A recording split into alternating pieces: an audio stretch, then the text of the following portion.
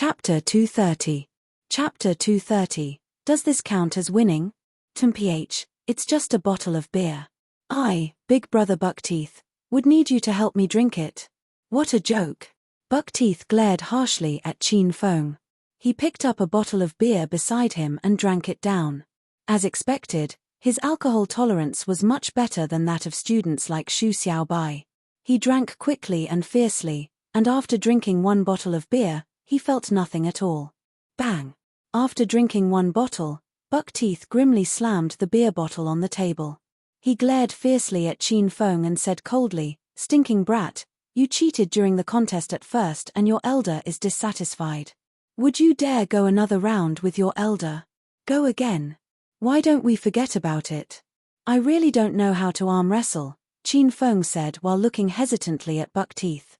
"You're a man, why are you so bashful? It's just arm wrestling. Look at how you're frightened like a woman." After seeing Chin Feng shrink back a bit, Buckteeth began to provoke Chin Feng.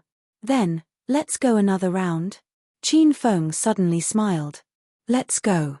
We must go another round. We can go another round, but we have to change the punishment."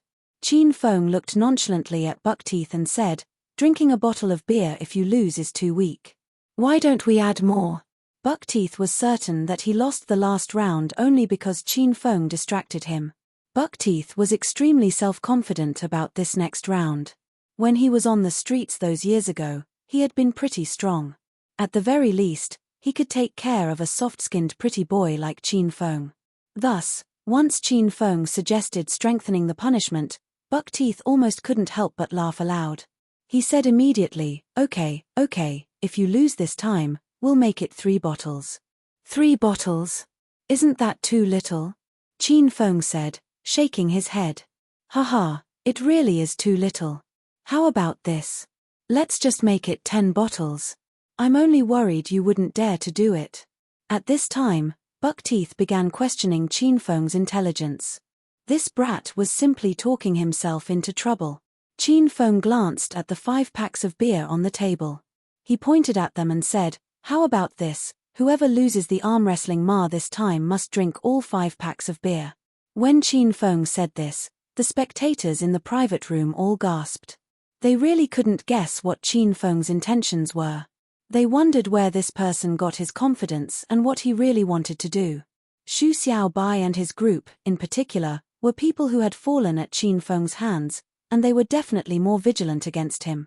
When they saw how calm and composed Chin Feng was, they were a bit worried for Buckteeth. "Big Brother Buckteeth, we're all gathered here for some fun. I think we should forget about this punishment of 5 packs of beer." Xu Xiaobai suddenly stepped in and urged Buckteeth.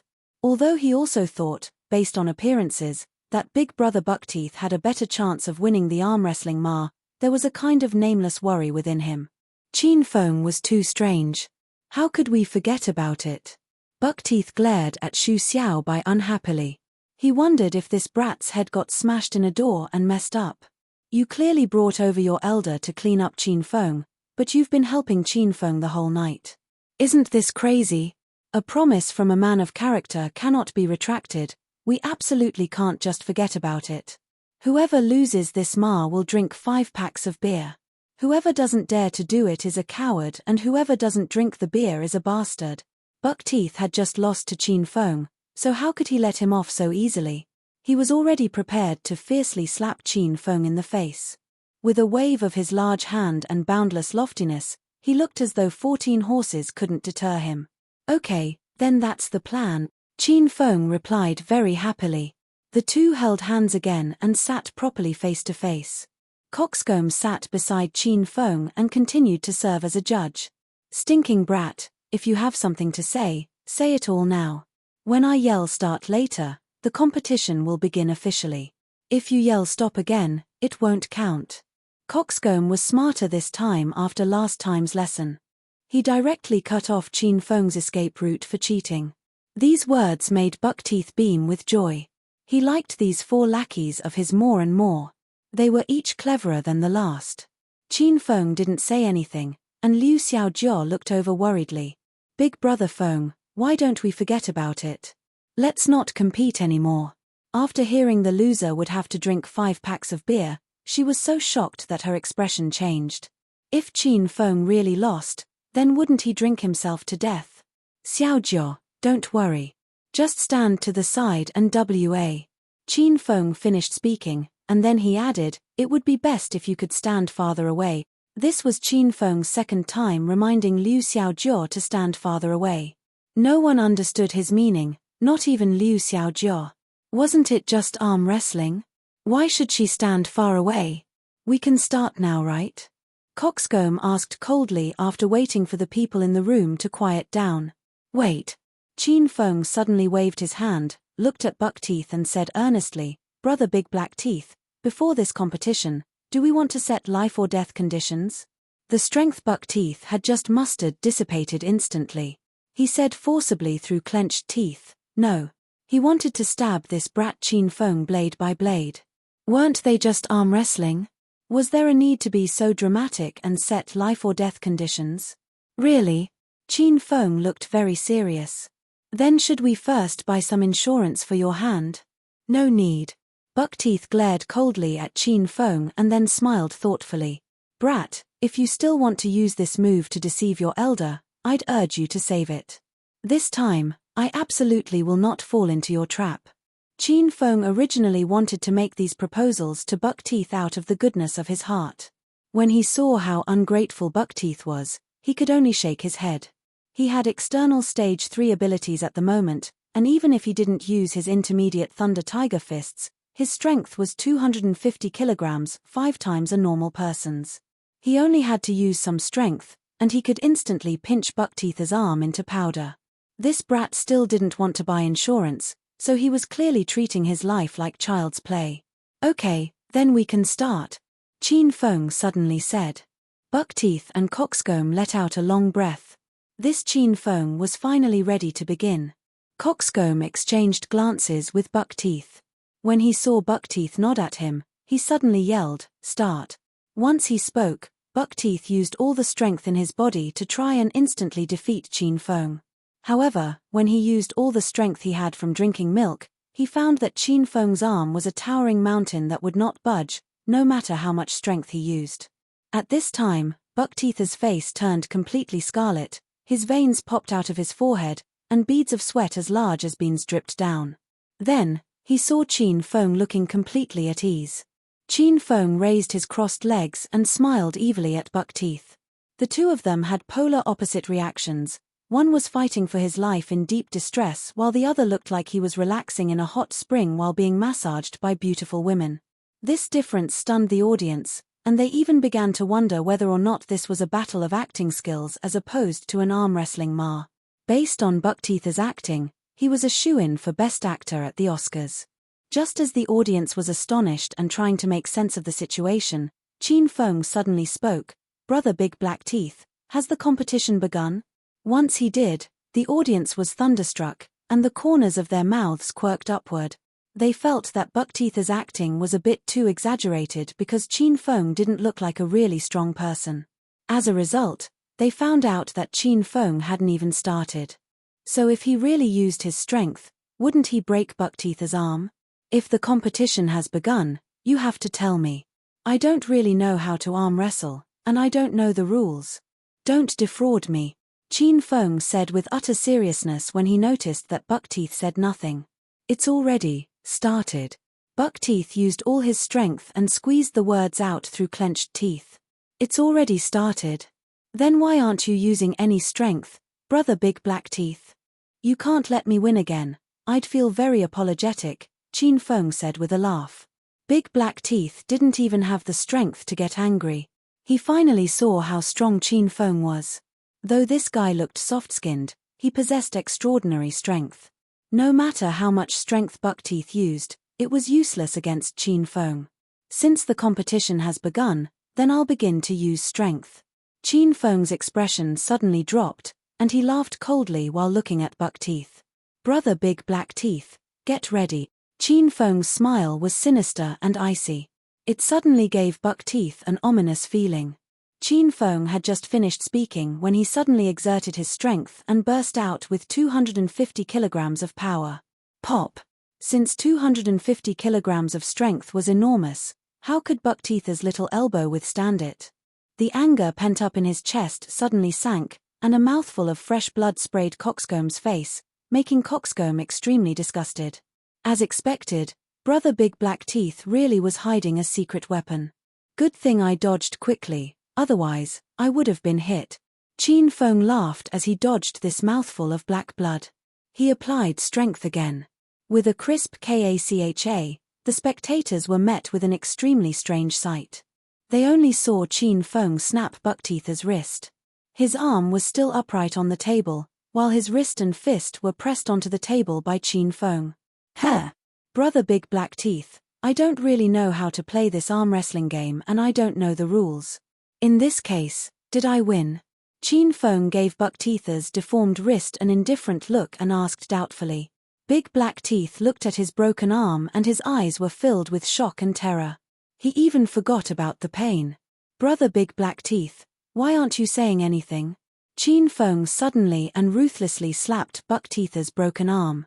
Buckteeth immediately came back to his senses and pitifully wailed like a ghost and howled like a wolf. Oh! It hurts. It fucking hurts like hell. You actually dared to break this elder's wrist, brat? Brothers, hurry and cripple this brat. This elder wants to personally see his arms get broken. Since Chin Feng broke Buckteeth's wrist, Buckteeth shed all pretense and shouted at his 4 lackeys. These 4 people came back to their senses from the shock, hurriedly picked up empty beer bottles from the table, and pounced on Chin Feng. Stinking brat, you had the guts to hurt our big brother Buckteeth. You must not want to be able to hang around in Acropolis anymore. Coxcomb was the closest to Chin Feng, and he was the first to raise an empty beer bottle and smash it toward Chin Feng. He had just been sprayed in the face with black blood, so he looked pretty frightening. Chin Feng curled his lips. Not waiting for Coxcomb to get closer, he delivered a flying kick that landed accurately on Coxcomb's stomach. An enormous force instantly passed through the lackey's abdomen, and in the next second, Coxcomb's whole body was sent flying. He crashed into the wall of the private room. The tremor knocked the clock off the wall. Chapter 231. Chapter 231. This is Boss Feng. Stinking brat, I'd advise you to hurry and tie your hands and prepare to be captured. When we 3 brothers get angry, even beasts are afraid of us. Once the remaining 3 lackeys saw Chin Feng kick Coxcomb, they suddenly stopped.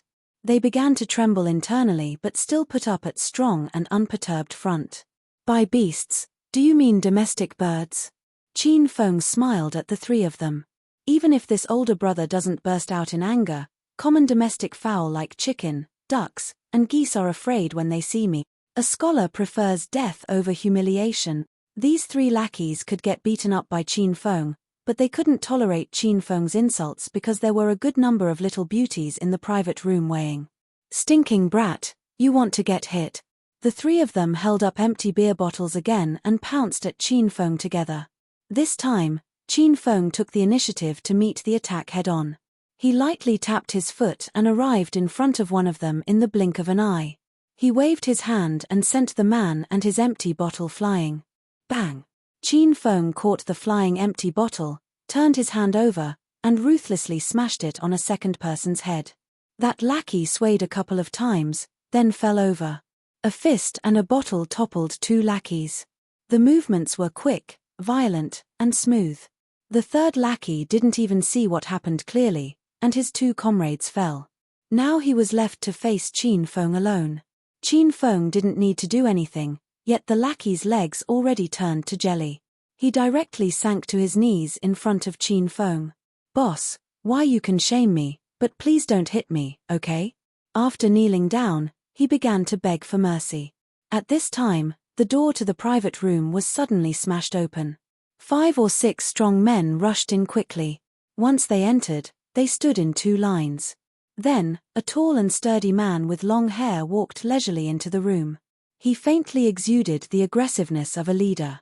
Once Long Hair entered the room, his gaze swept indifferently within it. He opened his mouth to say, "What happened here? Why are you fighting on this elder's territory?" The man who entered was Long Hair, who managed the phone group. He was in the middle of monitoring the private room section when he heard intense fighting sounds coming from the room. Thus, he brought his men and they rushed in. When Buckteeth and his 4 lackeys saw Longhair, they were so frightened that they wanted to die. They were all from the streets, so of course they had heard of the infamous Longhair and his 2 brothers.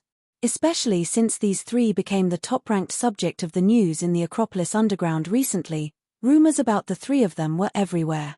These 3 spent a month to form the phone group A New Power and even took over the Wild Wolf Gang's territory in the Northern District. They were truly brave and scheming.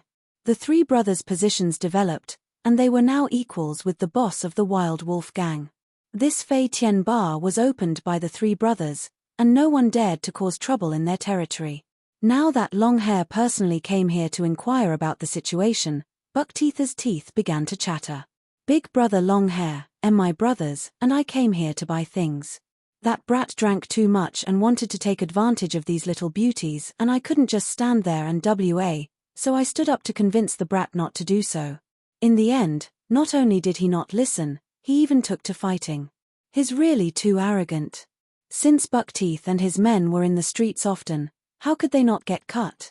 If they didn't want to get cut, their reaction speeds had to be really fast. Buckteeth had been in the streets for so long and he didn't really learn anything other than training his reaction speed into becoming extremely fast.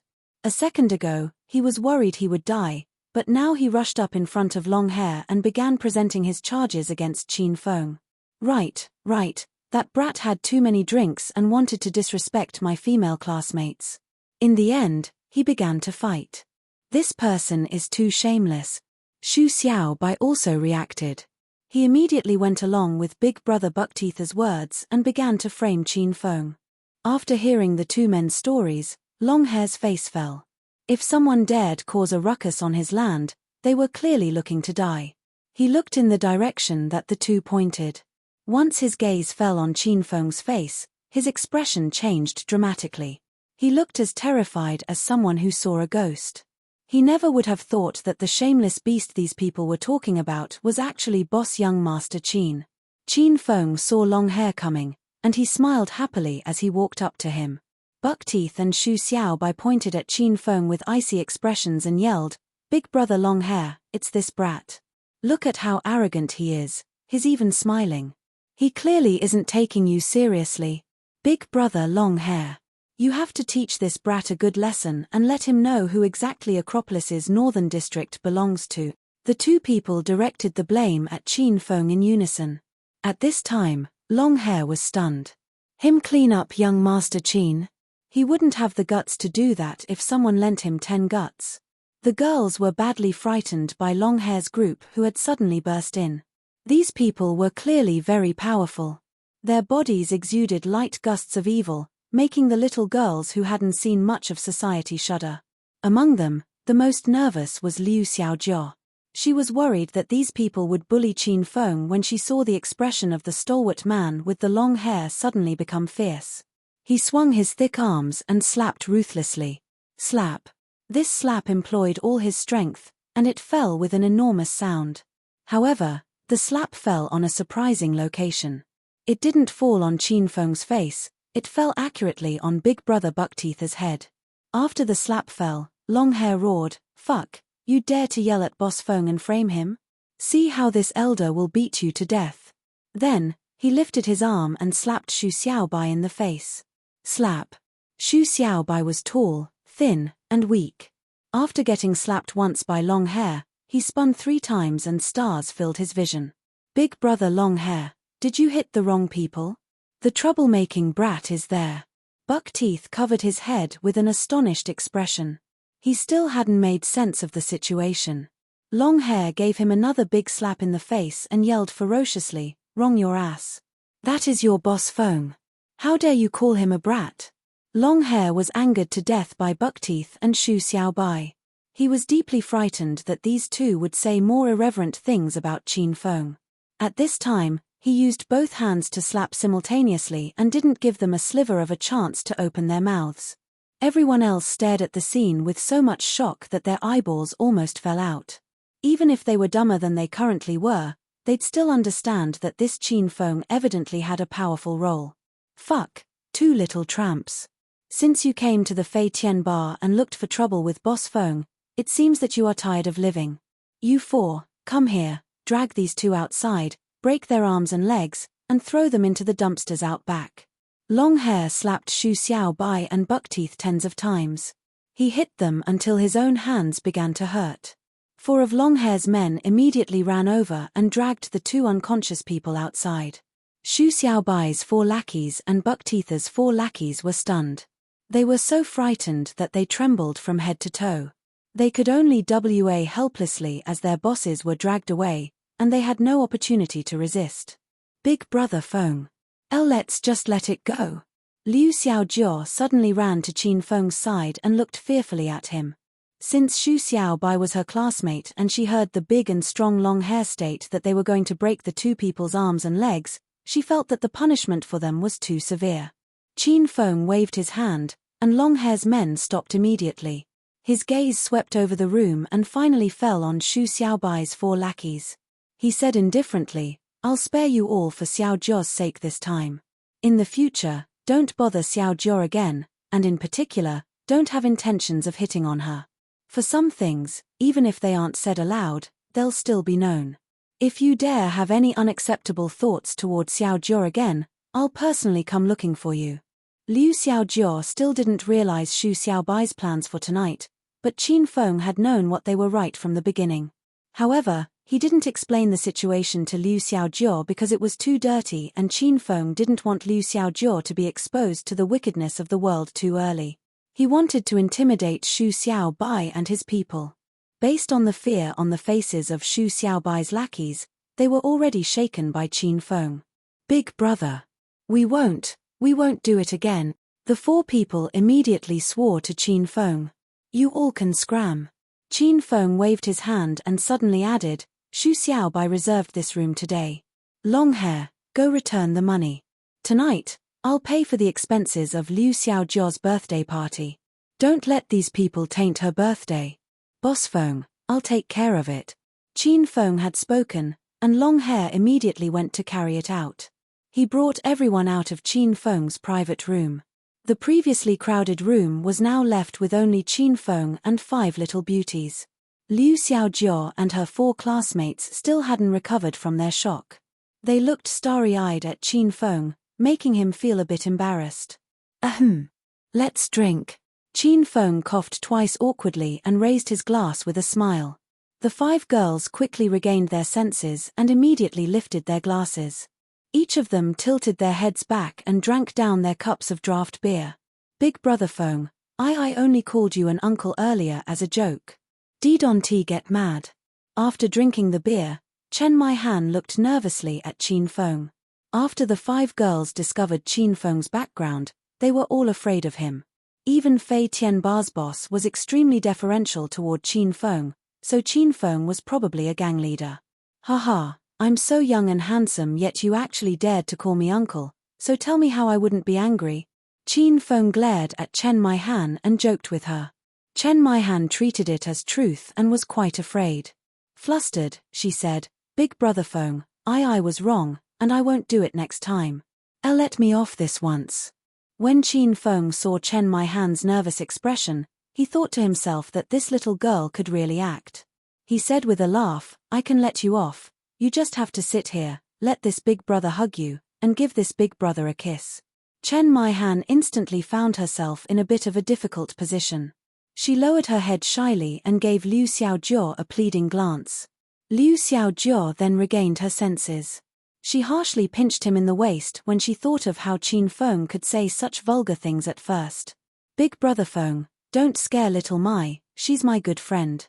Liu Xiaojia pouted as she glared at Qin Feng with dissatisfaction. Haha, I was just joking with little Mai. Don't be nervous, I'm not as scary as you think I am. I'm actually a kind and simple big boy. Qin Feng smiled. I trust that you can all tell. After speaking, he saw 5 girls nodding in unison. Then, Qin Feng sang with the 5 girls in the private room. In the beginning, little Mai and the other 3 girls were a bit afraid of Qin Feng, but after playing with him, they found that Qin Feng really wasn't that frightening. The 5 girls all scrambled to sing, but Liu Xiaojia sang the most movingly. Every song made Qin Feng feel as though he was returning to the days of his youth. They all had lots of fun at this birthday party, and it didn't end until 11 o'clock at night.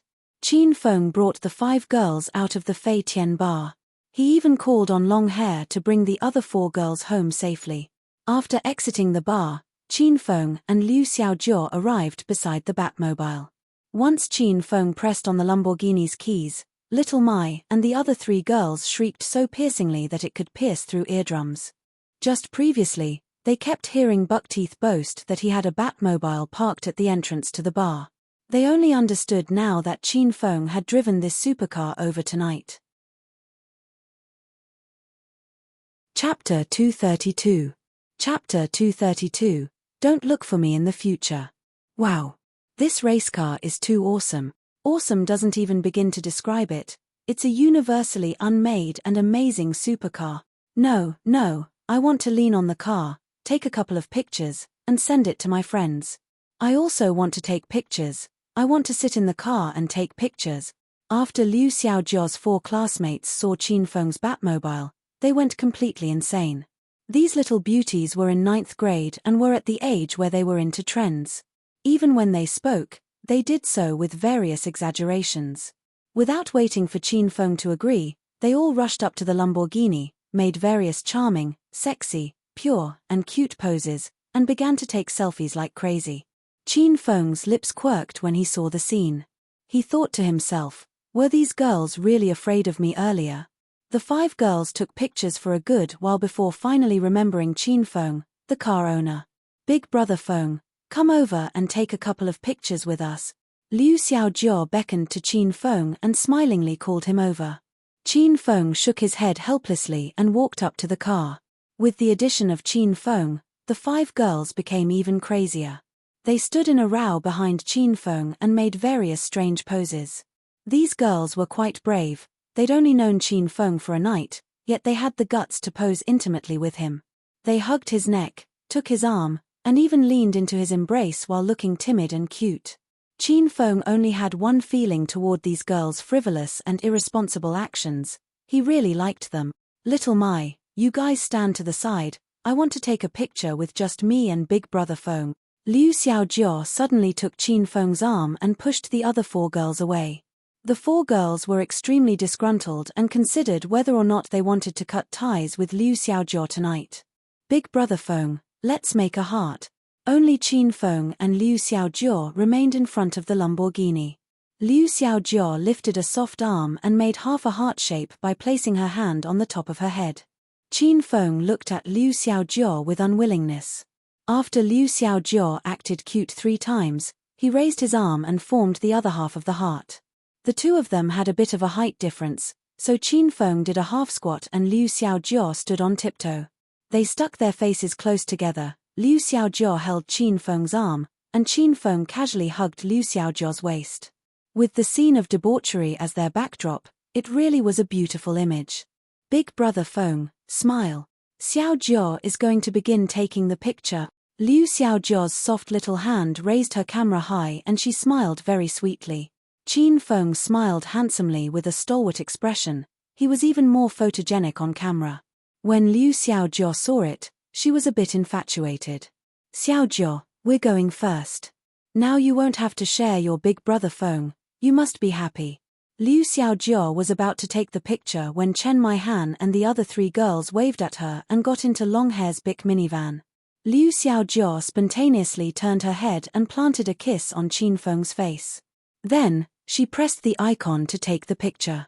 KACHA.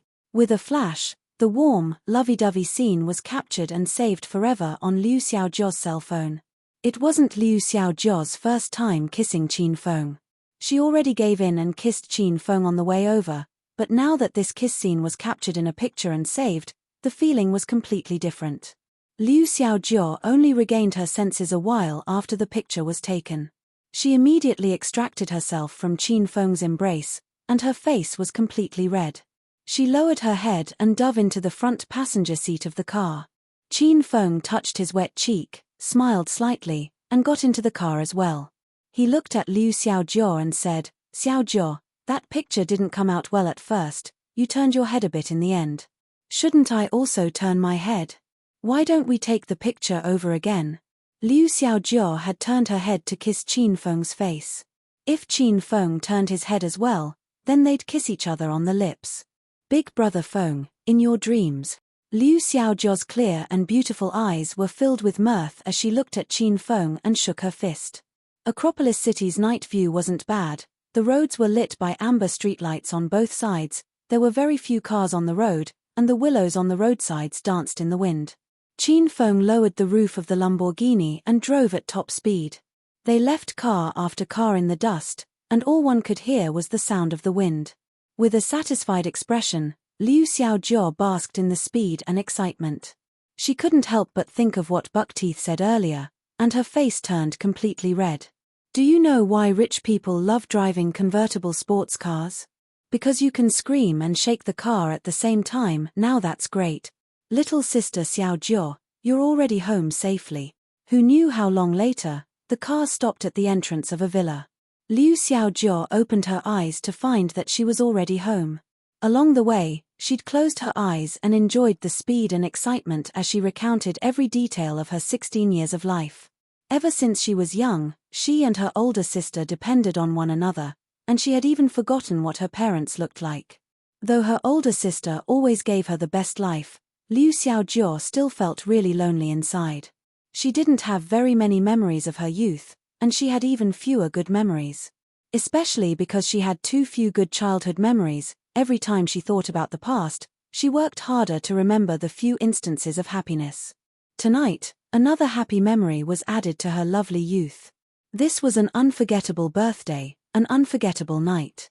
Liu Xiaojiao knew that she would remember tonight and remember Qin Feng for a lifetime. Big brother Feng, thank you for spending my birthday with me tonight. Little sister Xiaojiao is really happy. I'm going to go home first, and when there's time, little sister Xiaojiao will look for you again. Liu Xiaojiao flashed Qin Feng a sweet smile. She had just opened the car door and prepared to get out when she suddenly thought of something and sat back down. She hugged Qin Feng's neck and kissed his cheek. Bye, big brother Qin Feng. After kissing Qin Feng, Liu Xiaojiao lowered her charming blushing face and was about to get out of the car like a frightened rabbit. Qin Feng's expression changed slightly. He grabbed Liu Xiaojiao's wrist. Big brother Feng, was there something else? Liu Xiaojiao's frantic heart beat even more quickly after Qin Feng suddenly grabbed her arm. A good number of thoughts passed through her head at once, especially those that included Qin Feng suddenly pouncing on her and pressing her down. When these thoughts arose, Liu Xiaojiao didn't hate them. She was merely nervous, afraid, and a bit expectant. However, when Liu Xiaojiao lifted her head to peek at Qin Feng's cold and serious expression, she knew the possibility of that scenario was zero. Xiaojiao, I'm usually really busy, so don't look for me in the future. Qin Feng suddenly spoke after holding Liu Xiaojiao's hand quietly for a good while. Liu Xiaojiao's wildly thrashing heart suddenly skipped a beat, then stopped, and a bad premonition stirred within her. Big brother Feng, little sister Xiaojiao knows you're usually busy at work. I won't carelessly bother you. I'll wait until the weekends when we're both off to look for you. Liu Xiaojiao did her best to control her emotions as she continued to smile sweetly at Qin Feng. Qin Feng sighed and said very seriously, Xiaojiao, you're a smart girl and you know what I mean. In the future, study well and don't let down your older sister and waste the hard work she put into raising you. I also have my own life, so let's pretend we never met and will never meet again. What must come would inevitably come. As an adult, Qin Feng thought he ought to step up to say these hurtful words. It was true that he was a hedonistic young master, but Qin Feng had his limits. He never harmed underage girls. Every time he was dissolute and unruly, it was consensual. Beginning from tonight and his interactions with Liu Xiaojiao, he could tell from the expressions she revealed that she had feelings for him. These feelings were very complicated. They were a bit like the dependency on a big brother mixed with the inexperienced ambiguity between lovers. Qin Feng knew that girls Liu Xiaojiao's age were very susceptible to falling in love because they didn't yet understand it. They were inexperienced and kind, they were budding. They might like a person because of a smile or praise from that person. Love at this age was the most sincere, guilt-free, and simple. Qin Feng felt that he didn't deserve to have this kind of love. He didn't want to sully this purity, and most importantly, he didn't want to pollute Liu Xiaojia's most precious memories of inexperience. Thus, once Qin Feng discovered Liu Xiaojia had developed some feelings for him, he moved decisively. He had to end this fruitless emotion and kill it in the cradle. Splatter! A sparkling tear dripped down Liu Xiaojia's charming face and fell on Qin Feng's shoulder. Liu Xiaojia's soft and small pink hand grasped Qin Feng's shoulder and refused to let go.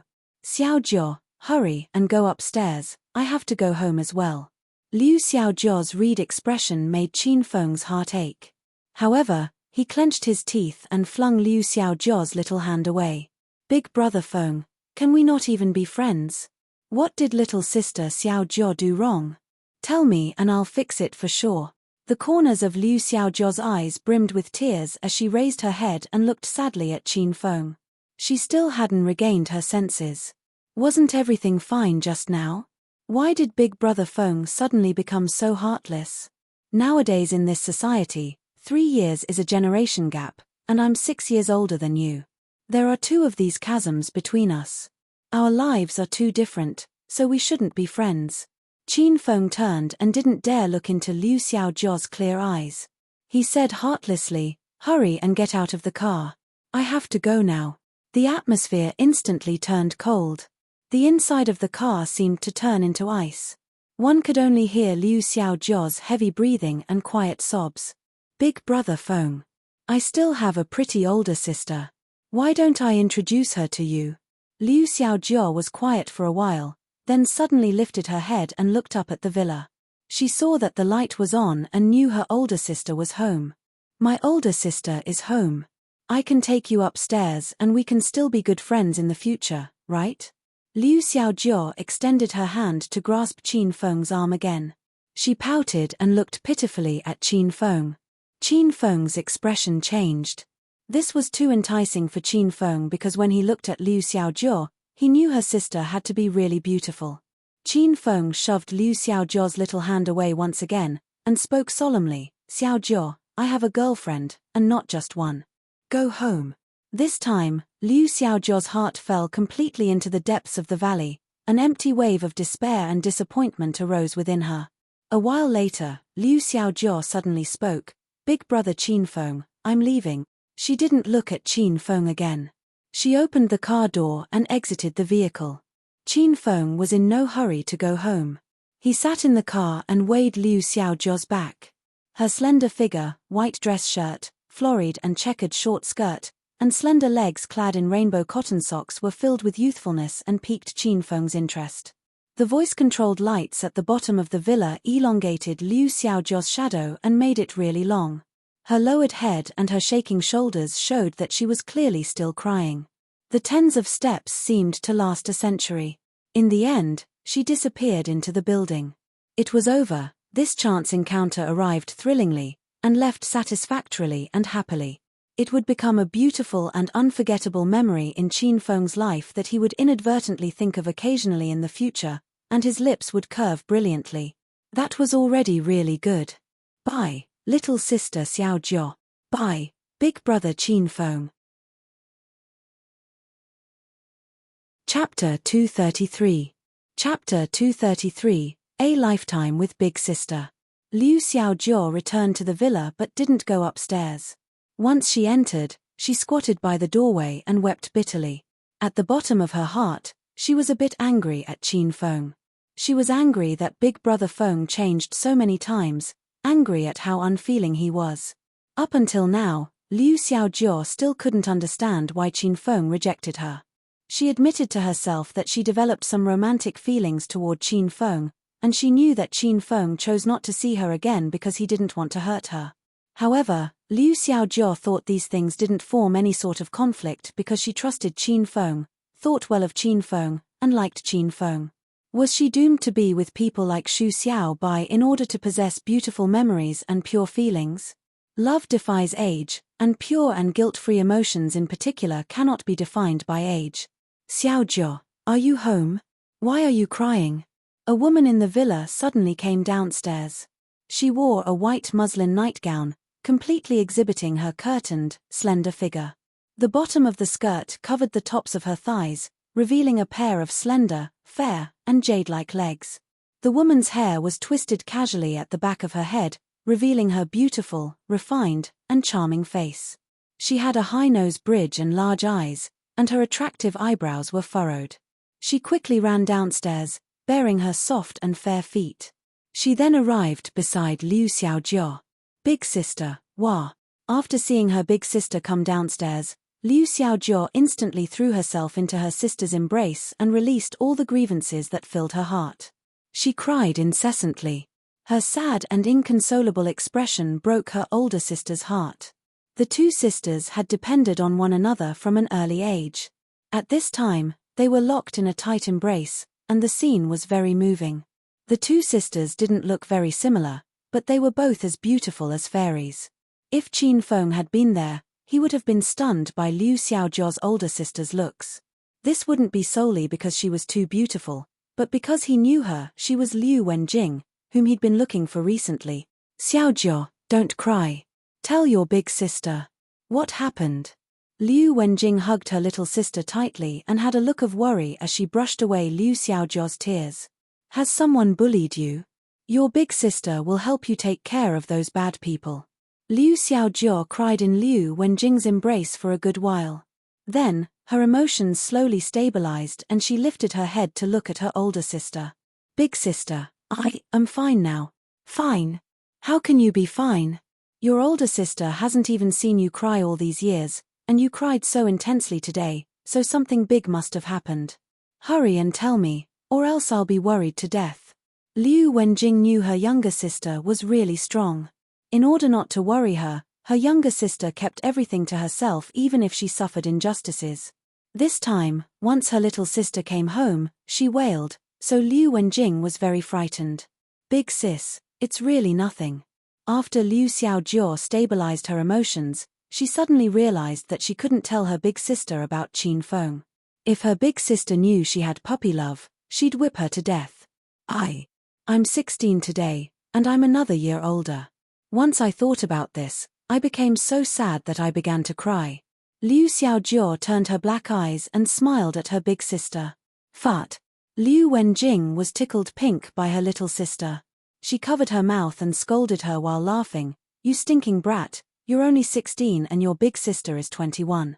Look at how you're crying. If that's the case, won't your big sister have to hang herself?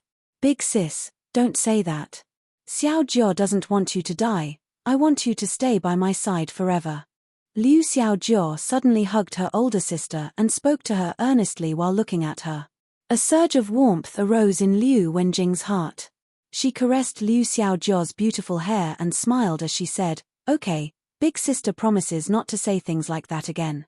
However, big sister can't stay with you forever. When you grow up, you're sure to have someone you like. At the time, you'll get married and form a family and big sister won't be able to look after you. Liu Xiaojia pouted unhappily and shook Liu Wenjing's shoulders and acted cute. I just want to be with big sister forever. Then you're not getting married in the future. Liu Wenjing said to her little sister, smiling. Liu Xiaojia pursed her lips and thought for a while. Then, she suddenly smiled. I'll marry the same man as big sister. Bullshit. This response shocked Liu Wenjing and she immediately and fiercely lectured her little sister. Xiaojia, you're still young and big sister won't blame you for not understanding things about romance, but don't ever say something like that again. If someone else heard it, they'd think you've gone crazy. Liu Xiaojia nodded but felt wronged. She didn't see what was wrong with marrying the same man as her sister. That way, she could always be with her big sister, so wasn't that great? Xiaojia, since today's your birthday, big sister won't comment on your coming house so late, but you can't do this in the future, you hear? I know. Don't worry about me, big sister. Xiaojia is very obedient. Liu Xiaojia took Liu Wenjing's arm and the two of them walked upstairs together. Liu Wenjing naturally knew her obedient younger sister well. She patted her sister's head with satisfaction. Her expression suddenly changed drastically because she faintly smelled the scent of a man on her younger sister. And this man's scent seemed a bit familiar. Xiao Jiao, who did you go out with tonight? Were there boys? Did they do anything to you? Liu Wenjing took Liu Xiaojiao to Liu Wenjing's room and shot a good number of questions right after entering the room. Liu Xiaojiao's expression was clearly frantic and she didn't dare meet Liu Wenjing's eyes. Just some classmates. Chen Mai Han and the other 3 girls, and Xu Xiaobai and a couple of other boys. Big sister, you know all of them. I wouldn't do anything crazy. Liu Wenjing still wasn't very reassured. She neared Liu Xiaojiao's body and sniffed closely. The light, manly smell became stronger, and Liu Wenjing was certain she smelled it before. But where? She couldn't remember that instant. Xiaojiao, this clearly isn't the smell of a middle school boy, it should be the smell of an adult man. Liu Wenjing stared severely at Liu Xiaojiao and asked, "Who are you with tonight? You smell like alcohol as well. You've been following bad examples more and more." Liu Xiaojiao stared at her older sister in astonishment. She thought her older sister was too amazing, being able to determine if the scent was of someone underage or an adult just by sniffing casually. Big sister clearly had the nose of a dog. Big sis, I went to the Fei Tian bar to celebrate my birthday with classmates. Maybe because the bar was chaotic, someone else's scent rubbed off on me. But I can assure you, big sis, that I really didn't act recklessly. I'm a very self-respecting woman. Liu Xiaojiao realized she couldn't hide the truth, so she told half the truth. Liu Wenjing stared at her sister for a long while. Based on her earnest expression, it didn't look like she was lying. In the end, Liu Wenjing sighed and touched Liu Xiaojiao's head. She spoke lovingly, "Okay, take off your clothes and big sis will wash them for you. Go take a bath first. In the future, you're not allowed to go to bars.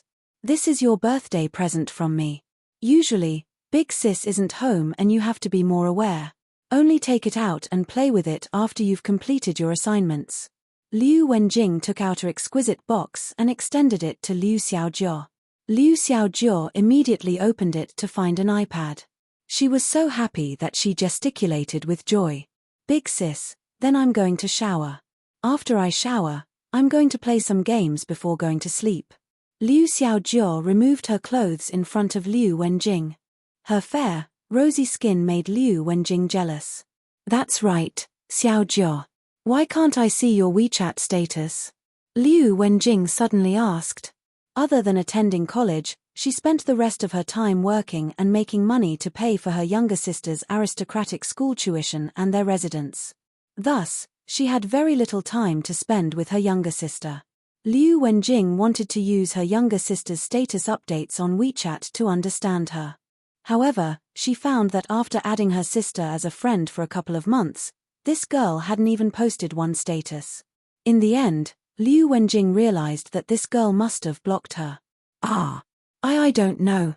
Liu Xiaojiao had indeed blocked Liu Wenjing mainly because she didn't want her older sister to see her how she was usually feeling. And now that her status had a picture of her with Big Brother phone, she definitely couldn't let her older sister see it. "Did you block me? Have you met some sort of stranger on WeChat, you little brat?" Liu Wenjing asked worriedly. "Don't worry about me, big sis. I'm 16 already and I've grown up. I know how to take care of myself," Liu Xiaojiao complained. Liu Wenjing shook her head. Her sister had indeed grown up, and she should have her own privacy. Liu Wenjing didn't pursue the issue. She took the clothes her little sister removed and went to wash them by hand. She washed the clothes while furrowing her attractive eyebrows. The face of a man she hated suddenly floated into her mind.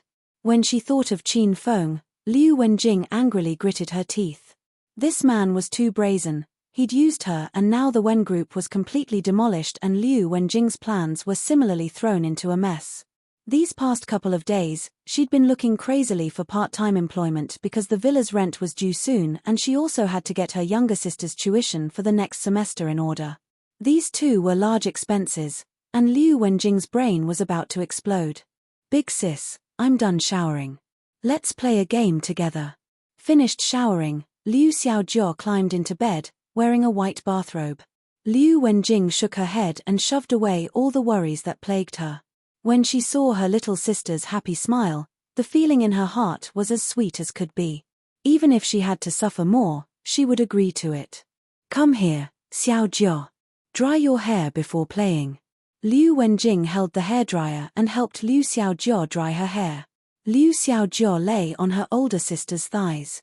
She played with her older sister's hair while looking at her and saying, "Big sis, you're so beautiful. Whoever marries you in the future must have luck cultivated by 8 generations." Liu Wenjing was very happy when she heard her younger sister's compliment. She smiled and said, "How is Big Sis beautiful? When you grow up, you're sure to be more beautiful than me." Liu Xiaojiao smiled. Her gaze fell on Liu Wenjing's full chest. Then, she peeked at her own underdeveloped chest and sighed with disappointment. "Ari, Big Sister's chest is really big. Whoever sees it is sure to die from feeling inferior." Liu Wenjing poked her little sister's head and lectured while laughing, "You darn brat, how old are you? And you're thinking of these things? Study well right now. Big Sis makes you papaya juice to drink every morning, so when you go to high school and begin maturing, yours are sure to be bigger than Big Sister's." Once Liu Xiaojiao heard that hers could be bigger than her sister's, she suddenly extended her small, soft hand and touched her sister's chest. She discovered that her small hand couldn't even grasp half of her sister's chest. Millimeter. Liu Wenjing was caught off guard. She suddenly cried out when her chest was squeezed. Liu Xiaojiao was slightly shocked and she smiled evilly. "Big sis, what's up with you? Don't tell me you're in heat." Liu Wenjing's charming face turned completely red from embarrassment. She unhappily smacked her little sister's perky behind. "You're in heat? Why are you touching just anything? If you want to touch your own. Mine are too small, I want to touch Big Sister's." As Liu Xiaojiao spoke, she touched Liu Wenjing's chest again. A strange feeling arose in Liu Wenjing when her little sister squeezed her. She threw down the hairdryer with a huff, pushed Liu Xiaojiao onto the bed, and began to attack her small chest. The two girls rolled around on the bed and after being crazy for a good while, they finally stopped. They lay on their backs, panting on the bed. "Big sis, do you have a boyfriend?" Liu Xiaojiao suddenly asked. "No," Liu Wenjing resolutely replied. "Want Xiaojiao to introduce someone that's rich, handsome, and a very good person to you." Liu Xiaojiao suddenly became excited and wanted to introduce Qin Feng to her older sister. If Qin Feng was with her sister, then she could see Qin Feng in the future. "Big sis doesn't need a boyfriend right now. Wait until you're in college," Liu Wenjing answered firmly. It wasn't that she didn't want to date, she had no time to date, and no energy to date. She had to take good care of her younger sister first and get her through college before thinking about things like that for herself. Chapter 234. Chapter 234. Frightful people aren't actually that frightening. Royal Group, Sales Department Lobby. Qin Feng was in the middle of cleaning up his original desk. He carried a stack of files and walked toward Wang Chao's office. During the monthly performance meeting 2 days ago, Qin Feng had been appointed as the new leader of Group 2 in the sales department. Now, Wang Chao's office was his. And Wang Chao, who used to sit in the office, was relocated to the sales department lobby where he sat as equals with the normal sales representatives. "Qin Feng, I'll put these reports on your desk so when you need them, they'll be right at hand." Shu Ruoru helped Qin Feng move his things. At this time, she placed a large stack of documents neatly on the desk. The two busied themselves for a while. When they were almost done moving everything, Shu Ruoru was so tired she was panting and wiping her sweat with the back of her hand. Qin Feng could hardly care where the files were placed because he wasn't going to look through them. At this time, his gaze was pinned to Shu Ruoru's body. When he saw Shu Ruoru's full chest rising and falling with her breaths and seeming as though they would burst out of her white dress shirt at any time, Qin Feng instantly pounced on her and pulled her onto his lap. "Ah! Qin Feng, what are you doing?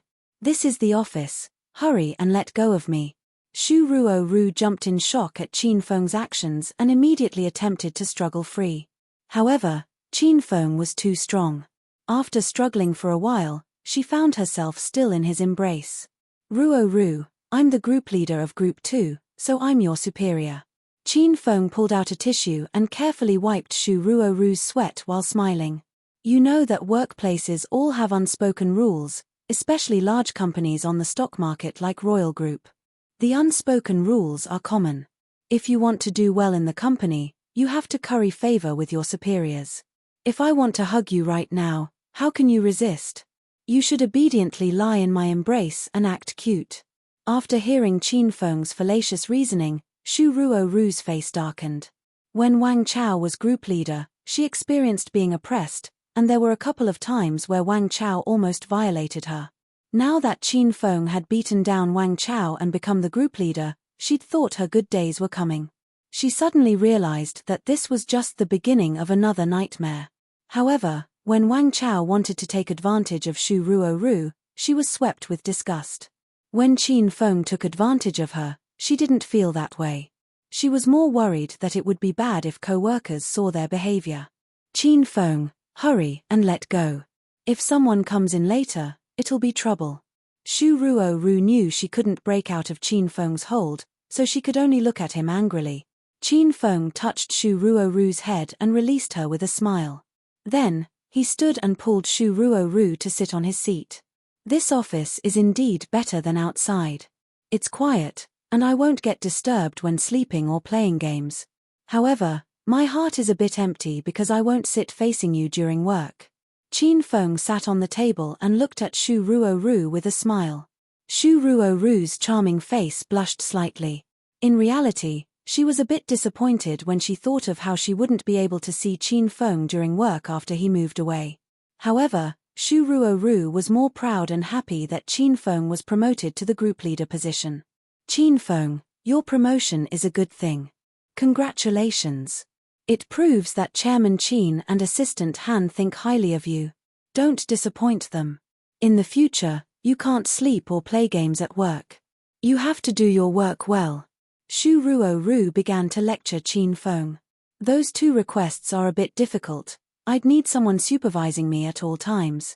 Qin Feng nodded solemnly and said, how about this? Stay in my office in the future, Ruoru, and supervise me. Once Xu Ruoru heard Qin Feng's words, she understood his intentions. If Qin Feng really was looking for someone to supervise him, that would be great.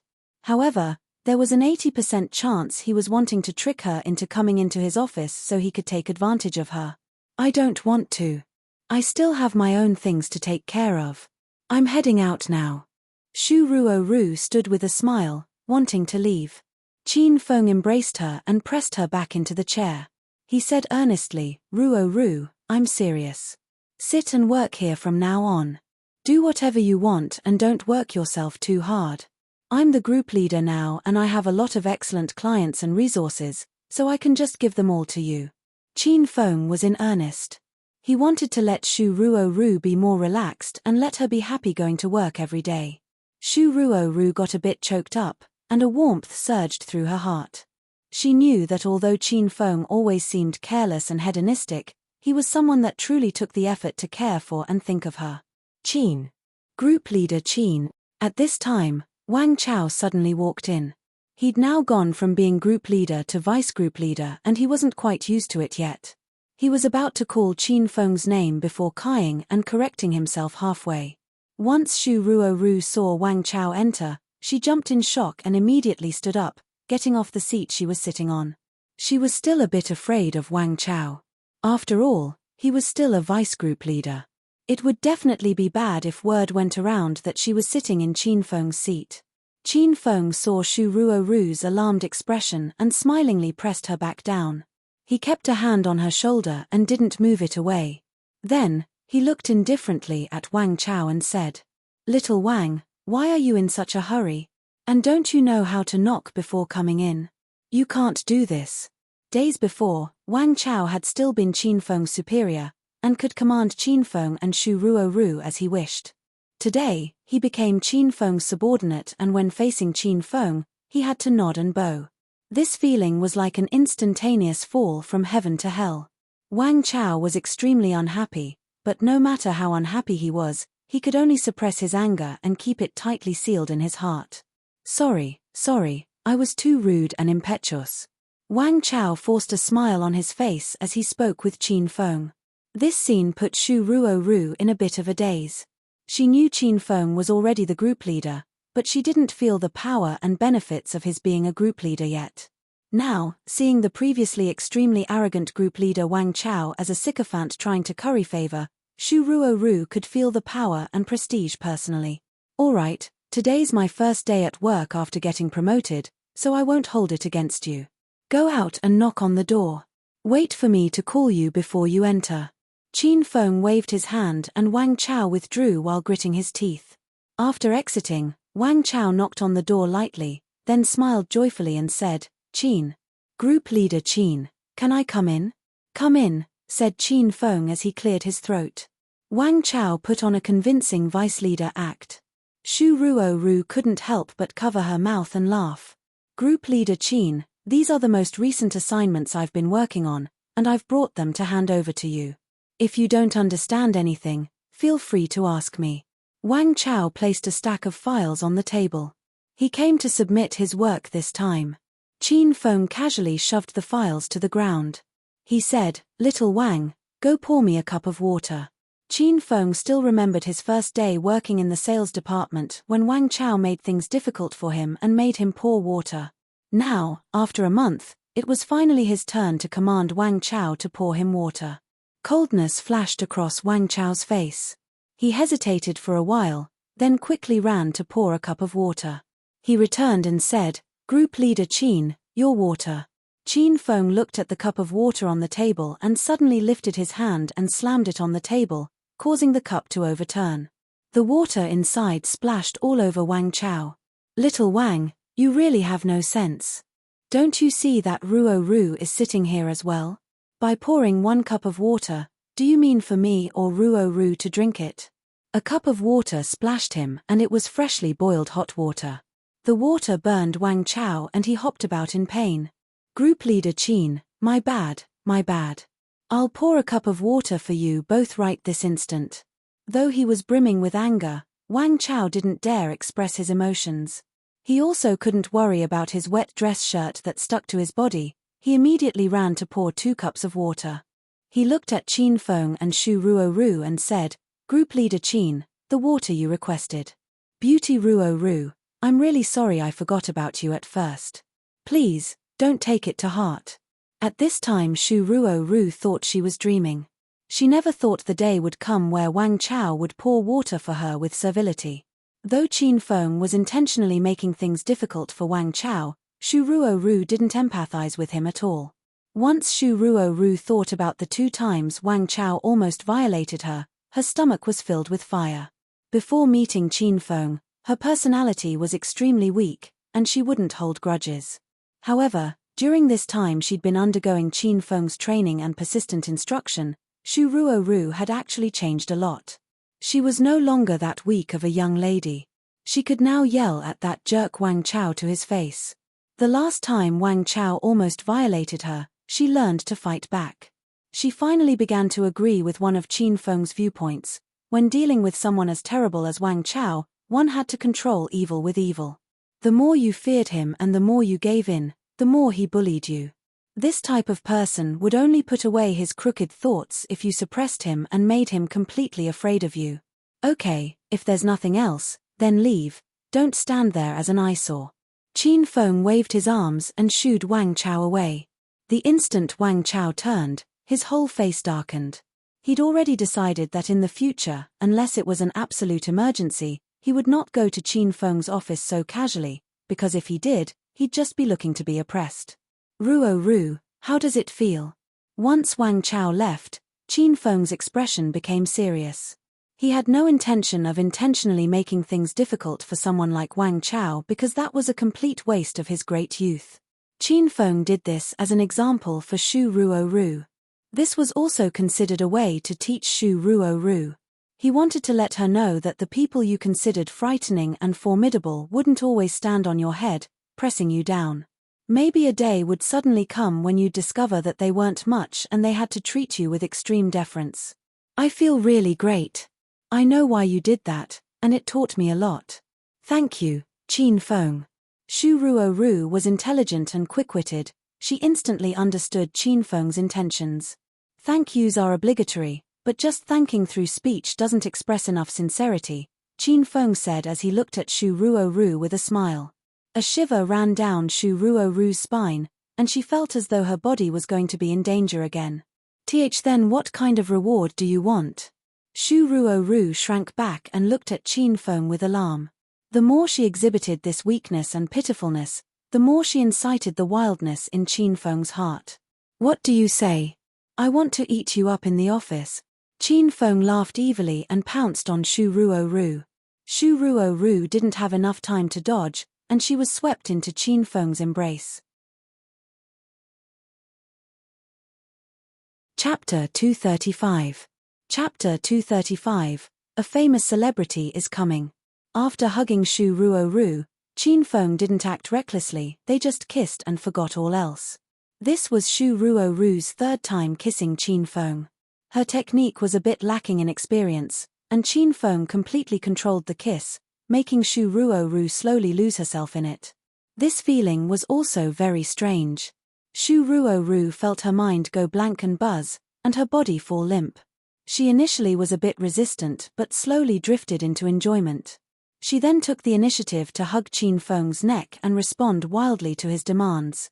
The two of them sat on the office desk and kissed for a very long time. There was the feeling of a secret office romance, making them feel that it was very thrilling. A bang was heard. The office door was suddenly pushed open. Since Qin Feng was Group 2's group leader, the only person who could enter his office without knocking would be General Manager Li. Li Yuchen came to tell Qin Feng about the daily responsibilities of a group leader. However, the instant she pushed the door to the office open, she froze and looked as though she had been struck by lightning. She saw Shu Ruoru sitting on the work desk with Qin Feng standing before it, the two of them in tight embrace. Shu Ruoru's arms were around Qin Feng's neck while Qin Feng's were around Shu Ruoru's small waist, and the two were kissing fervently. Li Yuchen knocked her head, looked around her, and wondered if she'd walked into the wrong place. However, once she came to, she was certain that this was Royal Group's sales department. Qin Feng and Shu Ruoru were so immersed in their kiss that they didn't notice Li Yuchen enter, so Li Yuchen could only cough twice. Ahem. The two sounds brought Shu Ruoru back to her senses. She saw General Manager Li standing before her and was so startled that she pushed Qin Feng away. She immediately lowered her head and straightened her mussed clothes and hair while panic-stricken. She wanted to find a hole and hide in it. Oh, it's General Manager Li. When Qin Feng saw Li Yuchen, he wasn't as nervous as Shu Ruoru. He even greeted Li Yuchen with a happy smile. Qin Feng, I have something to say to you. When Li Yuchen saw how frivolous Qin Feng looked, she wanted to punch him. She glared coldly at him. At this time, Shu Ruoru had already straightened out her clothes and hurriedly jumped off the desk. She looked awkwardly at Li Yuchen and said, General Manager Li, I'll leave first. Li Yuchen looked sympathetically at Shu Ruoru and nodded.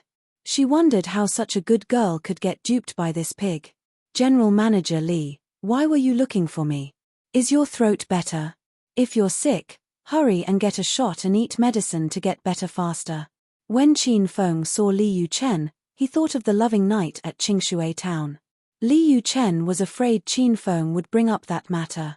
Her face flushed slightly, but she maintained her cool facade. She said coldly, it's office hours right now. Don't talk about things that aren't work-related.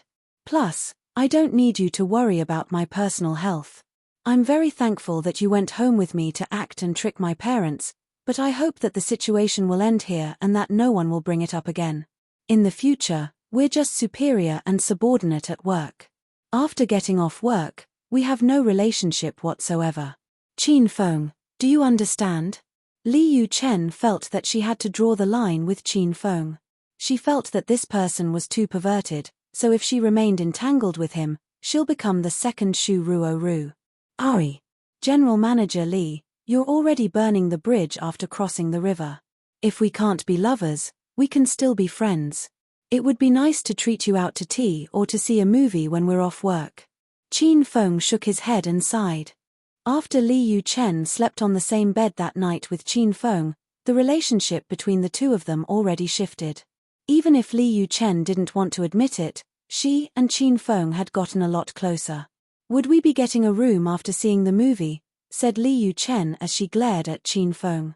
Qin Feng's expression changed slightly. He looked solemnly at Li Yu Chen and said, "General Manager Li, how can you say that? We aren't too familiar with one another, so wouldn't it be too quick to get a room after eating a meal and seeing a movie?" Li Yu Chen stared at Qin Feng in astonishment and was in the middle of wondering when this guy changed when she heard what he said next.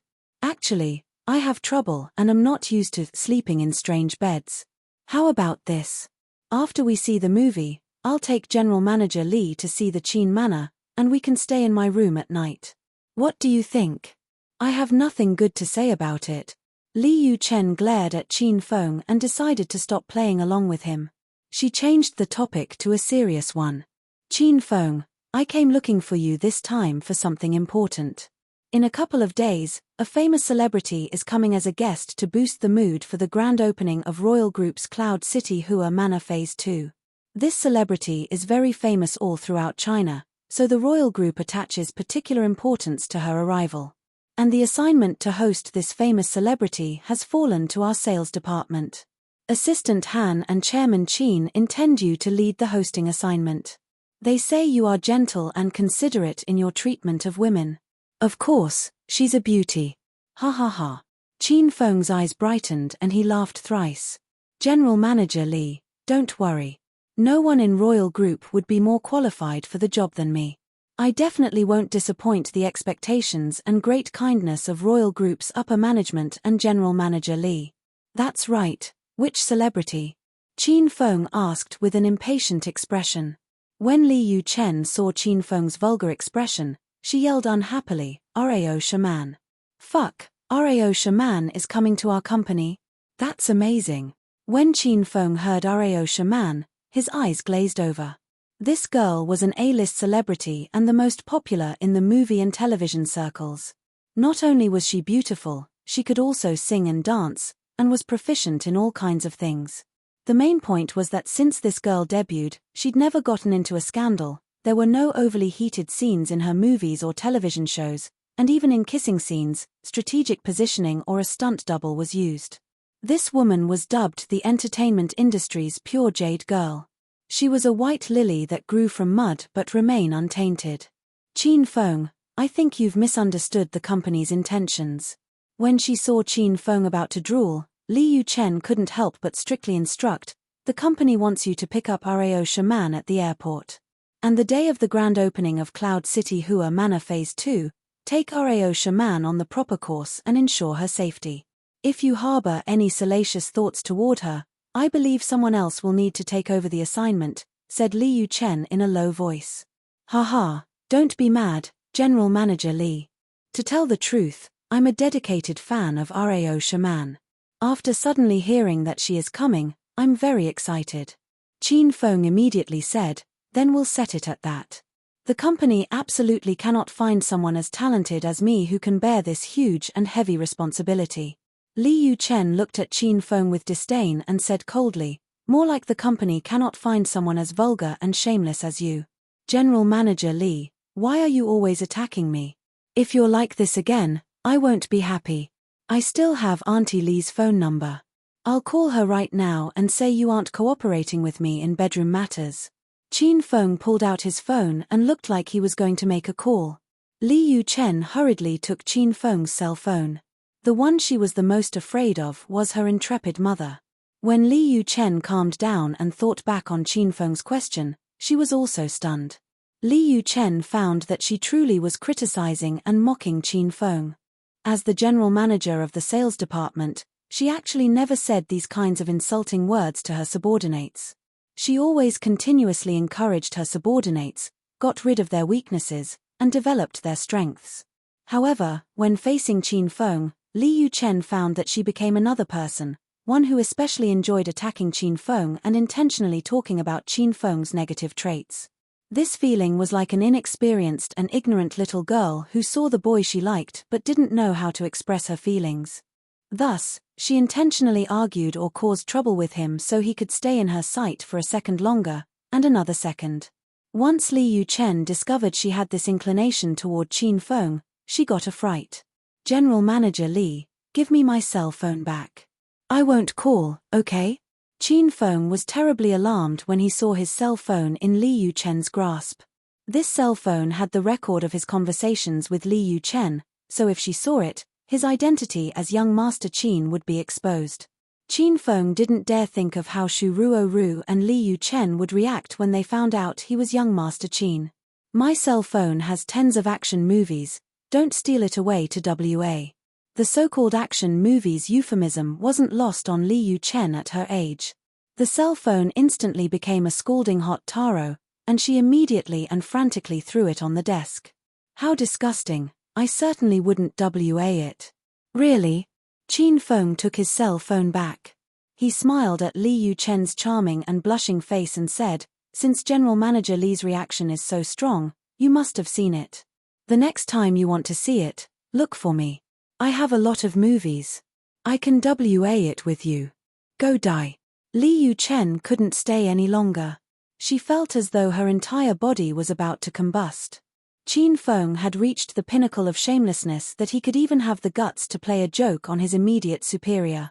She glared coldly at Qin Feng and ran furiously out of the office. For the entire morning, Qin Feng sat in his new office behind a locked door and played video games. No one bothered him, and he didn't hear the sounds of sales representatives making calls like their lives depended on it. Qin Feng thought this feeling was too great. At lunchtime, Shu Ruoru took the initiative to knock on Qin Feng's door, but Qin Feng couldn't eat with her. He had to go to the hospital to see Lin Bei and give her the blood flow bracelet. In the afternoon, Qin Feng planned to visit Zhao Lingxian's house and gift her the soul-cleansing necklace. He greeted Shu Ruoru, then left Royal Group. He rode his 28 bicycle and arrived at the first hospital. In the ICU, Mother Lin weighed over Lin Bei and personally cared for her daughter. She saw Qin Feng enter and greeted him. Little Feng, you've taken some time in the afternoon to come here again. You're busy at work usually, so don't be too worried, I'll take care of Bei here. Don't hold up work. Mother Lin tugged on Qin Feng's hand and had him sit on the edge of the bed. After this period of examination, Mother Lin liked Qin Feng more and more. She found that Qin Feng wasn't the dissolute and uninhibited hedonistic young master the rumors made him out to be. At least in Mother Lin's eyes, since her daughter's coma, Qin Feng typically took some time in the afternoon to see her daughter once a day. If there was a day he couldn't make it, he came the next day and would stay a little longer to make up for the prior day. Also, Qin Feng personally covered Lin Bei and Mother Lin's hospital fees and paperwork.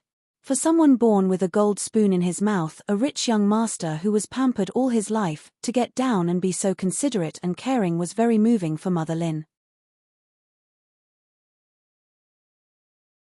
Chapter 235. 2. Chapter 235. 2. Bei's boyfriend. Mother Lin, I'm actually not that busy at work. Has Bei improved a little?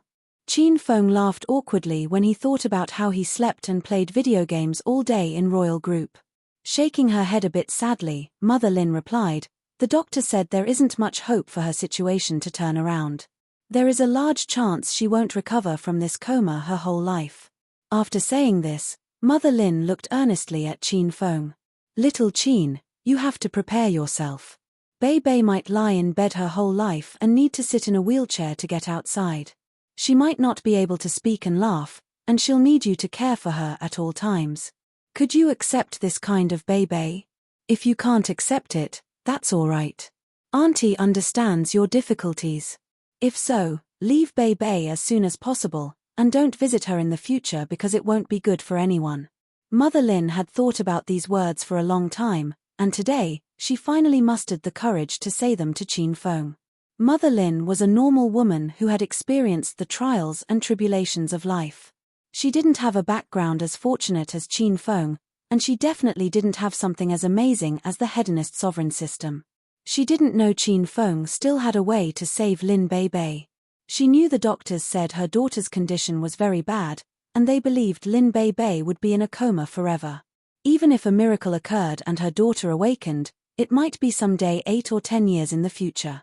Mother Lin felt that Qin Feng wouldn't be able to withstand this difficult kind of waiting. She now gave Qin Feng another escape route and let him give up. Auntie Lin, I won't say anything unnecessary, but I absolutely will not give up on Bei Bei. I will be by her side as she battles the serious illness and until the day she awakens. I don't like just using my mouth to stress this matter. I want to use my actions to prove it to Auntie, to Bei Bei, and let her know how much I love her. Qin Feng's expression was hardly ever this serious. Qin Feng. Auntie is going outside, stay with Bei Bei a little longer. Mother Lin was almost 50, and recently she cried very easily. After hearing Qin Feng's words, her tears surged up and fell again. She covered her face and ran out of the ICU. Qin Feng had gotten Bei Bei the best intensive care room in the hospital. She had her own room complete with a TV, sofa, restroom, and other equipment. Everything needed was available. After Mother Lin left, Qin Feng sat at the edge of Lin Bei Bei's bed. Lin Bei Bei lay on the hospital bed quietly. The sun shined on her charming face, giving her a quiet and peaceful feeling. Looking at Lin Bei Bei from such a close distance, Qin Feng could clearly see her full and clear forehead, shapely, long, and thin eyebrows, thick and long eyelashes, high nose bridge, and red little lips that were slightly pale, the blue veins on her forehead, and all the little hairs and each pore on her skin. Qin Feng held Lin Bei Bei's small hand and pressed his face against hers. He felt her steady breathing and smelled the scent of her body that only she possessed. This feeling was very real, and Qin Feng could feel that he really possessed Lin Bei Bei. This possession wasn't that of dominating her body, but was of the meeting of minds and love of two people. This type of possession also wouldn't cause them to become estranged after passion in the bed. This type of possession would make him have the courage to admire her beauty from a close distance and look into her eyes. Even if Lin Bei Bei was in a coma and couldn't speak to Qin Feng, he could still feel that he held firmly onto Lin Bei Bei and truly possessed her. Bei Bei, this time I brought a present for you. Qin Feng leaned against Lin Bei Bei's body for a while, then got up to take out a bracelet with ocean blue beads. This was the blood flow bracelet Qin Feng bought on the instrument page in the Hedonist sovereign system. It could regulate blood flow and prevent blood clots. He had selected it specially for Lin Bei Bei. Worn on Lin Bei Bei's thin, soft, and fair arm, the ocean blue bracelet shimmered and was extremely beautiful. Qin Feng held Lin Bei Bei's arm and admired it for a good while. He nodded his head with satisfaction. I knew it would look beautiful on you. Do you like it, Bei Bei? Splatter. A tear rolled from Lin Bei Bei's eye. Though she couldn't move or speak, she heard Qin Feng's voice. This was the second time Qin Feng moved her to tears. This tear was Qin Feng's answer. Lin Bei Bei really liked this bracelet. As long as Qin Feng gave it to her, she liked it. This bracelet can regulate blood flow, so it's very fitting for you to wear. Also, this bracelet is a special instrument. When you encounter danger, it'll help defend you from one attack. I hope that you'll be able to always wear this in the future, Bei Bei. Qin Feng lightly wiped Lin Bei Bei's tears. He sat at the edge of the bed and admired her gentle and beautiful features. Suddenly, a sound of indignation came from behind him. Hey, who are you? How can you enter an intensive care room so casually? After hearing a noise, Qin Feng turned to look. He saw a refined doctor wearing a long white coat and gold-rimmed glasses walk in with a gloomy expression. This man of a bit over 30 was Lin Bei Bei's primary attending physician, Zhong Tianhua. What are you doing, brat? You're actually making moves on a paralyzed girl in a vegetative state. Hurry and scram, you beast. Zhong Tianhua ran up to Qin Feng and saw Qin Feng place his hand on Lin Bei Bei's charming face and caress it. This scene made him extremely angry.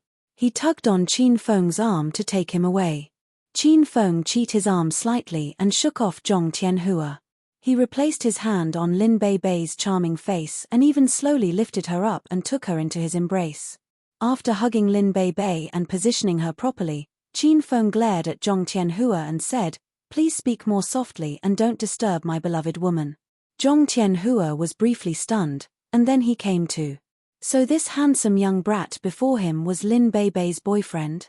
The instant he found out Lin Bei Bei had a boyfriend, an almost imperceptible hatred briefly flitted across Zhong Tianhua's face, but he quickly reinstated his calmness. How are you going to prove you're Lin Bei Bei's boyfriend? Zhong Tianhua clearly didn't completely believe Qin Feng, and Lin Bei couldn't speak, so he couldn't take everything Qin Feng said at face value. Qin Feng simply ignored Zhong Tianhua's question and firmly kissed Lin Bei's lips in front of him. He caressed Lin Bei's jade back with his hands, and he even stuck his tongue into her mouth to explore its fragrance. Then he looked domineeringly at Zhong Tianhua and said, "Who are you? Why have you come into Bei's room?" Qin Feng didn't answer Zhong Tianhua's question and interrogated him instead. This strong and tyrannical demeanor was unspeakably handsome.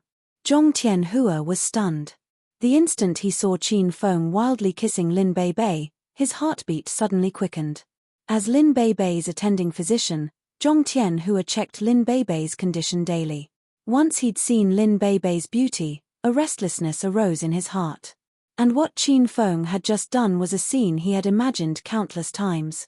He also wanted to firmly kiss her lips and stick his tongue into her mouth. Since Lin Bei was paralyzed and in a vegetative state, he wouldn't be discovered no matter what he did to her. Zhong Tianhua had fantasized about Lin Bei countless times. He wanted to strip Lin Bei bare, press down on her body, and ravage her to his heart's desire while no one was there.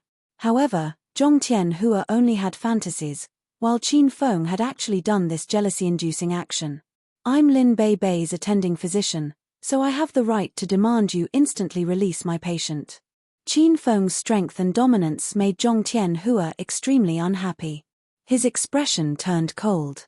"So you're Bei's attending physician? I'm Bei's boyfriend, Qin Feng.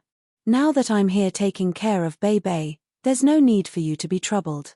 After discovering Zhong Tianhua's identity, Qin Feng spoke a bit less domineeringly. He was very concerned about Lin Bei's condition. Since the other person was Lin Bei's attending physician, Qin Feng naturally gave him some face. "If I tell you to put Bei down, do it immediately. Are you the doctor here, or am I?" Zhong Tianhua's manner became increasingly excitable. When he saw another man do things to Lin Bei that he could only dream about, his heart felt like a pincushion. This was clearly a disgraceful feeling. "Dr. Zhong, why are you so agitated? If there's nothing, you can leave." Qin Feng also had a temper. Glaring coldly at Zhong Tianhua, he said, "If you dare make a fuss in Bei's room again, I won't spare you." Qin Feng cherished his women in every possible way, and he absolutely could not allow them to suffer any sort of harm. This Zhong Tianhua yelled like a lunatic, so Qin Feng was already very dissatisfied with him. Zhong Tianhua wanted Qin Feng to release Lin Bei, and Qin Feng wanted Zhong Tianhua to go outside. The two of them stood staunchly by their words. The atmosphere in the room instantly turned frigid, and the two of them looked as though they'd get into a fight in the next second. Mother Lin just so happened to enter at this time. When she saw Zhong Tianhua, she greeted him. "Dr. Zhong, you're here." Zhong Tianhua's cold and fierce expression instantly disappeared and he quickly swayed it to a smile. He turned to look at Mother Lin and said, "Auntie, I came to check up on Bei. That's right, who is this lad? How can he hug Bei so casually?" "Oh, this is Qin Feng, my Bei's little boyfriend." Mother Lin introduced Qin Feng with a smile. Then, she turned her smile at Qin Feng. "Little Feng, this is Dr. Zhong. He's our Bei's attending physician." Zhong Tianhua confirmed Qin Feng's identity through Mother Lin. A coldness flashed across his face again.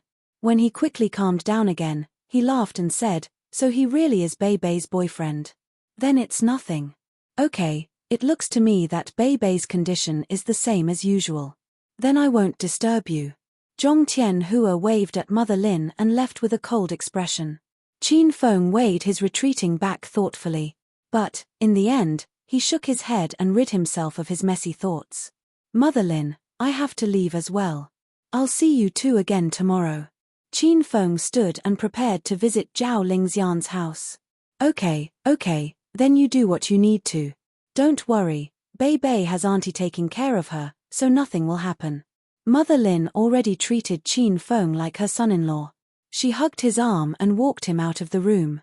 "That's right, Auntie, I put a bracelet on Bei. The bracelet is something I requested from a senior monk, and it's very effective. Let Bei wear it and I believe she'll get better very quickly." Before Qin Feng left, he told Mother Lin about the bracelet. However, Qin Feng couldn't tell the truth and reveal the blood flow bracelet's origin or capabilities. He made the excuse that they were beads he requested from a senior monk. When Mother Lin saw how dedicated Qin Feng was, she was extremely moved. She nodded and replied, okay, I'll let Bei Bei wear it constantly, and I won't take it off even when I help Bei Bei shower. Chapter 236. Chapter 236, I've given up my entire youth for you. After leaving the first hospital, Qin Feng rode the 28 bicycle to the Zhao family villa. When he arrived at the expansive lawn outside the Zhao villa, Qin Feng was suddenly bemused when he saw the familiar villa and its surroundings. It felt like he hadn't been here in a really long while. The last time he was here, he'd fought with Liang Zhenwei and killed the brat. After not seeing it for so long, he wondered if that girl Zhao Lingxian was doing well recently. Qin Huang and Zhao Diehai had a great relationship. Qin Feng had often come to the Zhao villa to play with Zhao Lingxian since childhood, so he couldn't be more familiar with it. He swaggered into the villa, which was like his own home. He walked into the first-floor lobby where Zhao Diehai sat on the living room sofa, drinking tea while reading the newspaper. When Zhao Diehai heard someone enter, he put down the newspaper and looked over. Uncle Zhao, I'm here to pay my respects to you today on behalf of my father and myself. Qin Feng naturally greeted Zhao Diehai. When Zhao Diehai saw Qin Feng, he was briefly stunned, revealing that he hadn't expected Qin Feng to come over today. After a beat, he smiled widely and said, Feng'er, you haven't been here in a really long time. I thought you'd already forgotten your Uncle Zhao. How could I possibly forget Uncle Zhao? You're my godfather. Qin Feng smiled with a bit of awkwardness. That's right. Your old man didn't come with you? My dad has been busy lately, so he couldn't take some time out to visit you. I came alone today. Qin Feng swept his gaze over the living room but didn't see Zhao Lingxian. He said with a smile, Uncle Zhao, is little sister Lingxian not home? Zhao Diehai suddenly laughed openly. He rolled his eyes at Qin Feng and said with dissatisfaction, You brat, you say you're here to see Uncle Zhao, but as I see it, you're thinking about our little princess. Lingxian is upstairs. Go up and look for her yourself. But, Zhao Diehai's expression fell. He hesitated a bit, then reinstated his smile. Never mind. Hurry and go up. These days, Lingxian has just been locking herself up at home, and I haven't seen her go out with classmates. If this continues, she's going to mold. Good thing you're here. You go up and talk to her more. Qin Feng didn't pay attention to Zhao Diehai's change in expression. He waved and rushed upstairs. I quite like this child Qin Feng, but he doesn't like our Lingxian. We can't force things like this. After Qin Feng went upstairs, Zhao Diehai was extremely regretful. He looked at his WA and sighed as he mumbled to himself, just another hour and the capital's Liang family members should be here. I wonder if Lingxian will agree to their marriage proposal this time. Qin Feng was very familiar with the Zhao villa. He closed his eyes and felt his way up to Zhao Lingxian's bedroom on the 3rd floor. He lightly pushed the door open. Zhao Lingxian's door was unlocked. Once he entered, a familiar fragrance wafted into his nose. Qin Feng realized that once Zhao Lingxian matured, her room retained a constant and faint fragrance. Dad! Don't come in yet, I'm getting dressed. Zhao Lingxian's nervous voice suddenly came from within the room. She had just finished showering and was naked in the dressing room, putting on her clothes. Zhao Diehai typically didn't go into Zhao Lingxian's room, so Zhao Lingxian didn't lock the door even when she was changing. She didn't think her dad would come in without knocking today. Once Qin Feng heard the words getting dressed, his eyes brightened. Not only did he not stop, he walked to the dressing room. Qin Feng intentionally made his footsteps extremely quiet, so Zhao Lingxian wouldn't notice any movement. He was prepared to give Zhao Lingxian a surprise. With a crash, Qin Feng fiercely yanked the dressing room door open.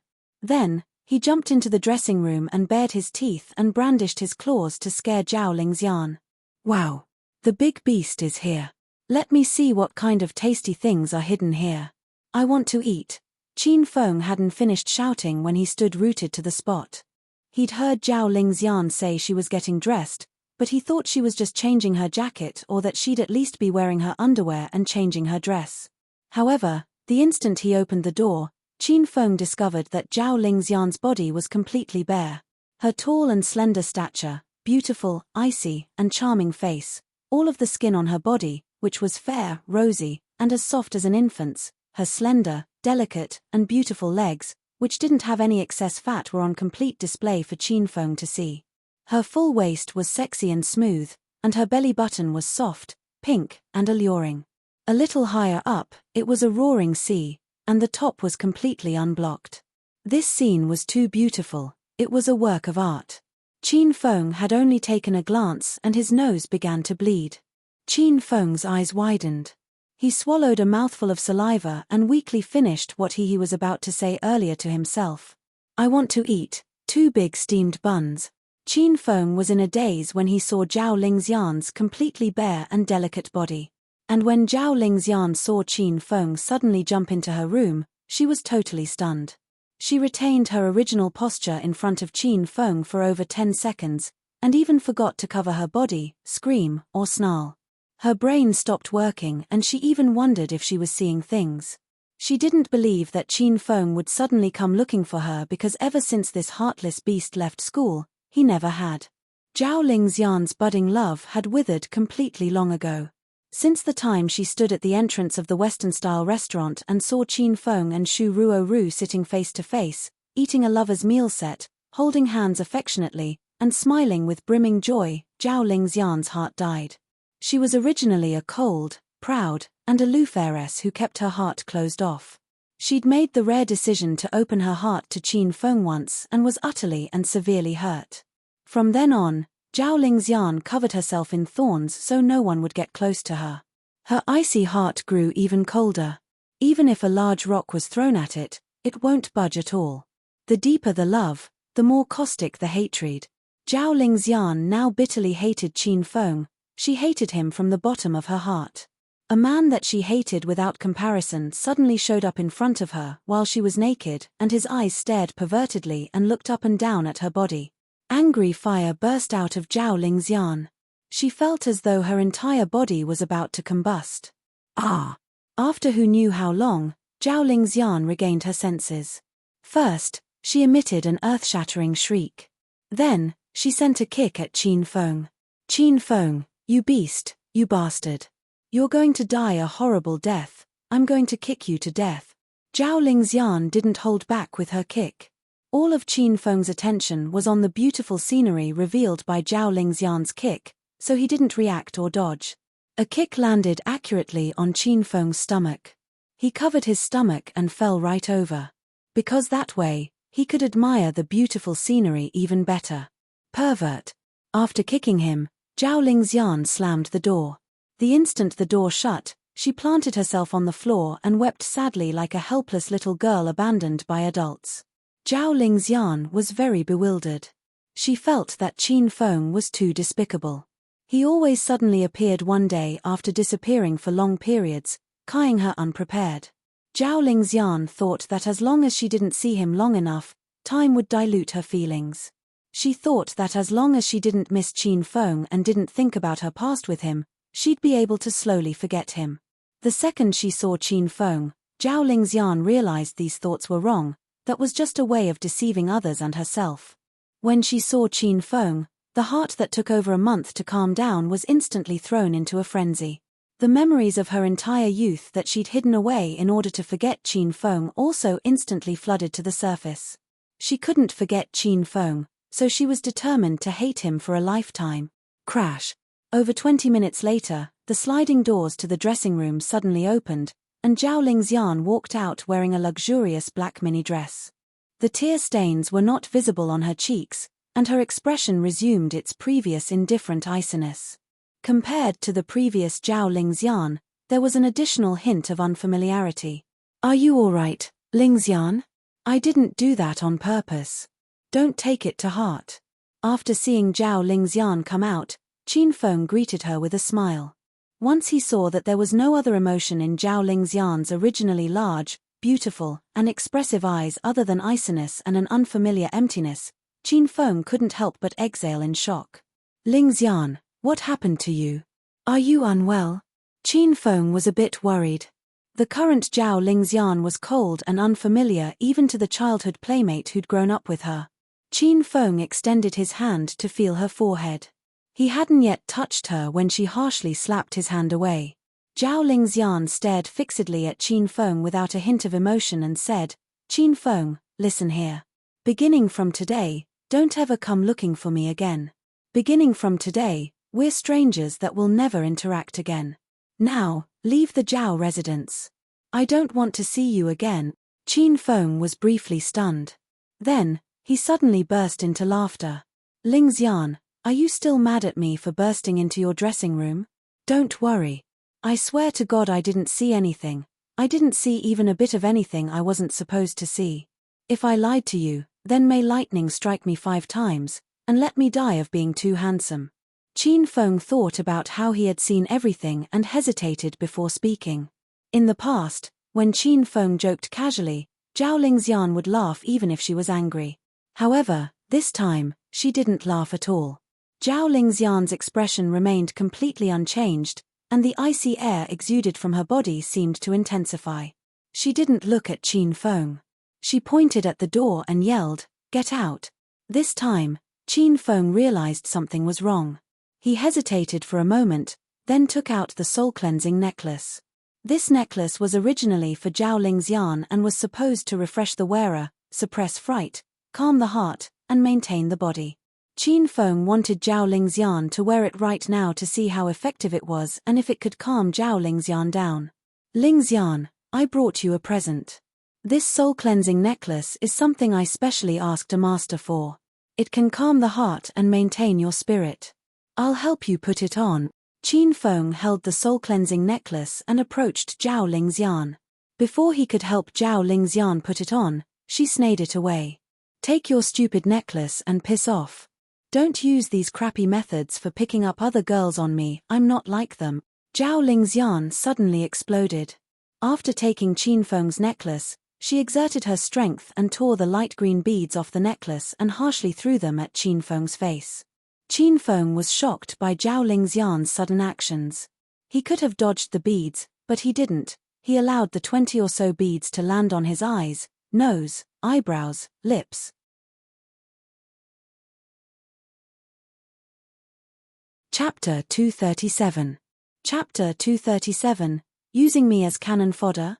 Qin Feng didn't know what was wrong with Zhao Ling Xian today. He hadn't expected she would tear apart the present he personally gave to her right in front of him and harshly throw the beads at his face. Zhao Ling Xian didn't know the true origin of these beads. Qin Feng spent 500 Hedonist points to buy them in the Hedonist sovereign system. Qin Feng was currently in a Hedonist point deficit, so for Qin Feng to shell out 500 Hedonist points to buy this soul-cleansing necklace during this time showed that Zhao Ling Xian's place in Qin Feng's heart was irreplaceable. Qin Feng was a bit sad because Zhao Ling Xian changed. She'd become foreign and cold. She was no longer the cute, proud, and lovable little princess who'd clung to Qin Feng. She was about to become a complete stranger as they slowly drifted further apart.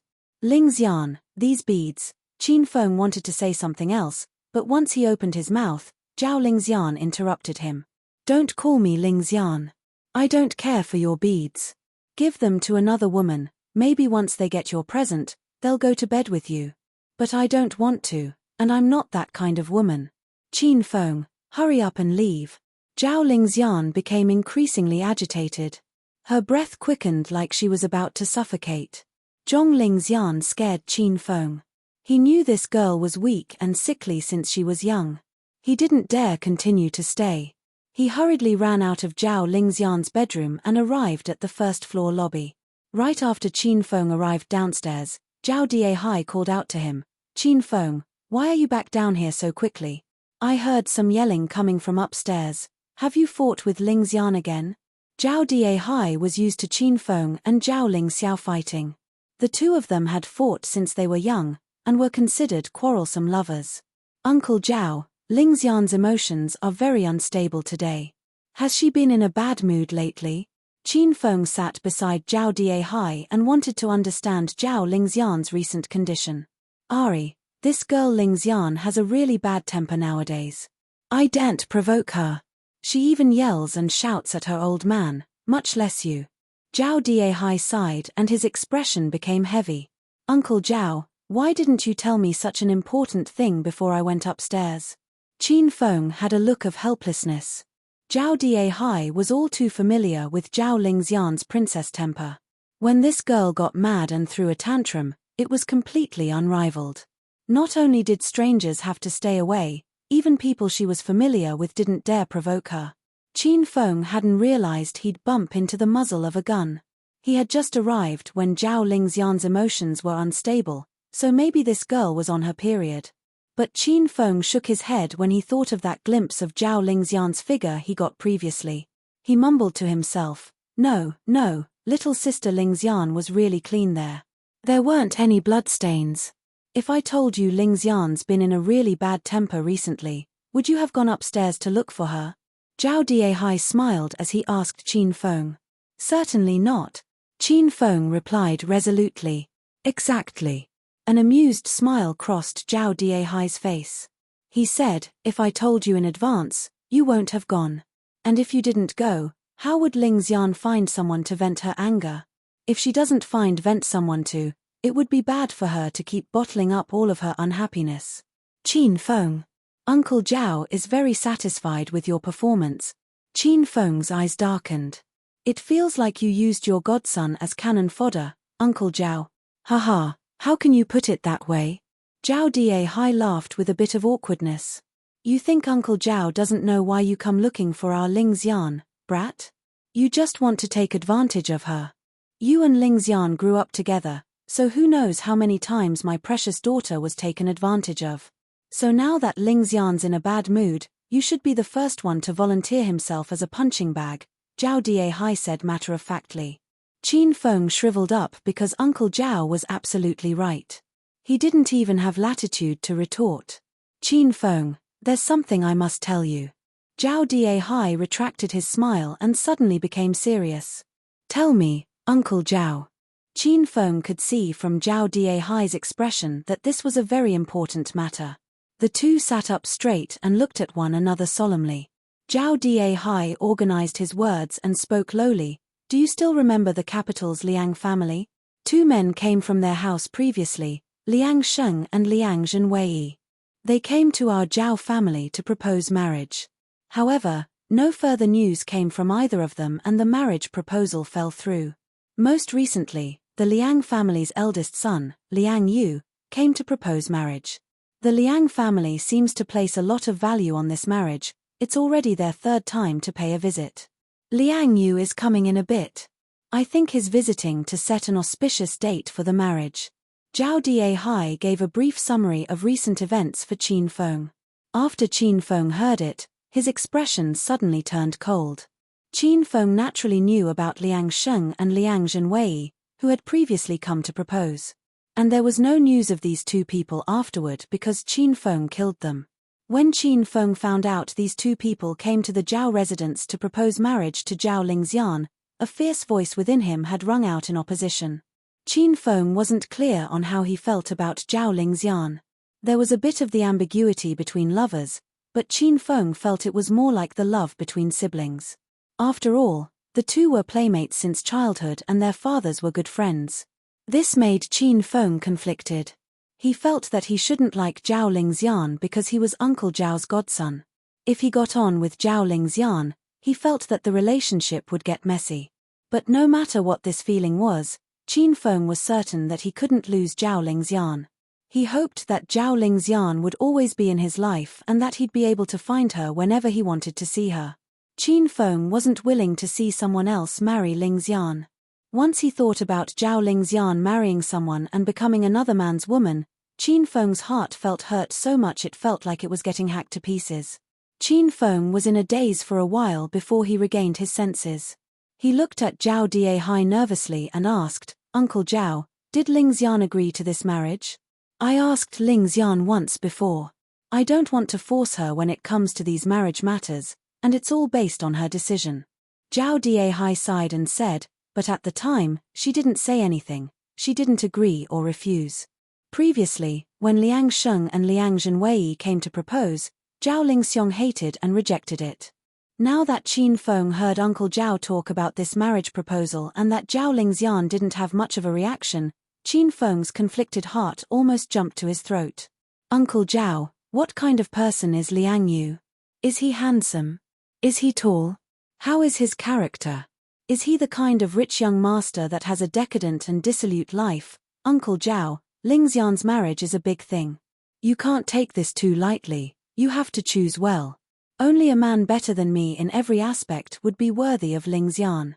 But thinking about it closely, a man that is better than me in every aspect probably hasn't even been born yet. Qin Feng's expression unknowingly became anxious. Zhao Dihai had just opened his mouth to say something to Qin Feng when a well-dressed man suddenly walked in. Uncle Zhao, little Yu is here to pay a visit again.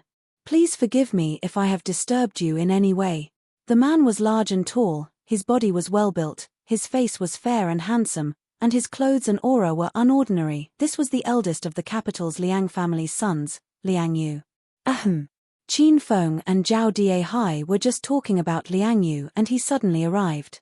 Zhao Dihai quickly cleared his throat and said, Liang Yu's here. Come in and sit.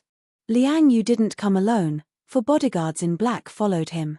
Based on their build and footsteps, they were all first-class experts. These 4 bodyguards' arms were filled with various gifts. After entering the room, they neatly and orderly stacked the presents on a side table without needing Liang Yu to give any commands, and then fell back, forming 2 lines after putting down the presents.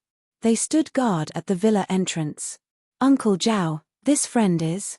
After Liang Yu entered the room, his gaze fell on Qin Feng and hostility sparked in his eyes. This is my friend's son who just so happened to come see me. Zhao Dihai simply said, haha, I usually treat Qin Feng like my own son, so treat him like a member of my Zhao family and don't worry about him. Once Liang Yu heard Qin Feng's name, an almost imperceptible coldness flashed in his eyes. He reconsidered Qin Feng and suddenly extended his hand, smiled, and said, How do you do, Qin Feng? I'm the eldest son of the capital's Liang family, Liang Yu. You might not know me yet, but I have 2 brothers who came to the Zhao residence before, one is called Liang Sheng, and the other is Liang Zhenwei. You should be quite familiar with them, isn't that right, young Master Qin? Liang Yu was clearly insinuating something. His gaze toward Qin Feng now included a ruminating smile. Qin Feng's heart sank a bit. He thought to himself, did this Liang Yu discover that I killed his 2 younger brothers? Qin Feng didn't extend his hand. He was silent for an instant before looking indifferently at Liang Yu and saying, Young Master Liang, since the presents have been gifted, you can leave if there's nothing else. Uncle Zhao prefers the quiet, so don't affect Uncle Zhao's rest. Liang Yu's hand lingered midair. It didn't seem right to take his hand back, nor did it seem right not to take it back. A cold expression appeared on his face, but this anger was quickly suppressed. He suddenly put down his hand and laughed. Haha, I also came here today to attend to some very important matters. I'll leave once the matter is complete. If I've disturbed Uncle Zhao's rest, I'm really sorry. Uncle Zhao, why haven't I seen Miss Lingxian? Liang Yu cut to the chase and dove into the important matters regarding his presence today. Lingxian went out today, she's coming back tomorrow. Qin Feng didn't wait for Zhao Dihai to open his mouth and spoke first, so if there's nothing else, young Master Liang, go home first. In the face of Qin Feng's obstruction, Liang Yu's expression fell even more. The 4 bodyguards in black, who were originally standing at the villa entrance, suddenly came over to stand silently behind Liang Yu while glaring at Qin Feng. Qin Feng refused to give in. He stared back at them with an unchanged expression. The atmosphere instantly turned cold and seemed as thought it would explode with a mere touch. Even Zhao Dihai, who stood to the side, didn't know how to conclude the matter. Who said I went out? I've been waiting at home for Prince Liang the whole time. During this extremely tense moment, a cold voice suddenly drifted from upstairs. This was Zhao Lingxian's voice. The spectators all looked up the stairs.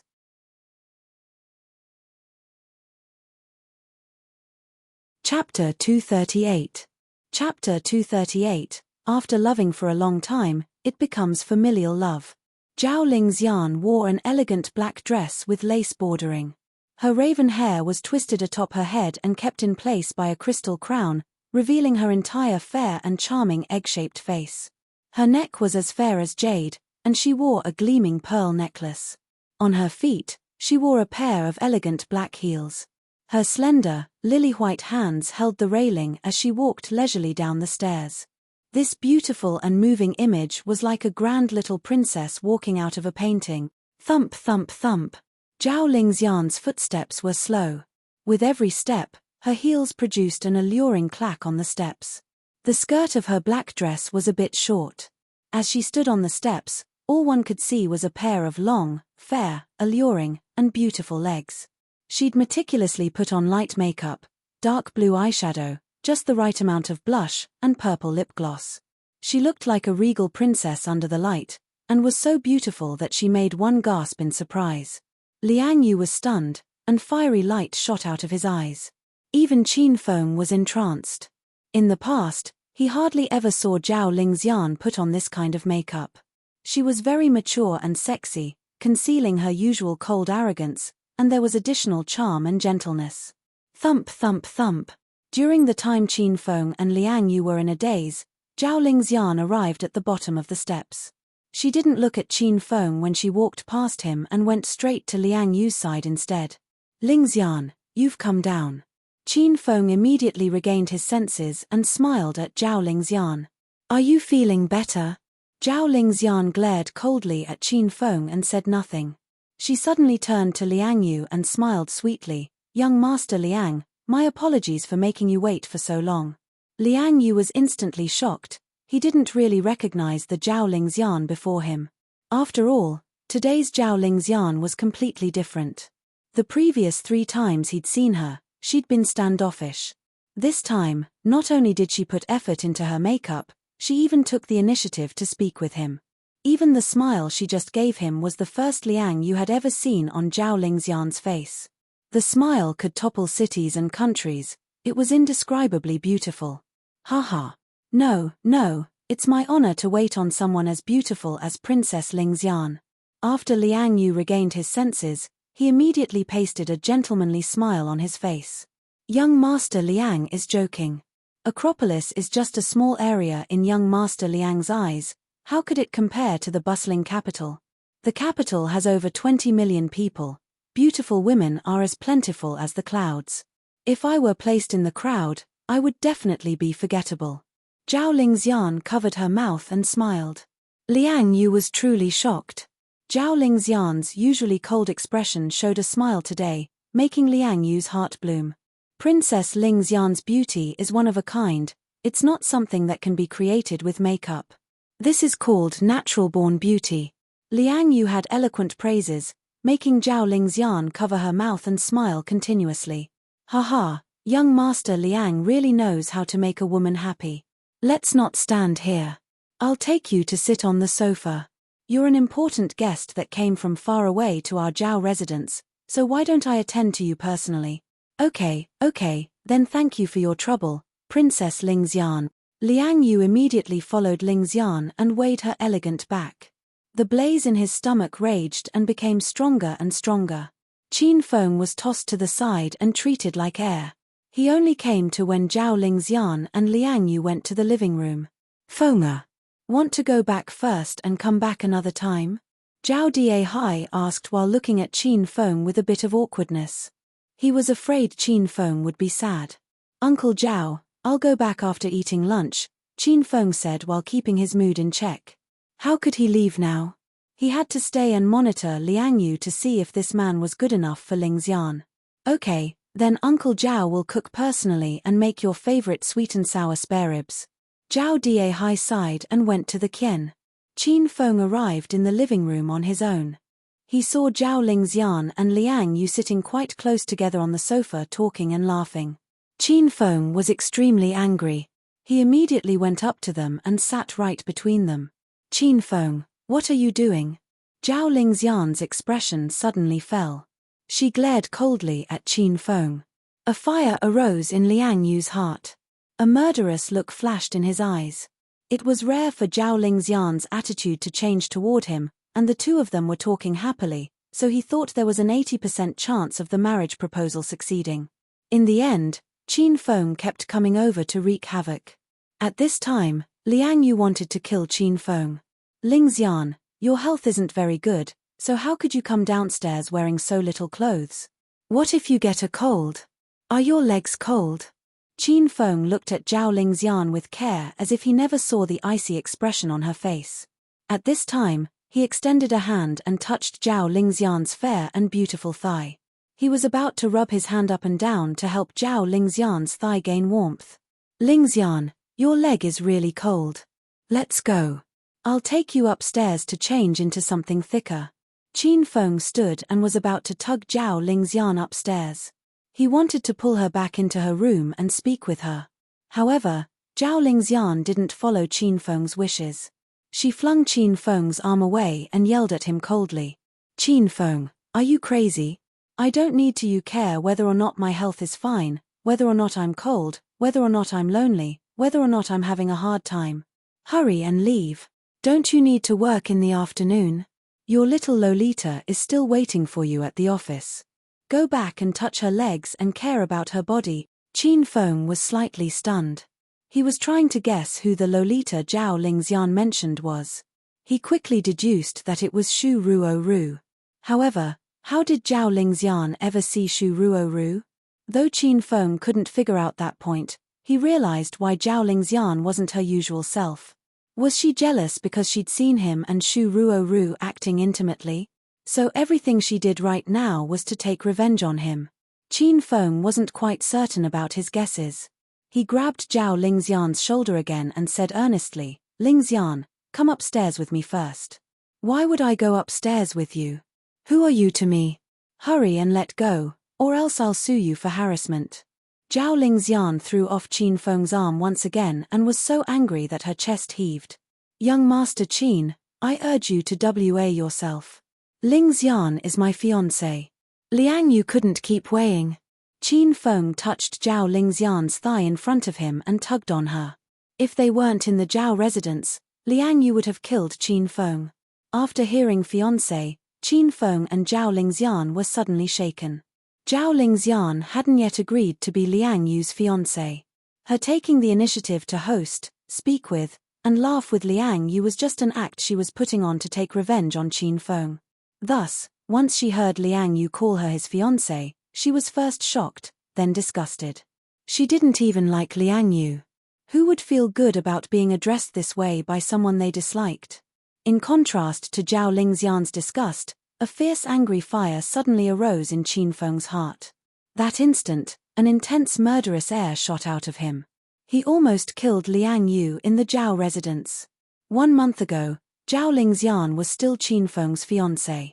However, Qin Feng didn't take it seriously and never called Zhao Lingxian his fiancé. At the time, he didn't care and announced the annulment of the engagement in public. He personally gave up this right.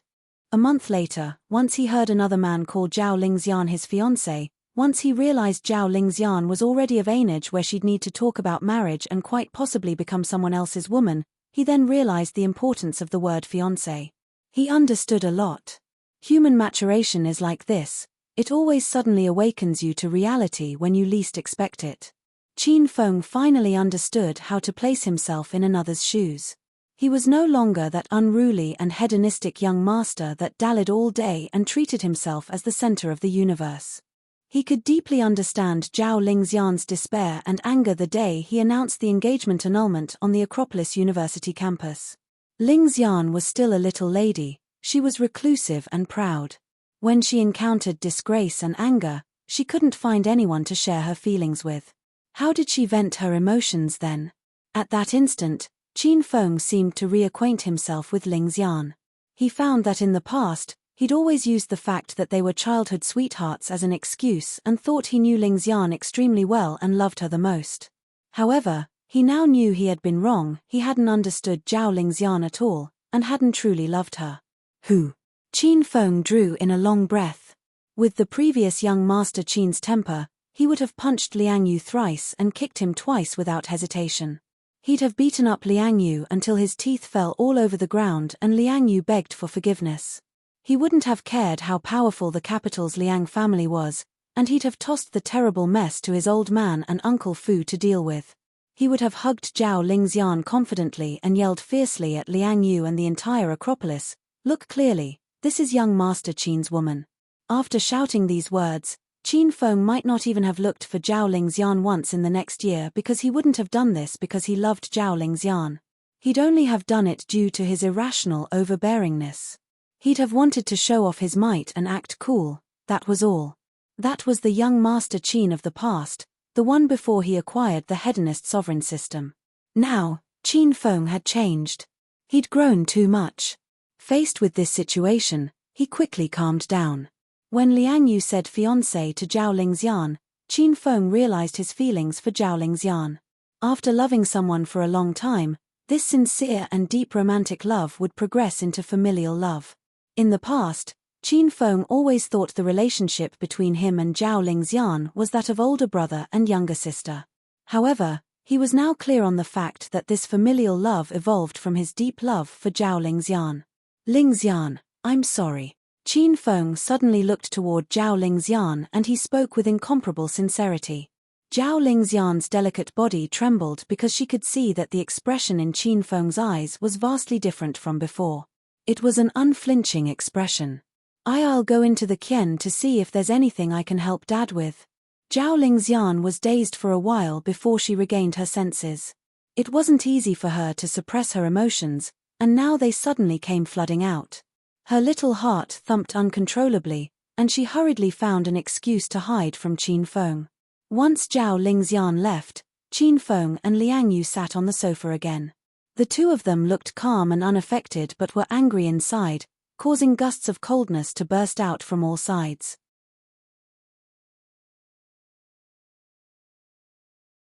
Chapter 239. Chapter 239, Agree to the Marriage. Acropolis City's #1 hedonistic young Master Qin, I've been looking forward to meeting you for a long time. But now that I've seen you, I'm extremely disappointed. This Acropolis is indeed a small pond compared to the capital. Someone like you can be the #1 young master? That makes me laugh my teeth out. Liang Yu openly taunted Qin Feng. Qin Feng's expression didn't change.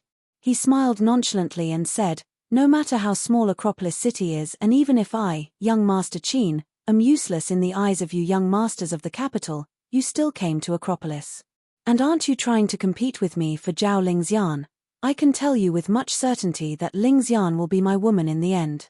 You can't compare to me." Qin Feng's words were calm and nonchalant, as if he was stating a fact. Liang Yu was so angry that his expression became stormy and he harumphed coldly. "Temph, it isn't up to you. We have to see what Lingxian wants. Did you not see that Princess Lingxian isn't fond of you and is hosting me very well? That's because little sister Lingxian and I got into a small argument and she's intentionally trying to get me mad. To be honest, you're just a tool little sister Lingxian is using to get me mad." Qin Feng didn't exhibit any weakness. Liang Yu felt a mouthful of blood gushing up to his mouth. He was so angry that he almost spat blood. He was the capital's Liang family's eldest son, yet he was called a tool by Qin Feng. "Don't be so pleased with yourself too early. I came to the Zhao residence to propose. This time, I believe both Uncle Zhao and Lingxian will agree. Haha, if you have the guts to do that, I wouldn't mind leaving you in Acropolis forever," said Qin Feng coldly. In the face of Qin Feng's strength, Liang Yu wasn't angry. He suddenly burst into laughter. "Haha. Qin Feng, oh, Qin Feng, you think I don't know how my second brother, Liang Zhenwei, and my third brother, Liang Sheng, died? They were both killed after coming to the Zhao residence to propose. I sent people to secretly investigate right from the beginning, and found that they were killed by you." Liang Yu laughed coldly as he looked at Qin Feng. "Right now, the capital's Liang family elders are all discussing how to deal with you. You should worry about your own life first. You want to kill me? I purposely brought 4 external experts with me, so don't be delusional." After hearing Liang Yu's words, Qin Feng's expression changed drastically. He knew that the Liang family would thoroughly investigate the situation after Liang Sheng and Liang Zhenwei died. However, Qin Feng hadn't left any trace after killing the two people, so he was surprised that the Liang family members suspected him. Liang Yu was clearly prepared, so it wasn't really possible to eliminate him without anyone knowing. Haha, weren't you very confident at first? Why aren't you saying anything? Liang Yu smiled with more self-satisfaction when he saw Qin Feng's expression fall. He swayed the topic and suddenly said to him, Qin Feng, I can give you a chance and make the capital's Liang family let you off. Qin Feng currently had too many hidden enemies, and he very seldomly used the Qin family's power. Most of the time, he resolved problems on his own. At his current Stage 3 external and Stage 2 internal abilities, the capital's enormous Liang family was still a force to reckon with. Thus, unless it was the last resort, Qin Feng didn't want to ruin their relationship right now. Young Master Liang, you'd be that thoughtful? Qin Feng asked cautiously after an instant of deep consideration. Haha, of course I wouldn't randomly help you, you'd have to agree to one of my terms. Before coming to Acropolis, Liang Yu had researched how his two younger brothers died. He'd researched information about Qin Feng and his relationship with Zhao Lingxian in particular. Liang Yu discovered through the research that Zhao Lingxian liked Qin Feng, while Qin Feng wasn't willing to marry her. He also found that his two younger brothers were assassinated by Qin Feng because they came to the Zhao residence to propose. I know you're the #1 dissolute young master in Acropolis. A hedonistic young master like you isn't lacking in women, so why would you offend me over one Zhao Lingxian? Liang Yu smiled and looked at Qin Feng. He said, so, before coming to the Zhao residence to propose, I thought of a solution where we could both benefit. Just don't interfere with my marriage with Zhao Lingxian and I can agree to not let the capital's Liang family deal with you. Why would I trust you? Qin Feng said, the capital's Liang family is so large that your words probably aren't of consequence. My words aren't enough to speak for the capital's Liang family in its entirety, but I'm the eldest grandson of the Liang family in the direct line of descent, so the elders listen to my suggestions.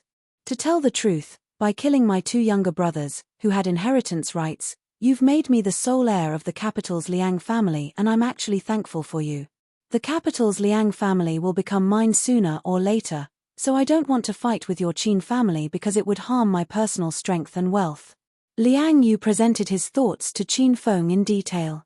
I don't think it's worth it to become enemies with your Qin family over my two younger brothers who I deem insignificant. I've made myself quite clear, so you should believe me now. This Liang Yu was vicious and merciless. In order to be the heir, he cared nothing about brotherhood. He also came prepared. An opponent like this wasn't easy to deal with. Qin Feng nodded and said, you've definitely cleared up the matter, young Master Liang. Then are you willing to work with me, young Master Qin? Liang Yu said, just don't participate in matters regarding my marriage with Zhao Lingxian and I'll assure you that the capital's Liang family won't trouble you. Qin Feng was quiet, and his brain was in the midst of quickly thinking of countermeasures. He still had a system quest regarding the capital's Liang family where he had to eliminate all of the capital's Liang family's forces in 3 months. The reward was 20,000 hedonist points. This quest had too generous a reward, which emphasized the difficulty of the quest. Now that the situation had progressed to this stage, Qin Feng could first pretend and agree to work with Liang Yu. Then, when the Liang family relaxed their guard toward him, he'd think of a way to annihilate the capital's Liang family. As long as the Liang family was completely eradicated, the marriage between the Liang family and Zhao Lingxian would naturally get cancelled. From the beginning, Lingxian belonged to Qin Feng. How could Qin Feng let another man dominate her? From this point on, Qin Feng already knew the nature of his feelings for Zhao Lingxian. It was pure and indistinct love. And from this point on, Qin Feng vowed that no one could steal away this woman, Zhao Lingxian, from him. How could I not agree to such attractive terms? Destroy myself, young Master Qin, and the future of the Qin family over a woman? You think I'm stupid? Qin Feng suddenly put on the frivolous airs of a hedonistic young master. He smiled and said to Liang Yu, young Master Liang, I'm a hedonistic young master. I'm sure you've been quite dissolute in the capital, so you should understand how I think. Ha ha ha. Ha ha. Of course I understand how young Master Qin thinks. There are so many women under the heavens, it'd be extremely dumb for our two families to fight over a stinking woman. Young Master Qin is dissolute and carefree, and there are as many women as clouds beside you. Before coming to Acropolis, I already knew young Master Qin would choose to cooperate with me without hesitation. Seeing that Qin Feng agreed to work with him, Liang Yu immediately broke into a smile. To tell the truth, Liang Yu was slightly afraid that Qin Feng wouldn't agree to work with him and that the capital's Liang family and the Qin family would break out into a war. Though the Liang family wasn't afraid of Acropolis City's minuscule Qin family at all, the strong dragon cannot suppress the local snake. If the Liang family really started a fight from so far away, they would suffer heavy losses. Liang Yu was soon to inherit the role of clan elder. He didn't want to waste the great resources of the Liang family on a war with the Qin family. Young Master Liang, if you talked to me about joining hands earlier, we wouldn't have had to argue and get into the unhappy matters at first. Qin Feng now naturally hooked his arm around Liang Yu's shoulders. The two of them looked like a pair of rogues that had known each other for a long time. Because without discord, there's no concord. You, young Master Qin, are the first friend I've made in Acropolis. In the future, if you come to the capital, remember to look for me, Liang Yu. Liang Yu's previous coldness disappeared, and he smiled vulgarly. Of course. If young Master Liang comes to Acropolis in the future, you must look for me as well. I, young Master Qin, am quite famous in Acropolis. I assure you that if I walked with you in Acropolis, you could beat up whoever you don't like, and you could get on whichever girl you like. Qin Feng felt that he hadn't been this boastful in a long time, but he was able to act quite convincingly right after picking up his hedonist manner again. The research Liang Yu did of Qin Feng was very clear that Qin Feng idled about and had nothing to do. His life's greatest pleasure was picking up girls and acting dissolute. Also, Liang Yu also found out about Qin Feng's public annulment of his engagement to Zhao Lingxian. This showed that Qin Feng didn't really like Zhao Lingxian. How could a hedonistic young master like Qin Feng push his family into hardship for a woman? Thus, Liang Yu wasn't suspicious and merely trusted Qin Feng when he said he would straightforwardly dump Zhao Lingxian and agree to work with him. Qin Feng and Liang Yu hit it off, and they now placed their arms around one another's shoulders and called each other brother. They both had vulgar expressions and each talked about which model or celebrity they'd played with. They also exchanged stories about how wanton and passionate these celebrities were in bed. And in the villa's Qian, Zhao Lingxian and Zhao Diehai were in the midst of a serious conversation. Dad, is something wrong with your high medical group? Zhao Lingxian asked while chopping vegetables and feigning indifference. The frying pan in Zhao Diehai's hand briefly stopped moving. Then, the calm smile was quickly reinstated on Zhao Diehai's face. He said, Lingxian, this is a matter that concerns the adults, don't worry about it. You just need to be happy every day and study well at school, and Daddy will feel at ease. Zhao Lingxian stopped chopping, and her clear, beautiful eyes slowly moistened.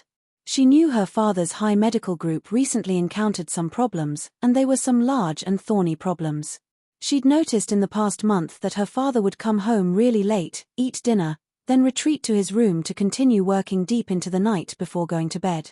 She'd weighed her father's hair quickly turning white and him looking increasingly aged. Zhao Lingxian knew that she wasn't a child anymore, and that she was past the days of being careless, carefree, and headstrong. She couldn't care only about herself. Her father was getting old, so she had to begin learning how to help her father with family matters. Sharing the burden wasn't as easy as saying a couple of words, it came at a price. Zhao Lingxian was smart. She knew the cost of helping her father pull through the hardship was marrying into the capital's Liang family. With the Liang family backing them, her dad's high medical group would get back on track. Dad, this is the Liang family's fourth time proposing. What do you think? Zhao Lingxian held in her tears and she spoke unhappily. Lingxian, you decide for yourself. Dad won't ever force you. Zhao Diehai sighed and said, if you like Liang Yu, then try it out. If you don't, your old dad won't insist. Actually, the person your dad likes is Qin Feng. I weighed this brat grow up, and he's not like the rumors. He's very kind and dependable. However, he cancelled the engagement between you two, so your dad can't do anything about it. Dad, stop. Once Qin Feng was mentioned, Zhao Lingxian couldn't control her emotions. The tears she held in dripped out tear by tear.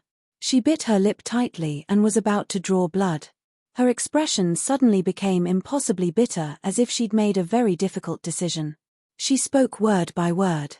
Dad, I've thought about it. Today I'll accept Liang Yu and the Liang family's proposal. Since the person I love doesn't love me, it'll be the same no matter whom I marry. Zhao Lingxian already made up her mind to agree to the Liang family's proposal. At least she could help relieve her father of some difficulties at work. That was enough.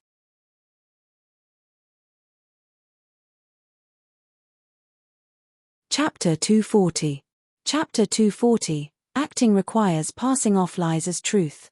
After making her final decision, Zhao Lingxian walked out of the Qian and into the living room. When she'd left, the atmosphere between Qin Feng and Liang Yu had been extremely thick with tension. She was afraid that if she was absent for a long time, a fight would break out between those two.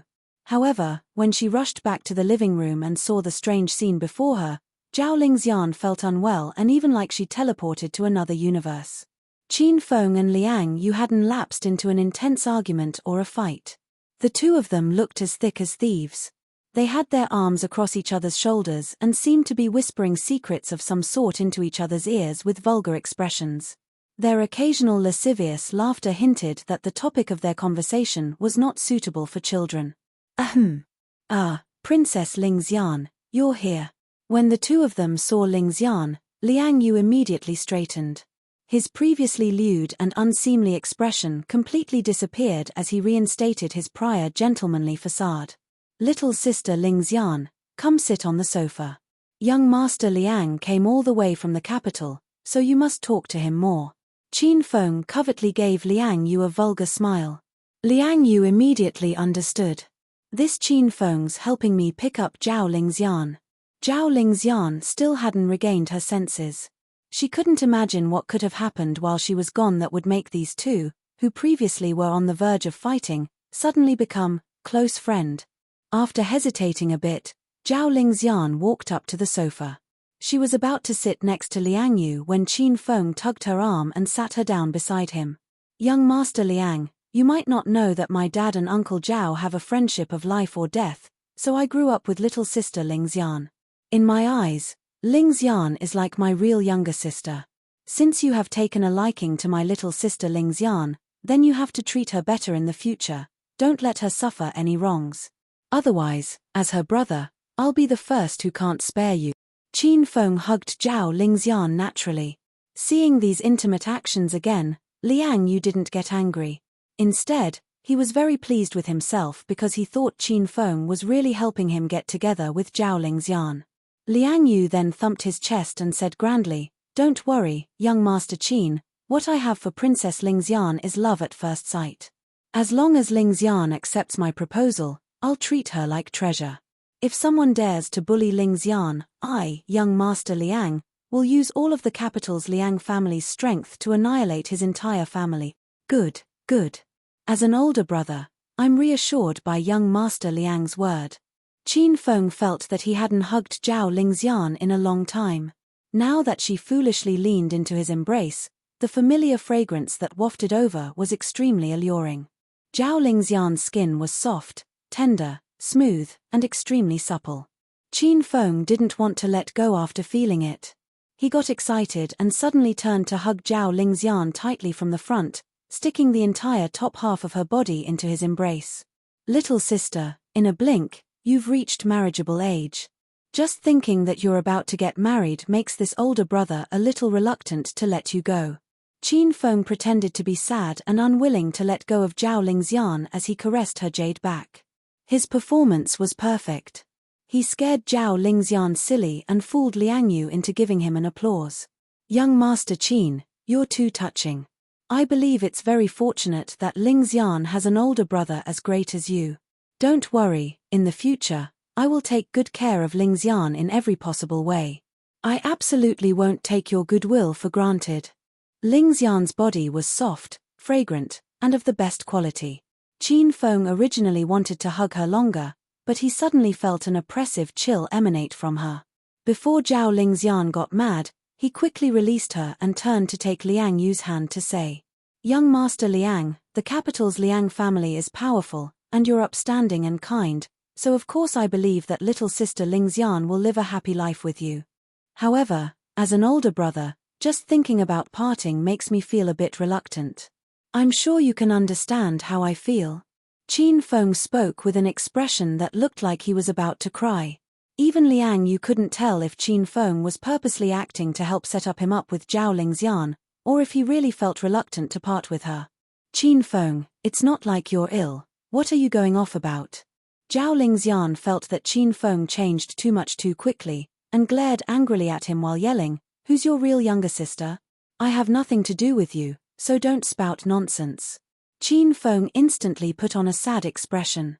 He looked at Liang Yu and said, "Oh, young Master Liang, they always say that women that are married off are irretrievable. These words are completely true. Look at my precious little sister. She hasn't even married into your Liang family and she already doesn't recognize me as her older brother. Who knows how many arguments we got into since we were young, how many times her stomach hurt really badly in the middle of the night and I had to carry her to the little clinic to see a doctor and buy medicine.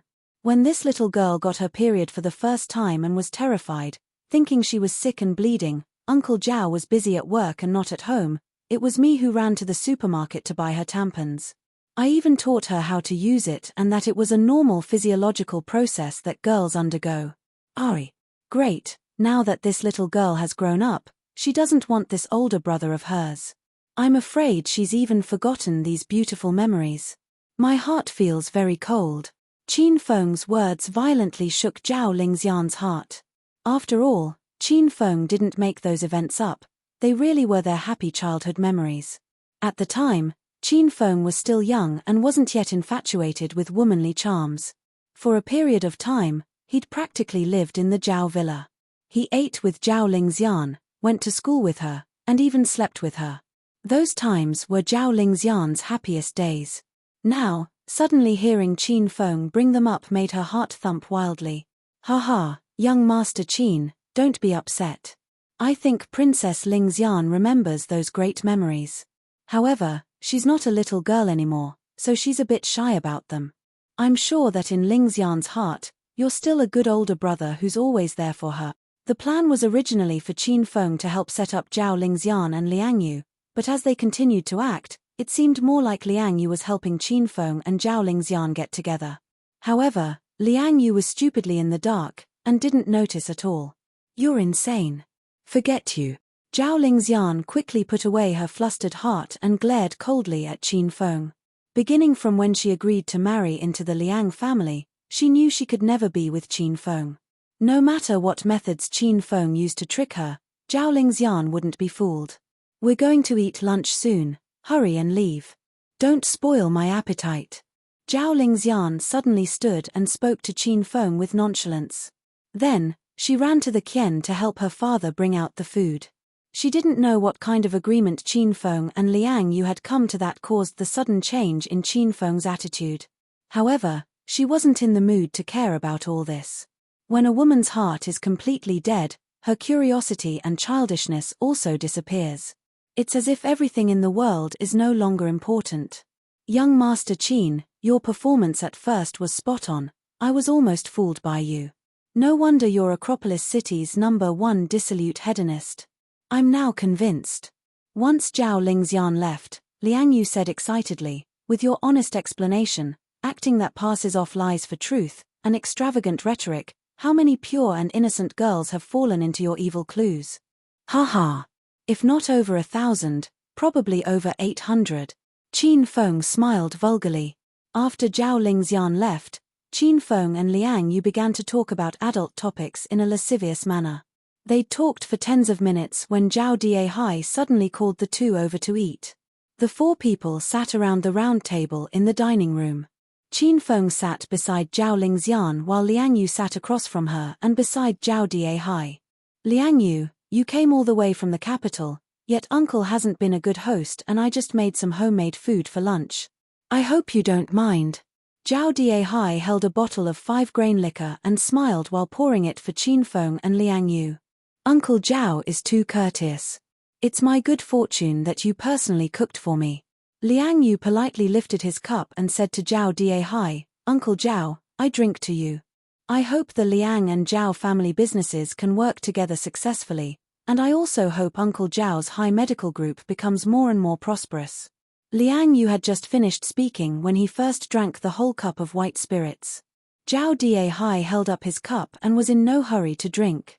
A conflicted look appeared on his face. Though Liang Yu spoke very casually, his words concealed ulterior motives. On the outside, he said he came to the Zhao residence to propose because he liked Zhao Lingxian. However, everyone knew this marriage was a union of two families. The motive was honestly for the two family businesses to work together. Liang Yu mentioned the cooperation of their two family businesses and even wished for the continued prosperity of Zhao Diehai's high medical group. These words were an indirect reference to Zhao Lingxian's marriage. If Zhao Diehai drank this cup of liquor, that would mean he agreed to cooperating in business and to the marriage. Thus, Zhao Diehai hesitated and didn't decide. Dad, young Master Liang drank his liquor, so you should drink too. Zhao Lingxian suddenly spoke and shattered the awkwardness. The meaning of her words was quite clear. Liang Yu's eyes brightened, and he was extremely excited. He already felt that the marriage proposal was going to succeed. Haha, then thank you, Liang Yu, for your auspicious words. Zhao Diehai tipped his head back and drank the entire cup of white spirits. Since his daughter agreed to the marriage, Zhao Diehai could only take this route. Liang Yu saw Zhao Diehai finish drinking the spirits, so the negotiation was complete. He quickly seized the opportunity and said, Uncle Zhao, I came from so far away to pay my respects to you and Lingxian. But there's another important matter. During the third proposal, I expressed my intentions for coming. This time, my goal is the same. I sincerely want to propose to and marry Princess Lingxian. What do you think, Uncle Zhao? After Liang Yu finished speaking, the atmosphere became heavy. The four people surrounding the table all had different expressions. The instant Qin Feng agreed to cooperate with Liang Yu, he knew this was just an act and Zhao Lingxian would soon become his woman, no one would be able to take her away. As a hedonistic young master, he was an expert at acting. Though he knew it was for show, that instant, when Liang Yu said those words, he suddenly clenched his fist under the table, making the veins on his arms pop out. His chest felt like it was getting pressed down by an enormous rock weighing 5 metric tons. An intense anger was about to surge forth, and he wanted to punch Liang Yu so hard that his brain burst. How dare this man propose to Zhao Lingxian in front of me? However, Qin Feng held it in.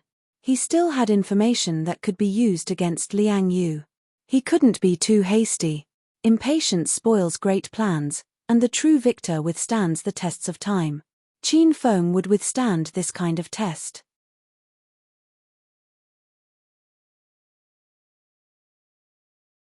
Chapter 241. Chapter 241. You must wait for me. When Zhao Lingxian heard the word propose, her brain suddenly exploded and buzzed. She had just made her decision in the Qian earlier to accept Liang Yu's proposal. However, once Liang Yu actually said the words, Zhao Lingxian realized she hadn't thought it through. Her heart was even more frantic, especially now that Qin Feng sat beside her. Liang Yu, I've said the previous few times that I don't have much of an opinion. It all depends on Lingxian's personal choice, Zhao Diehai said with the shake of his head. Liang Yu's gaze fell directly on Zhao Lingxian and he gave a light, gentlemanly smile. He said gently, Princess Lingxian, how have your deliberations been going? Don't worry. If you really agree to marry into the Liang family, I can assure you that I'll treat you with single-minded sincerity. Of course, if you haven't finished thinking about it yet, I'll continue to wait. I'll wait until you agree. Everyone waited for Zhao Lingxian's response. The room fell quiet, and the only sound that could be heard was Zhao Lingxian's heavy breathing. Beads of sweat formed on her forehead, and the fragrance of her body became even stronger. A row of clean white teeth bit her lip firmly. It was clear from her expression that this was a very difficult decision for Zhao Lingxian. Haha, seems that little sister Lingxian is shy in front of her father and older brother. Zhao Lingxian's minute actions didn't go unnoticed by Qin Feng. He couldn't help it and suddenly spoke to help her escape her predicament. At the same time, Qin Feng took Zhao Lingxian's jade hand beneath the table. He held it tightly and wouldn't let go. Young Master Liang, young girls are sensitive. You've frightened little sister Lingxian by suddenly asking such a serious question. From what I see, little sister Lingxian has an answer but is too embarrassed to say it in front of everyone. How about this, little sister Lingxian? Nod or shake your head in response. You don't have to say it out loud. Qin Feng was afraid that Zhao Lingxian would agree verbally to Liang Yu's proposal and he would be unable to control himself and burst out. Thus, he intervened to make everyone else back down. Liang Yu thought Qin Feng was helping him. At this time, he gave Qin Feng a discreet grateful look. He smiled and said, "Young Master Qin is right. It seems that I've been careless. Then let's do as young Master Qin said. Princess Lingxian, if you agree, nod, if you don't, shake your head." Zhao Lingxian's extremely frantic heart was calmed when Qin Feng took her hand. She looked at him in a daze and suddenly felt that Qin Feng was very unfamiliar and he even frightened her a bit. She didn't think that the Qin Feng who originally wanted to fight Liang Yu would suddenly change. Not only did he not get angry or stop Liang Yu when Liang Yu proposed, he even kept helping Liang Yu speak. Only someone who has experienced the pain of a deeply beloved man heartlessly pushing them toward another man could understand how much it hurt. The hesitation in Zhao Lingxian instantly and completely disappeared. She harshly shoved Qin Feng's hand away and suddenly stood.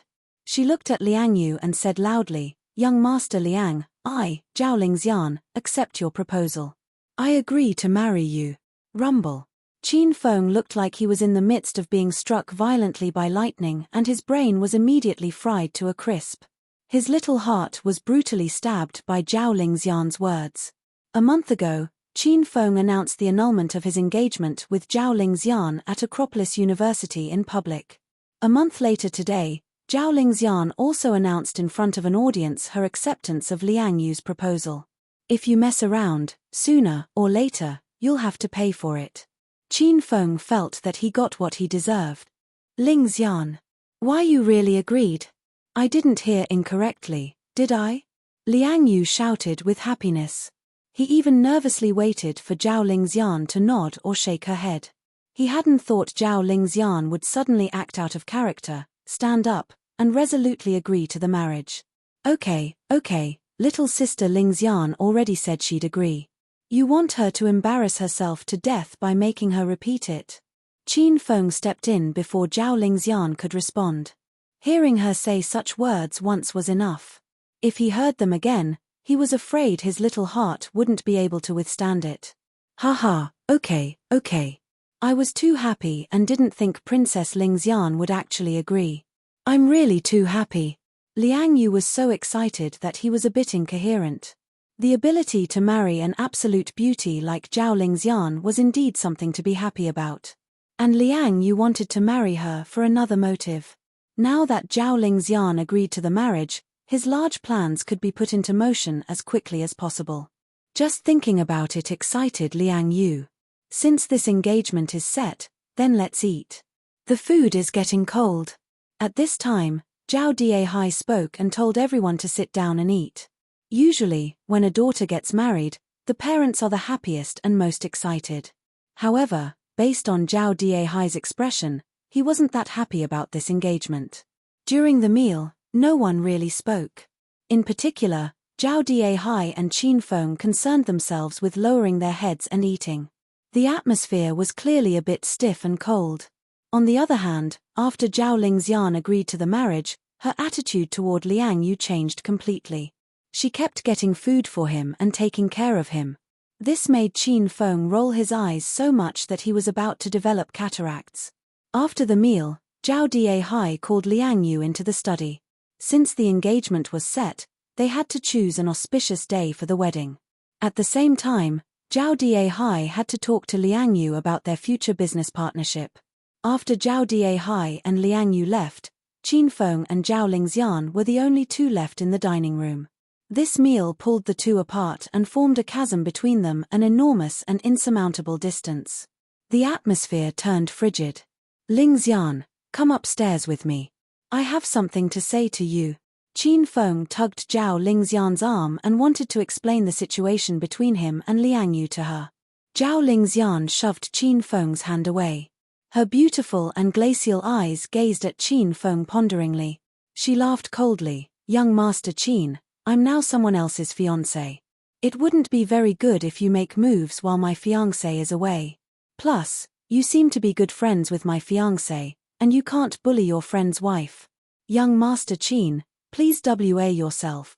If words could become swords and harm people, Qin Feng's heart would have been stabbed by Zhao Lingxian's words to form 108 large holes. Lingxian, come upstairs with me. Just give me 10 minutes, okay? Qin Feng persisted. Zhao Lingxian had already agreed to Liang Yu's proposal, so her heart was now completely dead. She wouldn't listen to any of Qin Feng's explanations. Even if he did explain, what could it change? Give you 10 minutes. Chimpate. Are you treating me like other women and feeling that it's a bit of a pity that you haven't played with me yet? You want to trick me upstairs and get on me by force, don't you? Qin Feng, everything's over. If we could start over, I'd wish I never met you. Zhao Lingxian suddenly turned to leave. Qin Feng grabbed her arm and pulled her tightly into his embrace. He forced his lips on Zhao Lingxian's red lips. No matter how Zhao Lingxian fought, he didn't let go. He stuck his tongue into Zhao Lingxian's mouth and wildly demanded her fragrant tongue. MMPH. Qin Feng, you beast, let go of me. Qin Feng, MMPH, let go, MMPH. Zhao Lingxian's mouth was covered by Qin Feng, so her words were unclear. She wanted to push Qin Feng away, but he was too strong so she couldn't escape. The more Zhao Lingxian resisted, the more passionate Qin Feng became. He sucked on Zhao Lingxian's sweet and fragrant tongue as if his life depended on it. At this time, he really wanted to take off all her clothes and make her his girlfriend. Zhao Lingxian was angry. She had never felt so angry in her life. In her anger, she harshly bit down. She used all her strength to bite Qin Feng's lip. Qin Feng's entire body then became rigid. A sharp pain passed from his lip, and he was pulled out of his wildness and came to his senses. He stared at Zhao Lingxian's charming face and slowly released her. Drops of fresh blood dripped from Qin Feng's mouth. Qin Feng merely touched them casually with the back of his hand. He had an expression of nonchalance, and continued to look adoringly at Zhao Lingxian. A while later, Qin Feng spoke. Lingxian, I won't say too much, but I want you to remember that you, Zhao Lingxian, are my woman, and no one can even think of taking you away. You have to wait for me. Wait for me to appear before you again. I will tell everyone loud and clear that I want to marry you, Zhao Lingxian. I want you, Zhao Lingxian, to be Qin Feng's wife. Qin Feng actually had a lot more to say, but no matter what he said, it wouldn't be as reliable as actions. He didn't want to make more promises, he wanted to prove his sincerity through action. Lingxian, I'm going to leave. You have to take care of yourself. I won't let you wait for too long. You have to wait for me. After saying all this, Qin Feng turned and left the Zhao villa. Zhao Lingxian stood there blankly and watched Qin Feng depart. She watched him ride his 28 bicycle and quickly disappear. Only the phrase "you have to wait for me" reverberated in Zhao Lingxian's head for a long time. In the third-floor study, Zhao Diehai and Liang Yu were in the middle of talking about the wedding date. Zhao Diehai flipped through the calendar. After a detailed selection process, he set the ceremony on an auspicious day 2 months in the future. 2 months was too long for Liang Yu. If the wedding date were up to Liang Yu, he would probably have chosen to hold the ceremony tomorrow. However, since Zhao Diehai insisted on a date 2 months away, it wouldn't be good for Liang Yu to appear too anxious. Okay, Uncle Zhao, then we'll set it at that. The 8th, 2 months from now, will be my wedding day with Lingxian, said Liang Yu, beaming. Zhao Diehai's expression was a bit heavy. He nodded and said, since Lingxian agreed to the marriage herself, I, as her father, will certainly give you my blessing. This child, Ling Xian, has had her share of suffering since she was young. When she was little, her mother left. You have to treat her well. Don't worry, Uncle Zhao, I'll be sure to treat Ling Xian very well. As Liang Yu spoke, an almost imperceptible vulgarness flashed in his eyes. What he meant by treating Zhao Lingxian well was that he would treat her body well and ravage her every night. Liang Yu didn't have the leisure to care of Zhao Lingxian. This marriage was a business partnership at its core. It was to complete the capital's Liang family's newest major project. As long as he married and took Zhao Daihai's high medical group at the right time, Zhao Lingxian would become only a plaything for his lower body. Uncle Zhao, since Lingxian already agreed to the marriage, then when I go home, I'll take her back to the Liang residence as well. That way, she can meet the Liang family members in advance, so when she marries into the family in 2 months, she'll quickly get used to our Liang family lifestyle. Once Liang Yu thought about Zhao Lingxian's beautiful features and alluring figure, he couldn't suppress the flames of desire. He wanted to take Zhao Lingxian back to the Liang residence so he could have his way with her. Zhao Daihai was quiet for an instant. Then, he shook his head and said, Liang Yu, let Lingxian continue staying in the Zhao residence these 2 months. First of all, if word got out that she went to the Liang residence before marriage, it would sound bad. Secondly, after Lingxian leaves for marriage, she will seldom find time to come home and see me. I'm reluctant to part with this little girl, just let her stay with me some more. Since Zhao Daihai had spoken, Liang Yu could only temporarily suppress the flames of desire in his heart. He smiled and said, very well, we'll let Lingxian stay in the Zhao residence. 2 months later, I'll take her into our residence with the marriage procession. Rest assured, Uncle Zhao, that even if Lingxian marries into our household, I'll bring her back to see you often. Okay, then it's decided, said Zhao Daihai, nodding.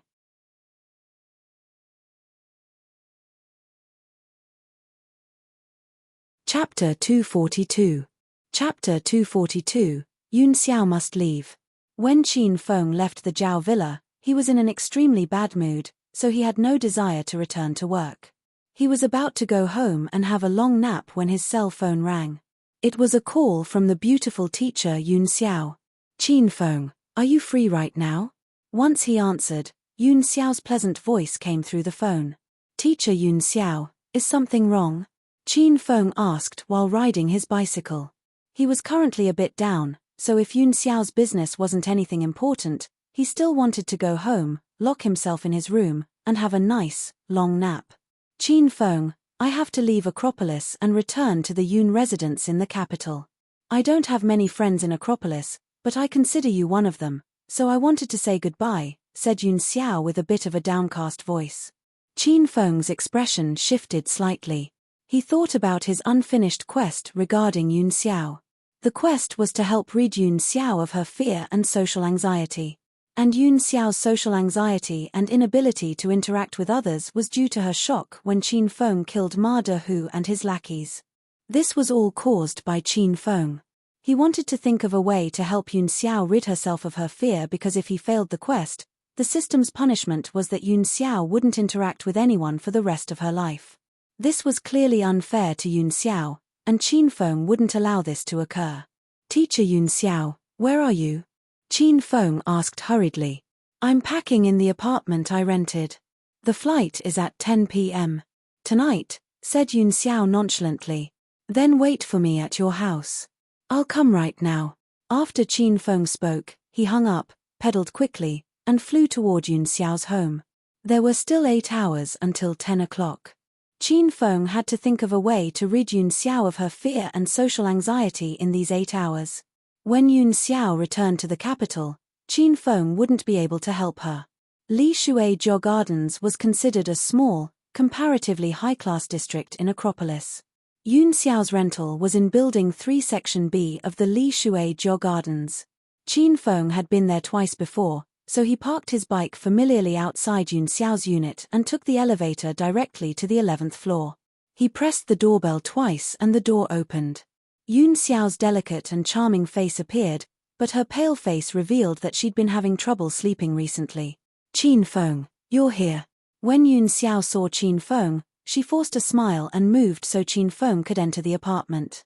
She squatted on the ground and took out a pair of disposable slippers for Qin Feng to change into. When Qin Feng's gaze fell on Yun Xiao's body, his eyes glinted. Yun Xiao seemed to have just gotten home from work at the university because she still had on the professional suit she wore in class. The white dress shirt, black skirt, and white stockings made her very alluring. She was squatting on the ground, and Qin Feng looked down at her chest. He could see past her collar to the black bra and partial globes of snowy whiteness. Yun Xiao's legs were slender and straight, so as she squatted, her short skirt rode up a bit, revealing the tops of the stockings and the imprint of sexy black underwear beneath it. Teacher Yun Xiao, how could you just leave when you say so? Did something happen at home? Qin Feng was a bit awkward when he accidentally saw the lovely scenery. He immediately looked away and spoke about the main topic. Something has indeed happened at home, so I must rush back. And I might not ever return, said Yun Xiao with a sigh. When she saw Qin Feng change into the slippers, she led him to sit down on the sofa in the living room. At this time, Yun Xiao didn't have the seriousness and imposing attitude of a teacher. She spoke and acted casually, like a pretty older sister who lived in the neighborhood. She tucked a lock of her beautiful hair behind her ear. Her casual action sent out a languid and moving scent. She looked at Qin Feng with a smile. Sit here. I also just came back from submitting my resignation to Acropolis University, and these clothes are a bit tight. I'll go change into looser and more comfortable clothes. Yun Xiao entered her bedroom, closed the door to change, and came out over 10 minutes later. She'd taken off the professional clothing and walked out in a conservative, dark-colored nightgown. Qin Feng casually glanced at Yun Xiao's chest and could tell she wasn't wearing a bra beneath the nightgown. Qin Feng didn't dare imagine whether or not she'd also removed her underwear. Qin Feng, you must have been really surprised when I suddenly told you I have to leave. Yun Xiao sat on the sofa again, found a comfortable position, and leaned into it. She was practically shoulder to shoulder with Qin Feng, and he could smell the body fragrance wafting from Yun Xiao's gown. It was indeed a bit sudden. Qin Feng did all he could to calm his frantic heart. He said, if teacher Yun Xiao hadn't notified me today, then I wouldn't have been able to see you again. Yun Xiao laughed lightly and said, Qin Feng, though we're teacher and student at school, I'm only 2 to 3 years older than you, so in private, I've always treated you as a friend. I also haven't been in Acropolis for long, so I don't have many friends. I consider you a friend, so I wouldn't just leave you without saying goodbye. Yun Xiao had a unique impression of Qin Feng. He'd saved her once and even taken the initiative to help rid her of her fear and social anxiety. Yun Xiao remembered these things and was very grateful to him. Then I really thank you, teacher Yun Xiao, for thinking highly of me, said Qin Feng jokingly.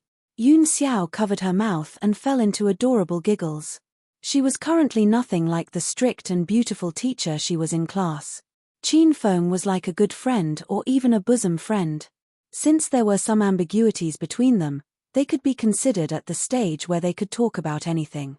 Qin Feng, I have a secret to tell you. Now that the topic was breached, Yun Xiao's prior unhappiness slowly eased.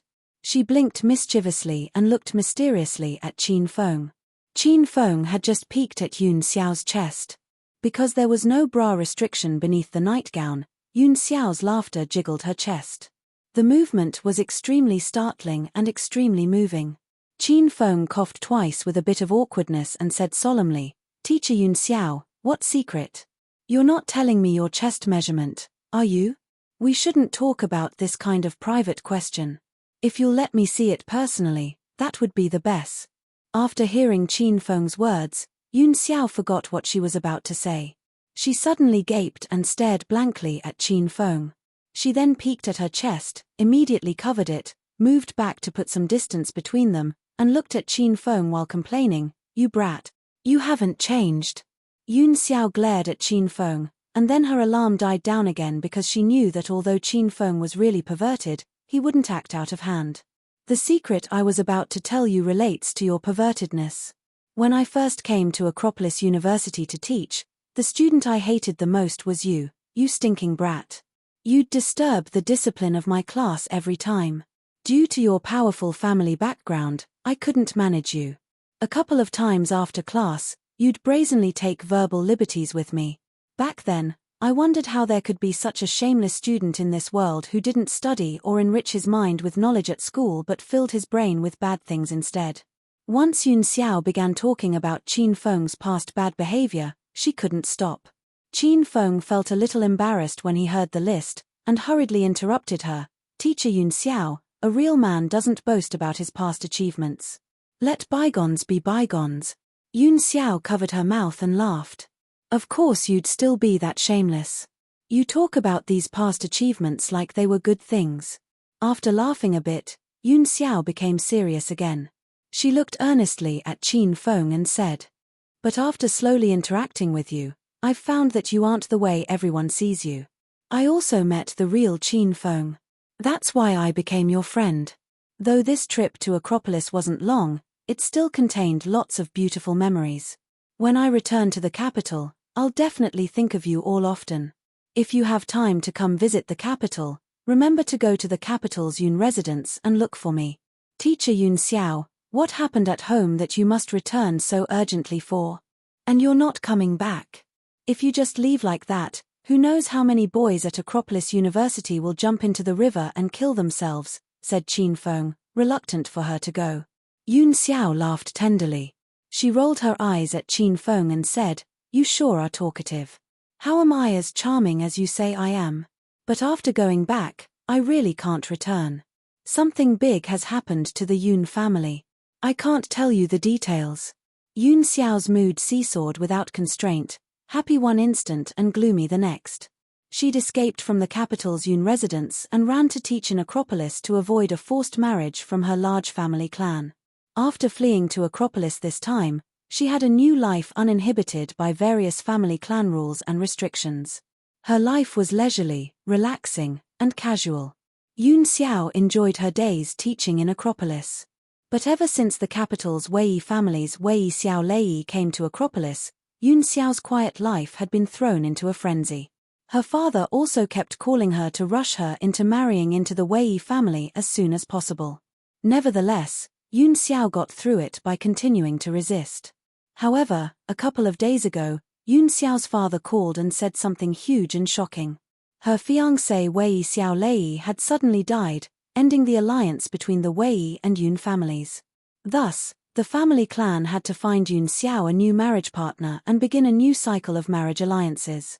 Yun Xiao was unwilling. She felt that these types of marriages weren't real marriages, and that she was like a commodity getting bought and sold. However, the Yun family was about to engage in the competition for selecting the heir. Yun Xiao had a younger brother who was a contender. If Yun Xiao could find a large family to marry into, she could give her younger brother a lot of support. That way, her younger brother would have a better chance of winning. Yun Xiao would compromise only for her younger brother. She was prepared to return to the capital's Yun family and wait to marry into some large family in the capital. Since Yun Xiao didn't speak, Qin Feng didn't pry. He thought of how he'd come mainly to rid Yun Xiao of her fear and social anxiety, so he changed the topic. Teacher Yun Xiao, how is your social anxiety? I can't explain properly, but after the last time you helped me with the qi massage, it seemed to get a bit better. I can now interact normally with females. As for males, if they stay 2 meters away from me in a public place, I also won't be afraid, said Yun Xiao earnestly. Qin Feng suddenly scooted close, stuck his body to Yun Xiao's, and lightly held her shoulders. He said, but you haven't exhibited any nervousness after talking to me in this enclosed room, or even now that there's no distance between us. Yun Xiao also thought this was weird. She wasn't too willing to touch other men, but she didn't have that feeling of resistance with Qin Feng. Yun Xiao thought a bit and said, maybe because you're my friend. You discovered my fear and social anxiety, and you're the doctor who's helping me fix it. Maybe I feel a bit differently toward you. Qin Feng agreed with Yun Xiao's words. He thought this must be the case. Teacher Yun Xiao, it seems that the qi massage from last time was effective. Why don't I help massage you again? Said Qin Feng while looking earnestly at Yun Xiao. Yun Xiao blushed slightly and immediately thought of the loving qi massage last time. The massage was indeed effective, but the two of them had to touch intimately, and Yun Xiao was still very shy. However, when she thought about how this might be the last time Qin Feng could give her a massage, She just gritted her teeth and agreed. She was also afraid that if she kept being hesitant, she'd make Qin Feng unhappy and make him think that she didn't trust him. Qin Feng, then I'll have to trouble you. Yun Xiao raised her head, and her entire face was red. Her face was delicate and beautiful, and her expression was charming and moving. When Qin Feng saw it, he fell into a bit of a daze.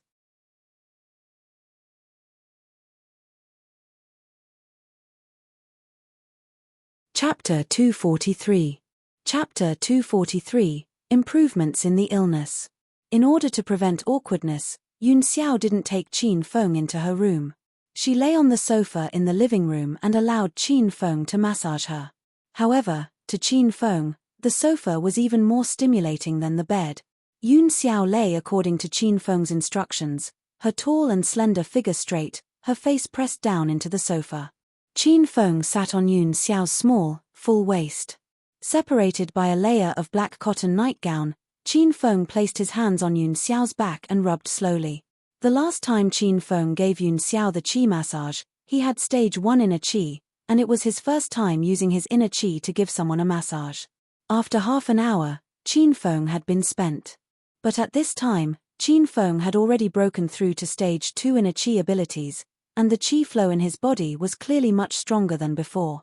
When he began massaging Yun Xiao, his skill and proficiency were considerably higher. Yun Xiao felt the massage more distinctly, and every so often she would moan. Social anxiety is a psychological ailment, and Qin Feng did a lot of medical research on the ailment to heal Yun Xiao. The cure had to employ both psychological and physiological methods concurrently for the results to be evident. Qin Feng kept talking to and interacting with Yun Xiao to help her psychologically, and used the qi massage to resolve the impeded qi and blood flows to help her physiologically. Though Qin Feng always smiled and looked like he wanted to take advantage of Yun Xiao, he never went astray. His main goal was still to cure Yun Xiao. In around 10 minutes, Qin Feng got Yun Xiao's qi to flow properly through the meridians in her back. He turned his body and sat on Yun Xiao's waist while facing the opposite direction. He was about to facilitate the blood and qi flows in Yun Xiao's legs. Teacher Yun Xiao, I'm now going to massage your legs to facilitate the blood and qi flows in your legs, so I'm going to remove your stockings for more effectiveness. As Qin Feng massaged Yun Xiao's back, he suppressed the urge to take Yun Xiao's nightgown off because if Yun Xiao was completely naked, she would feel a bit awkward. However, now that Qin Feng had to massage her legs, he felt there wouldn't be much of a problem with removing her stockings. Qin Feng's massage felt too comfortable. Yun Xiao felt a gentle qi flow back and forth through her body, so she couldn't help but make some noises. At the moment, her face was extremely red. Then get off me and turn away. When I'm done taking them off, I'll tell you. Yun Xiao spoke delicately. Her voice was so soft, it was like a fly. Qin Feng rose from the sofa and stood to the side with his back to Yun Xiao. Not long after, he heard the rustling sound of stockings being removed behind him. Qin Feng's heartbeat increased as he thought about how Yun Xiao might not be wearing undergarments beneath her dark-colored nightgown. Qin Feng, I'm done. A little over a minute later, he heard Yun Xiao's voice. It was gentler than the last time. She was clearly a bit embarrassed to have removed her stockings while Qin Feng's back was to her. Qin Feng turned and his eyes instantly brightened. Yun Xiao had finished taking off her white stockings, which were tossed to the side. She was already lying on the sofa with her long, fair legs uncovered, comfortably breathing in the fragrant air. Her calves were smooth and fully rounded without any excess flesh, and her thighs were fair and luminous. Her legs were as perfect as jade. Qin Feng looked at Yun Xiao's legs for a long time before regaining his senses. He immediately gathered his wits and sat back on Yun Xiao's waist. Then, he began to massage her legs. The skin on Yun Xiao's legs were ice-cold, smooth, and soft. Her calves and thighs were around the same thickness, and Qin Feng could completely grasp them with one hand. He first used his hands to hold Yun Xiao's ankles, then slid his hands up her calves. All the while, he sent qi from his body to the palms of his hands. His warm hands spread gusts of warmth onto Yun Xiao's jade-like legs. He went from her ankles to her knees, then from her knees up to her thighs. The skin around women's thighs are the most sensitive. When Qin Feng's hands slid along Yun Xiao's thighs, her heart rippled. The feeling was very strange, and it made Yun Xiao feel a light and airy thrill. When she felt the gusts of warmth skim across her legs, it felt as though someone was using their mouth to kiss her from her ankles to her thighs. It tingled like an electric shock. Compared to the comfortable feeling when Qin Feng massaged her back, when Qin Feng massaged her legs, it felt more stimulating and refreshing. Yun Xiao's moans increased, and Qin Feng wanted to go crazy when he heard them. Phew! Who knew how long later? Qin Feng suddenly exhaled deeply. He was done with Yun Xiao's massage. Compared to last time when Yun Xiao suddenly lost control and resisted in the middle of the massage, Yun Xiao was extremely cooperative throughout the entire massage. It was evident that her social anxiety had improved vastly. However, Qin Feng now only had less than 7 hours to help rid Yun Xiao of her social anxiety. He was afraid that he still wouldn't have the quest completed by 10 p.m. Teacher Yun Xiao, the treatment was very smooth this time. Based on your reactions, your condition has improved a lot. After Qin Feng completed the massage, he sat on the sofa and found a woolen blanket to cover Yun Xiao's body. Since she had just completed the qi massage, it was easy for her to see a cold. This small action made Yun Xiao's heart surge with warmth. She blushed, looked at Qin Feng, and said, "Qin Feng, I have to thank you for your help. If not for you, my condition might be so severe that I wouldn't be able to interact with anyone." Qin Feng smiled lightly. He looked at Yun Xiao's charming complexion and a blaze of desire passed through his heart. The most important thing is that teacher Yun Xiao is willing to trust in me. This trust expresses a significant approval of me. I also have to thank teacher Yun Xiao for this trust. Yun Xiao was originally a bit shy, but that shyness now disappeared. The more she interacted with Qin Feng, the more clearly she discovered his true nature.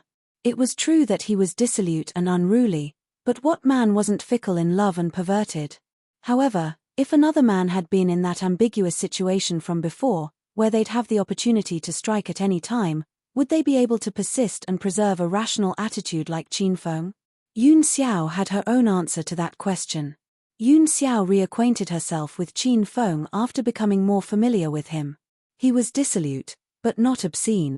Teacher Yun Xiao, you've been in Acropolis City for so long, but you haven't properly explored it, have you?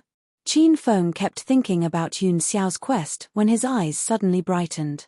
He wanted to take Yun Xiao out for a proper walk and go to places that were more bustling. If Yun Xiao could slowly get used to being in places with a lot of people without resisting, then her social anxiety might be spontaneously cured. "Yeah, I've been here for almost half a year, but I haven't really explored," Yun Xiao said with a bit of a laugh at herself. "Your flight is at 10 p.m. So if you're free this afternoon, would you be willing to explore Acropolis City with me? I'm young Master Qin, who was born and raised in Acropolis. I can find any large street or little alley with my eyes shut, and I'm a good and absolutely qualified tour guide." Qin Feng looked at Yun Xiao with a smile and began to entice her. Yun Xiao was rather stunned. She stared blankly at Qin Feng with her large, moving eyes. Walking and loving beauty are innate tendencies of every woman. As a pretty woman, how could she not like exploring the streets? However, when she'd just come to Acropolis, she hadn't been that familiar with the lifestyle, so she rarely walked around on her own. Now that Qin Feng offered, Yun Xiao was extremely happy. She actually really wanted to explore Acropolis City properly before she left. After all, she'd spent the happiest and most liberating time of her 25 years of life here after escaping the restrictions of her family clan. "Qin Feng, thank you so much. It's my luck that I met you in Acropolis City." Yun Xiao was moved by Qin Feng's offer. She couldn't help but suddenly dive into Qin Feng's embrace. She hugged his neck and buried her head in his shoulder. She wished she could continue to live without a care like this. Qin Feng was slightly startled by Yun Xiao's actions. The woolen blanket fell off her body, and the two of them were only separated by her dark-colored nightgown as she hugged him. Qin Feng had just seen that Yun Xiao wasn't wearing undergarments under the nightgown. Now that he felt the softness press against him, his guess was confirmed. "Teacher Yun Xiao, then go change and we can head out whenever." Qin Feng's top priority was still his quest, so all the rest of his thoughts were placed on the back burner.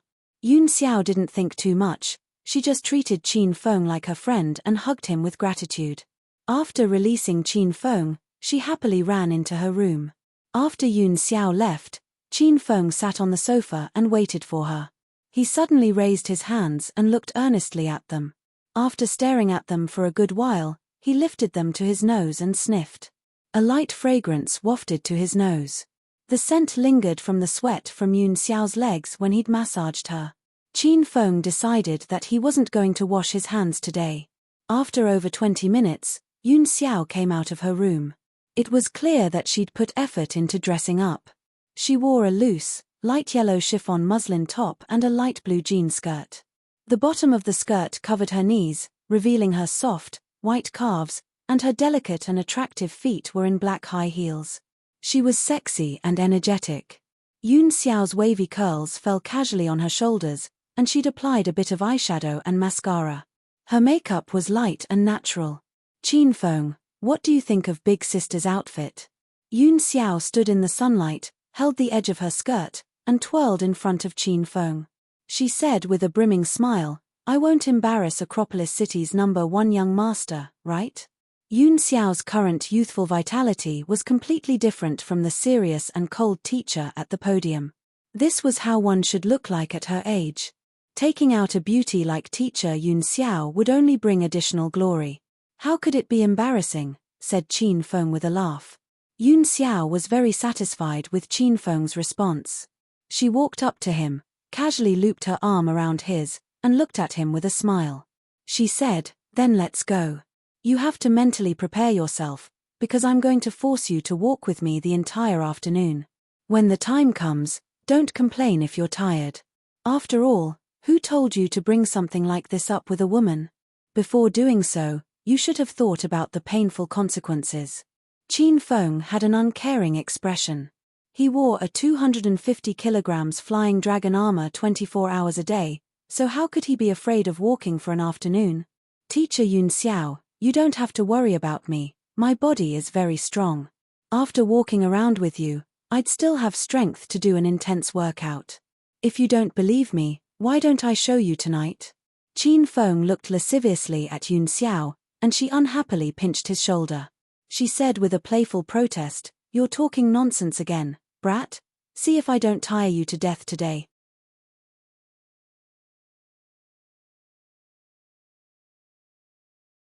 Chapter 244.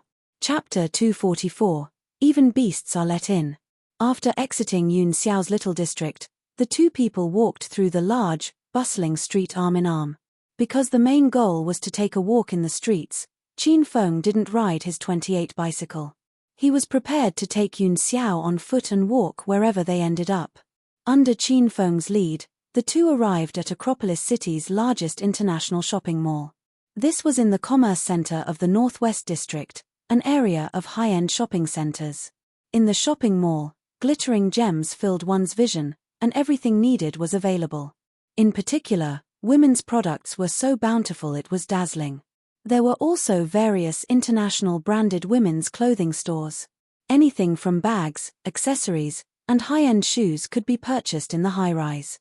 Yun Xiao hardly ever shopped in Acropolis, so she didn't know there were so many great shopping malls in Acropolis. Now that she was in the crowded mall, she was brimming with excitement. She only concerned herself with the attractive clothes and bags, and didn't exhibit any of the fear and alarm one suffering from social anxiety would have from the masses coming and going. Qin Feng was monitoring Yun Xiao the whole time.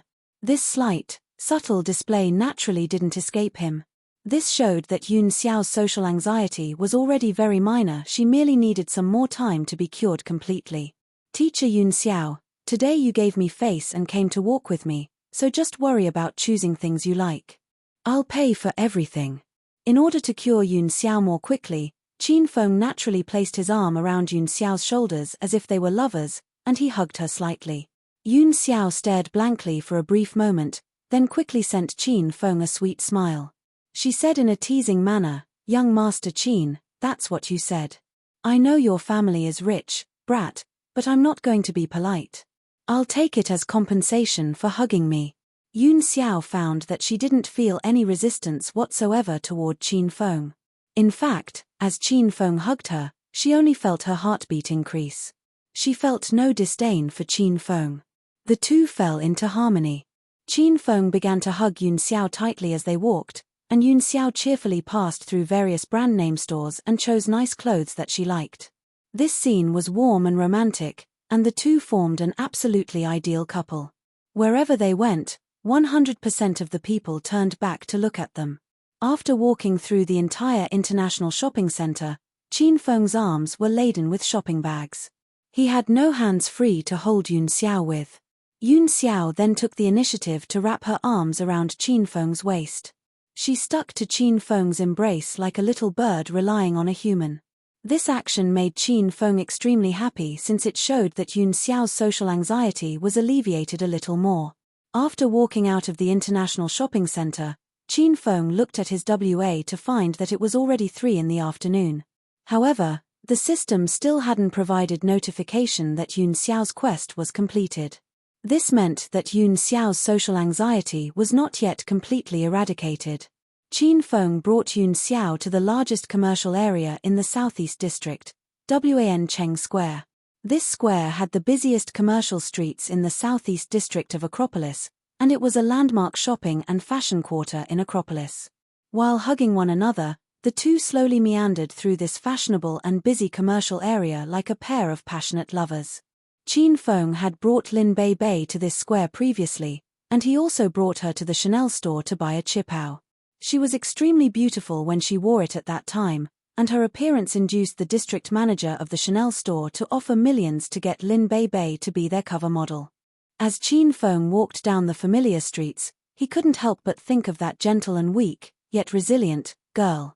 In Wancheng Square, Yun Xiao didn't buy too many things. Since Qin Feng was paying, she wouldn't actually exploit him without restraint. The two glanced fleetingly around them as they walked through the entire area. When they exited it, another half-hour had passed. Qin Feng felt a bit anxious when he looked at his WA to see that it was 5 in the afternoon, yet the system didn't provide any sort of notification. There were only 5 hours until Yun Xiao's plane took off. Taking into account the hour to get to the airport and board the plane, Qin Feng only had 4 more hours to help Yun Xiao get rid of her social anxiety. This quest was truly a bit thorny. Qin Feng, why don't we find a place to rest? I'm dead tired from walking the entire afternoon. Before leaving, Yun Xiao had been worried Qin Feng would complain about being tired during their excursion. However, Qin Feng's arms were laden with shopping bags and his expression remained unchanged, yet Yun Xiao was so tired she was panting. Qin Feng smiled as he weighed Yun Xiao's tired, slightly flushed, and charming face. He said, "Teacher Yun Xiao, I know Lotus Lake is nearby. It's currently the season for lotuses, so why don't we rest while rowing a boat and admiring the flowers and the scenery?" Yun Xiao's mesmerizing eyes shone. She took Qin Feng's arm and nodded vigorously. She said, "Yes, let's go right now." Under Qin Feng's lead, the two quickly arrived at the lotus pond nearby. This was a scenic district. Since the lotuses were in bloom, there was an extremely large number of people rowing boats. Qin Feng and Yun Xiao rented a 2-person pedal boat. After sitting on it, Yun Xiao lay on the boat to rest while Qin Feng pedaled the boat toward the middle of the pond. The middle of the lotus lake was a lotus pond that was sectioned off by bamboo. The scenery was extremely beautiful. Most of the visitors rowed their boats to the center of the lotus pond to take pictures for their memories. "Qin Feng, your stamina is pretty good. I thought you were bluffing earlier." Yun Xiao admired the scenery around her while casually chatting with Qin Feng. Qin Feng looked at Yun Xiao while smiling. "Teacher Yun Xiao, it's not too late to know that now. Do you want to try some intense exercise with me when we get back later?" Of course Yun Xiao knew what kind of intense exercise Qin Feng was hinting at. Her charming face suddenly reddened. She glared unhappily at Qin Feng. "In your dreams. I don't want to do that." Qin Feng was just joking. He felt that saying these lovey-dovey things would help rid Yun Xiao of her social anxiety. He continued to pedal the boat forward with a brimming smile. Boom! They had just gotten to the middle of the lake when a dull sound came from the tail of the boat. Then the boat jolted and swayed. Yun Xiao was so frightened that she immediately grabbed Qin Feng's arm. Qin Feng turned his head to see a motorboat heading toward them from behind. "Ha, beauty, want to play on these big brothers' speedboat?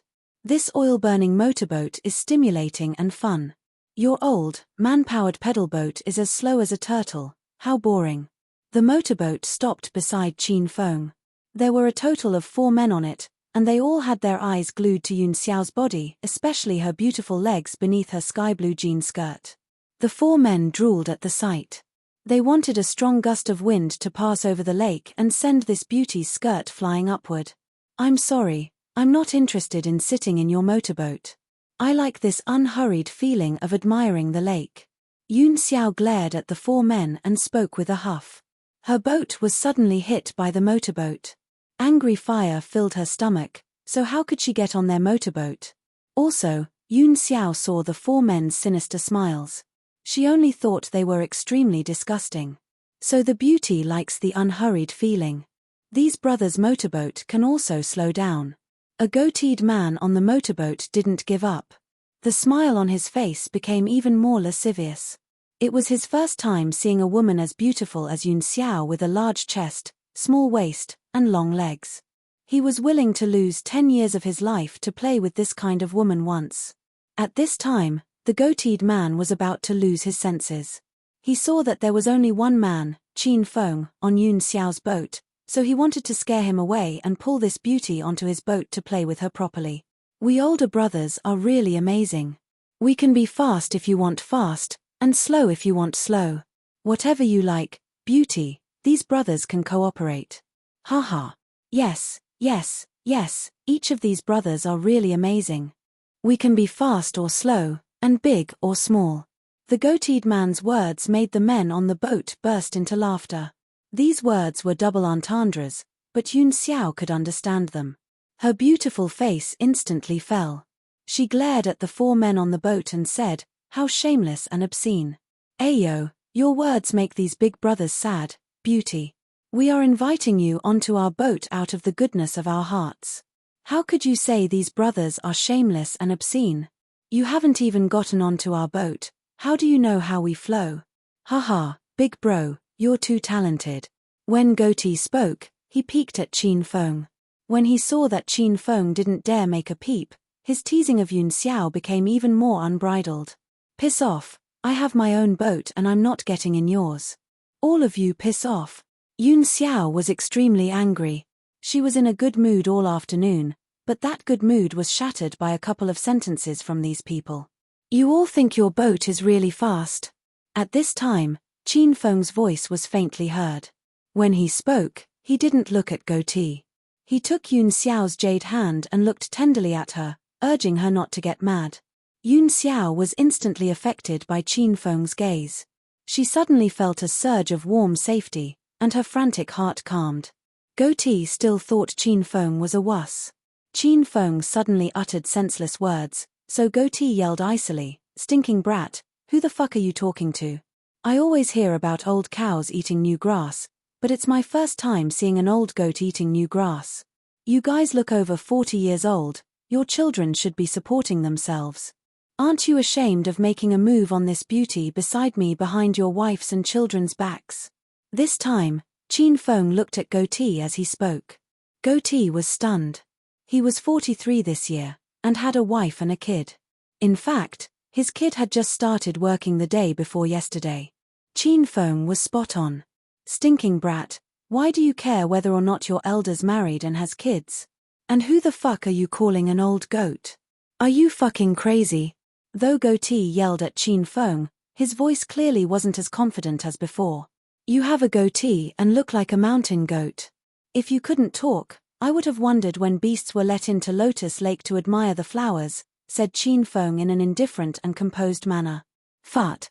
Yun Xiao, who was suppressing her anger, suddenly couldn't help but burst into laughter. She just discovered that this Qin Feng was too cute and too talented. He was even skilled at insulting people. The 4 men had previously made Yun Xiao impossibly angry, but her mood was now extremely good. She took Qin Feng's arm tightly and refused to let go. Goatee froze for a long while. His expression then suddenly changed drastically as he glared viciously at Qin Feng and yelled, "Are you fucking calling your elder a beast? You're really something, brat. See if your elder doesn't kill you." As Goatee spoke, he looked like he wanted to jump onto Qin Feng's boat and fight him. Qin Feng didn't look frightened in the least. He said calmly, "Old goat, I urge you to pause. Lotus Lake is a scenic tourist area, and there are security guards everywhere. If you dare make a move, you'll only be arrested." Goatee's extended leg was immediately rendered immobile. Qin Feng's words were very logical, and Goatee instantly didn't dare make a move on Qin Feng. "Stinking brat, then hurry up and jump into the lake for your elder. I'm in a good mood, so I'll spare you once." Goatee found that his situation suddenly became really awkward. If he didn't make Qin Feng look bad today, he wouldn't back down. Qin Feng smiled lightly. He looked at Goatee like one would look at an idiot and said, "Old goat, you want me to jump into the lake? Then let's make a bet. If you win, I'll jump immediately. If you lose, then the four of you will jump together and you have to take your clothes off before jumping."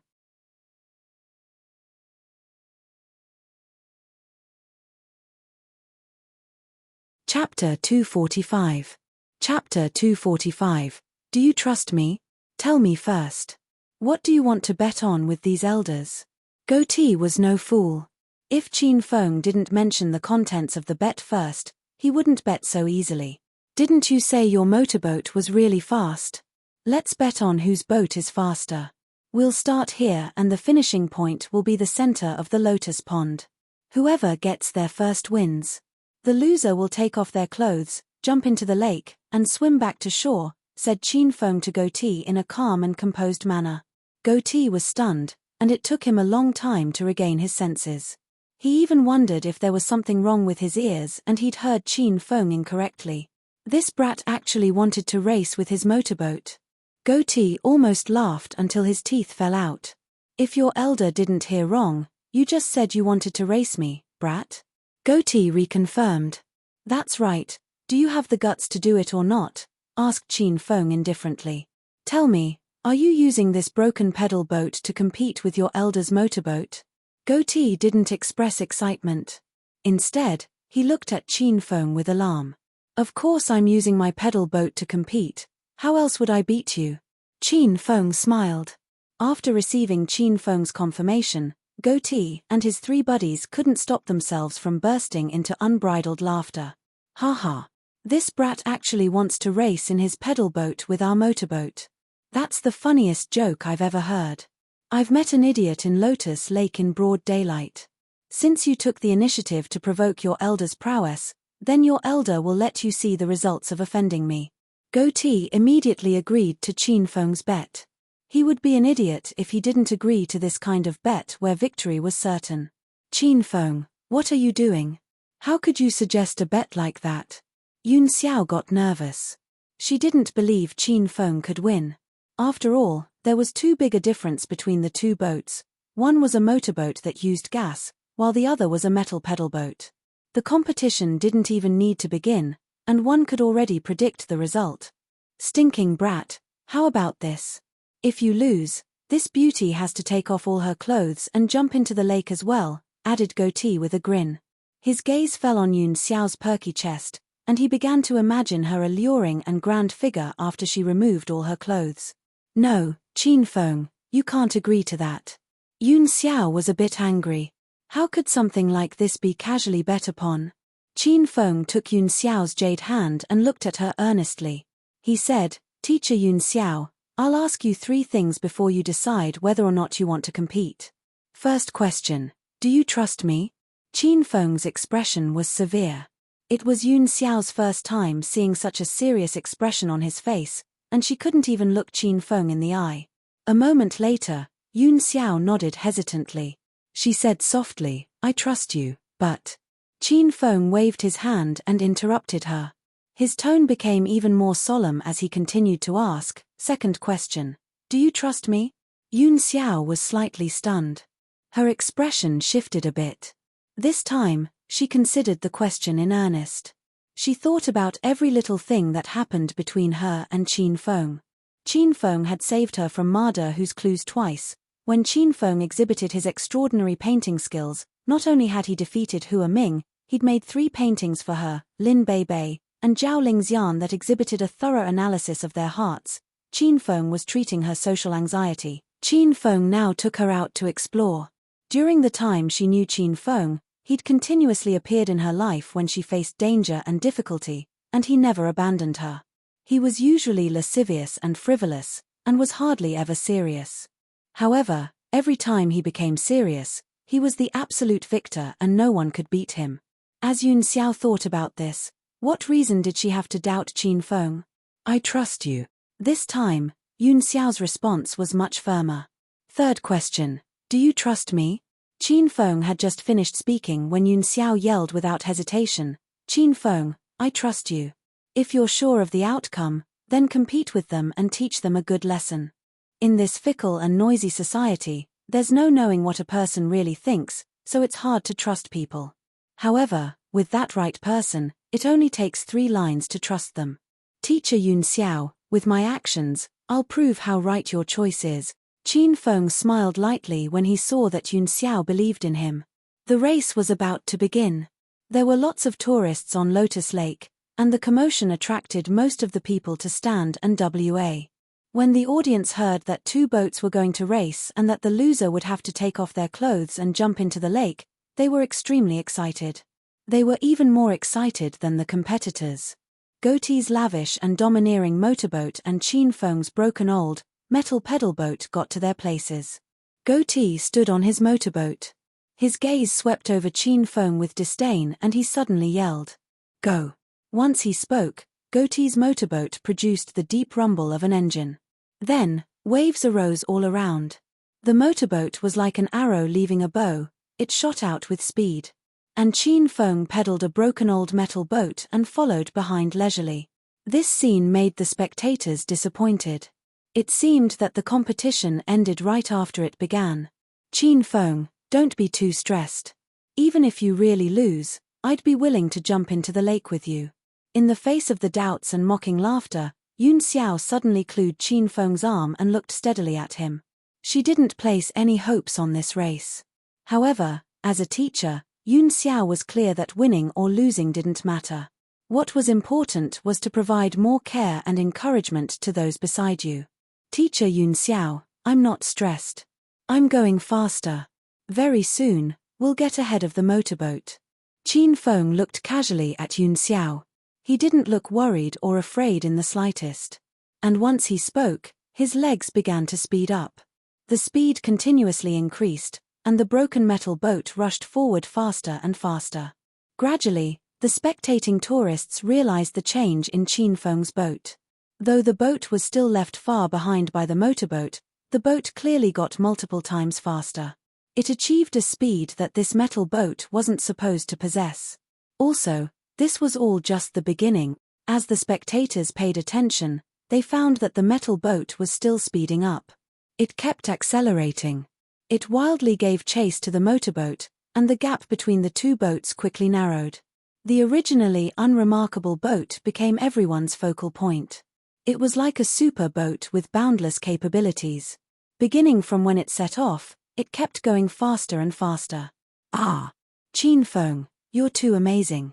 It's such a great feeling that this broken metal boat could be pedaled at such a speed. Sitting on Qin Feng's metal boat was like sitting on his 28 bicycle. Yun Xiao felt that this metal boat was going to fly off the surface of the lake. Once again, she felt the excitement of forgetting everything under absolute speed. Qin Feng flashed Yun Xiao a slight smile. His legs continued to pedal quickly. At this time, he exerted all the speed within him. This was the speed possessed by a martial artist of Stage 3 external and Stage 2 inner abilities, not a speed a normal person could attain. Qin Feng's legs already became blurs. They looked like 2 electric fans spinning at high speed, and were even much faster. Whoosh! The speed of the metal boat already surpassed that of the motorboat. Bam bam! Everywhere the metal boat passed, it formed waves as tall as a person. The surrounding tourists stared, dumbstruck. Quite a few of them rubbed their eyes several times, yet the scene before them remained unchanged. They were so stunned that their jaws were about to fall out. They couldn't understand how a broken metal boat could be so fast. How strong would the legs of the person pedaling have to be? Haha, that man on the metal boat is really an idiot. He's actually using a pedal boat to race with our motorboat. This elder really wants to meet this kind of idiot every day, boast, and feel this face-slapping feeling. The 4 people on the motorboat were in the middle of drinking beer in celebration because they were not even 200 meters from the finish line. They estimated that by the time this cup of beer went into their stomachs, they'd already have won the race. Not only is the man crazy, the woman is abnormal as well. She knew they were going to lose, yet she didn't stop the man. I'm waiting to win this race. That beauty take off all her clothes and jump into the lake, then feel her up underwater. Haha. Haha, I want to go too. Big brother. Look, what in the world is coming up behind our motorboat? They were all in the middle of laughing when one of them suddenly glanced behind them. He'd wanted to see if he could still make out the shadow of the metal boat, but he ended up getting so shocked by the scene before his eyes that he almost fell into the lake. The other 3 heard the news and also looked back. The 3 of them were instantly resentful and shaken. They saw waves as tall as a person rising and falling, and a blurry object wrapped within the layers of waves flying toward them. In the blink of an eye, it already surpassed their speedboat. Fuck, is this a water monster? Hurry and dodge it, don't let the water monster hit us. Goatee was the first to regain his senses. He immediately changed the direction of the boat to get away from Qinfeng's metal boat. The other 3 people also regained their senses. They continued to stare at the water monster. At this time, they could see it clearly. How the fuck was this a water monster? It was actually that broken metal boat. Big brother, bad news. That guy passed us and his metal boat is already at the finish line. One lackey yelped in shock. He still hadn't completely regained his senses. Goatee immediately looked at the finish line. All he saw was that Qinfeng's broken metal boat really was at the finish line. At this time, he was drifting in circles around the center of Lotus Lake. The metal boat's spinning caused layers of large waves, eliciting applause and praise from the surrounding tourists. The scene was incomparably magnificent. Qinfeng, you're too amazing. There really isn't anything you can't do. Yun Xiao sat on the metal boat and was so excited that she could fly. She basked in the feeling of the quickly spinning metal boat and sat there weighing the changing scenery that came and went, along with the layers of waves. This was a dreamlike scene, an impossible scene that appeared countless times in Yun Xiao's dreams. At this instant, Qinfeng helped make a scene from her dreams come true. Yun Xiao hugged Qinfeng's neck with excitement. She pressed her entire delicate body into Qinfeng's embrace. The metal boat turned for a good number of times before slowly stopping. The splashing water slowly settled, and Qinfeng's metal boat became clear. When the spectators clearly saw that this romantic spectacle had been formed by a broken boat, their eyes almost fell out their sockets. Qinfeng, I can't do it anymore, I'm too dizzy. After the metal boat came to a complete stop, Yun Xiao felt gloomy. Those couple of minutes of fast spinning were indeed hard to bear. Qinfeng was completely fine. He'd broken his limits several times, so his body achieved new heights and normal people couldn't compare with him. He quickly arrived beside Yun Xiao and supported her body, pressing her upper body into his embrace. He helped fix her windswept hair and began to lightly pat her back. At this time, Goatee and his men's motorboat arrived. However, the 4 men's faces held no trace of the arrogance and contempt from before. They all scowled miserably and looked as horrible as men whose parents had died. Goatee, I didn't think you'd yield to me in such an important race. It appears that you 4 like swimming nude and intentionally let me win so you could swim nude in Lotus Lake. Then slip off your clothes and jump into the lake, said Qinfeng as he smiled at the 4 men on the boat.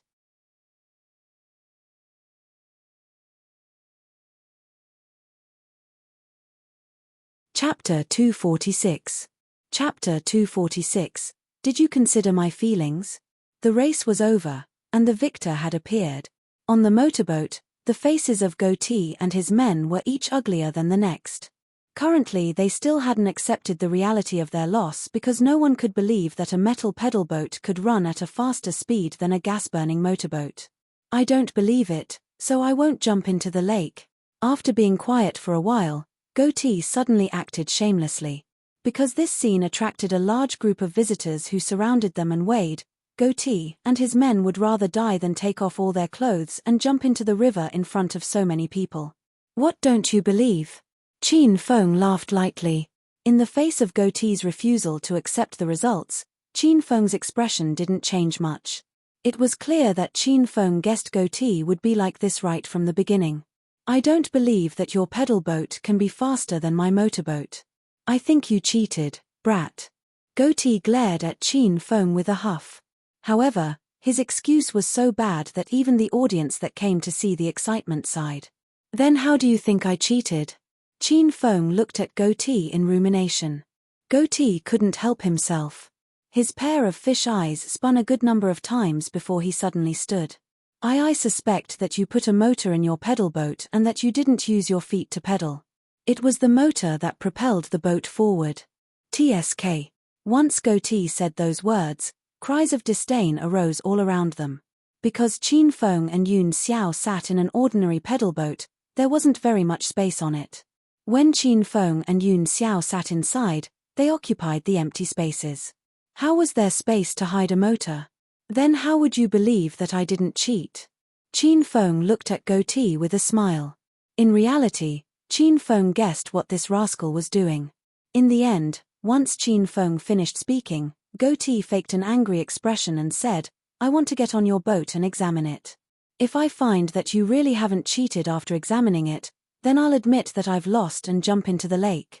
Your elder isn't trying to act shamelessly with you. Your elder can lose, but he can't lose without understanding the situation. Goatee exhibited a condescending expression and put on a very convincing act. In reality, he already had a plan. He was going to use the excuse of examining the boat to get onto Chin Feng's boat. Then, when Chin Feng and Yun Xiao weren't paying attention, he would personally push the two of them into the lake. Chin Feng, don't trust his bullshit. A scoundrel like this is entertaining some sort of errant thoughts for sure. Who knows what he's scheming? Yun Xiao could see that Goatee's gaze wasn't quite right. She covertly tugged at Chin Feng's arm and quietly cautioned him. Chin Feng's face was filled with a careless smile. He looked at Goatee and said, Old goat, then hurry and get on the boat to examine it. I can assure you that I haven't any cheating devices on my boat. After you're done examining it, then jump into the lake with the other three of you. After seeing that Chin Feng agreed, Goatee gave the three lackeys a look, then smiled and stepped onto Chin Feng's boat. At this time, Chin Feng had already moved to make room for him and shifted to Yun Xiao's seat. Since there was very little space and Chin Feng occupied the seat, Yun Xiao could only sit in Chin Feng's embrace. Teacher Yun Xiao, your body is so soft and fragrant. Hugging you is really comfortable. Chin Feng had just hugged Yun Xiao, and then he blew a hot breath into her ear. Yun Xiao was so shocked that she almost yelped. She rolled her eyes at Chin Feng unhappily. Chin Feng, what time is it? Can't you be more proper? You have to be careful of that Reed man. I'm certain he has ulterior motives for getting on the boat. Chin Feng laughed but said nothing. He hugged Yun Xiao more tightly. How could Chin Feng miss such a great chance to take liberties with teacher Yun Xiao? Thump. At this time, Goatee hopped onto Chin Feng's pedal boat. Seeing Yun Xiao up close, Goatee's eyes almost popped out of his skull. Not only was this woman's face beautiful, her figure was fiery and sexy. Goatee began to be jealous of and hate Chin Feng.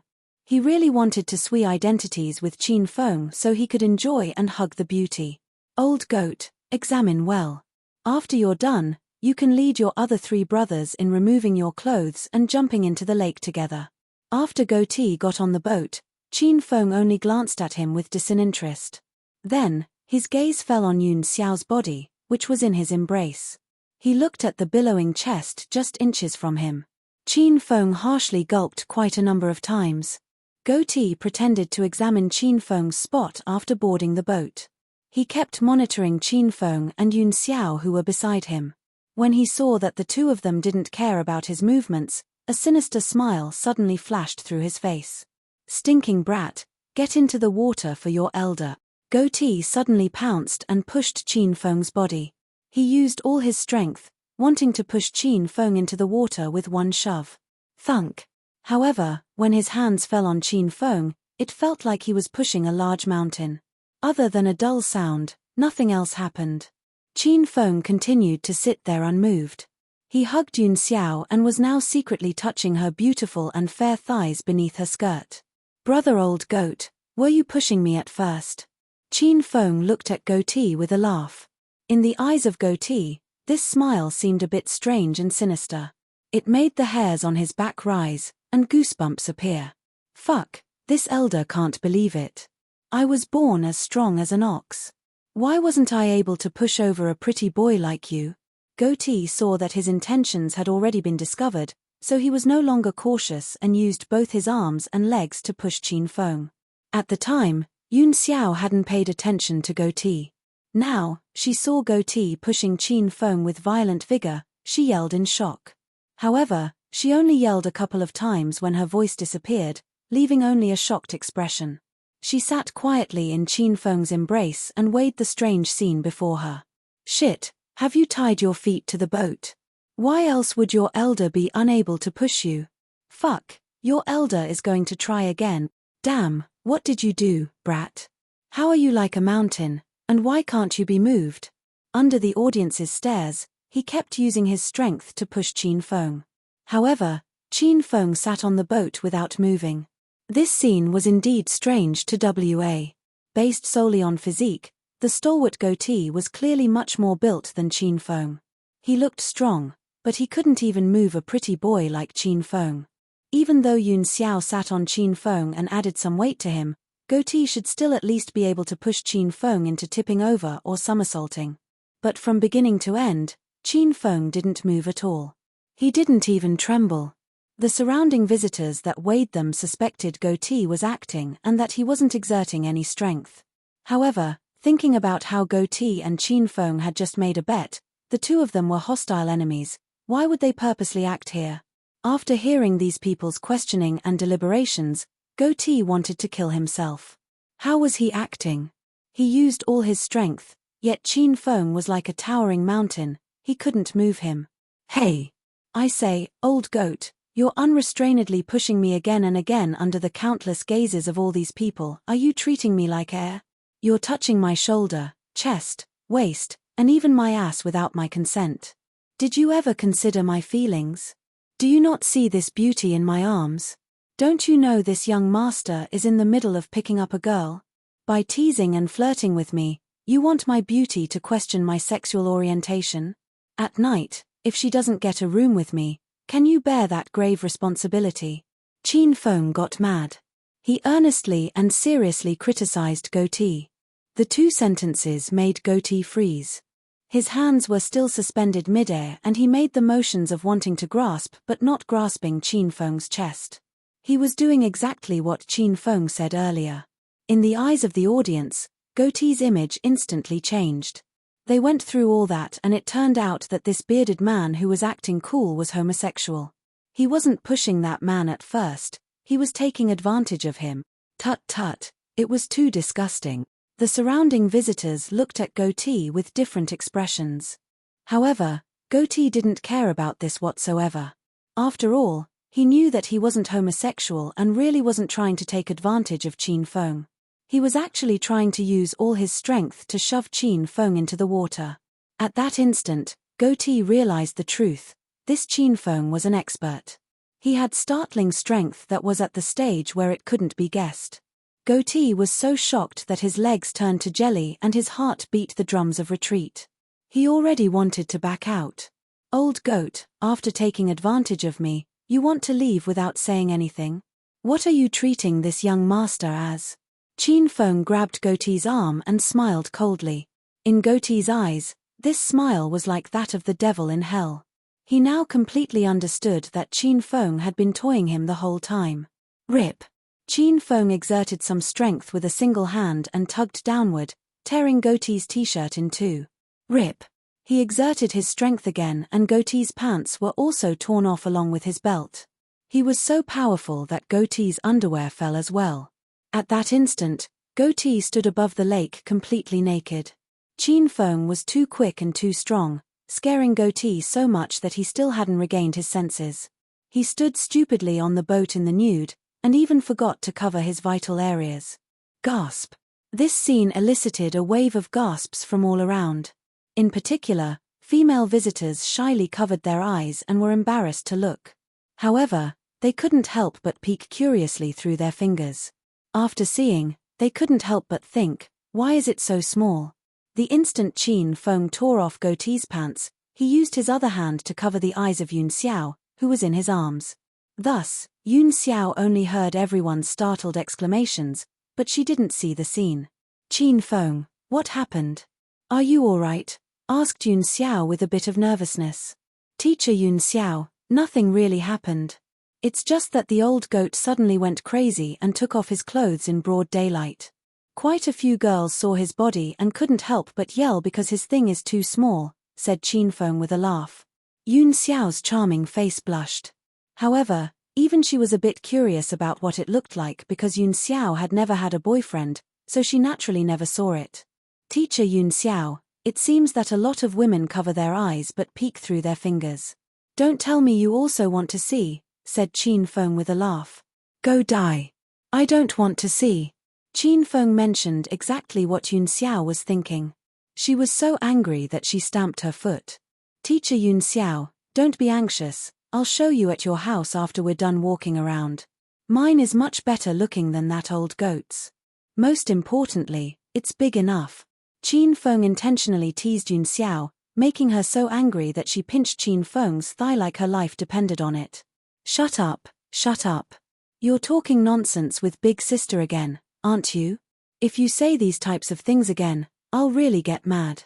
Qin Feng stopped teasing her when he saw how flushed she was.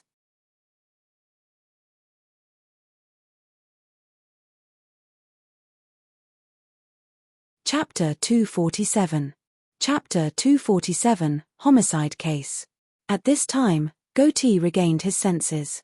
Once he realized he was standing completely naked in front of an audience, he was so angry that he almost clenched his teeth hard enough to swallow them. Plop! Goatee didn't need Qin Feng to force him into the water, he bravely jumped into the lake of his own accord. He couldn't keep exposing his body for the world to see. Fuck! What's wrong with Big Brother? Did he get possessed by a water ghost? At this time, Goatee's 3 underlings came to.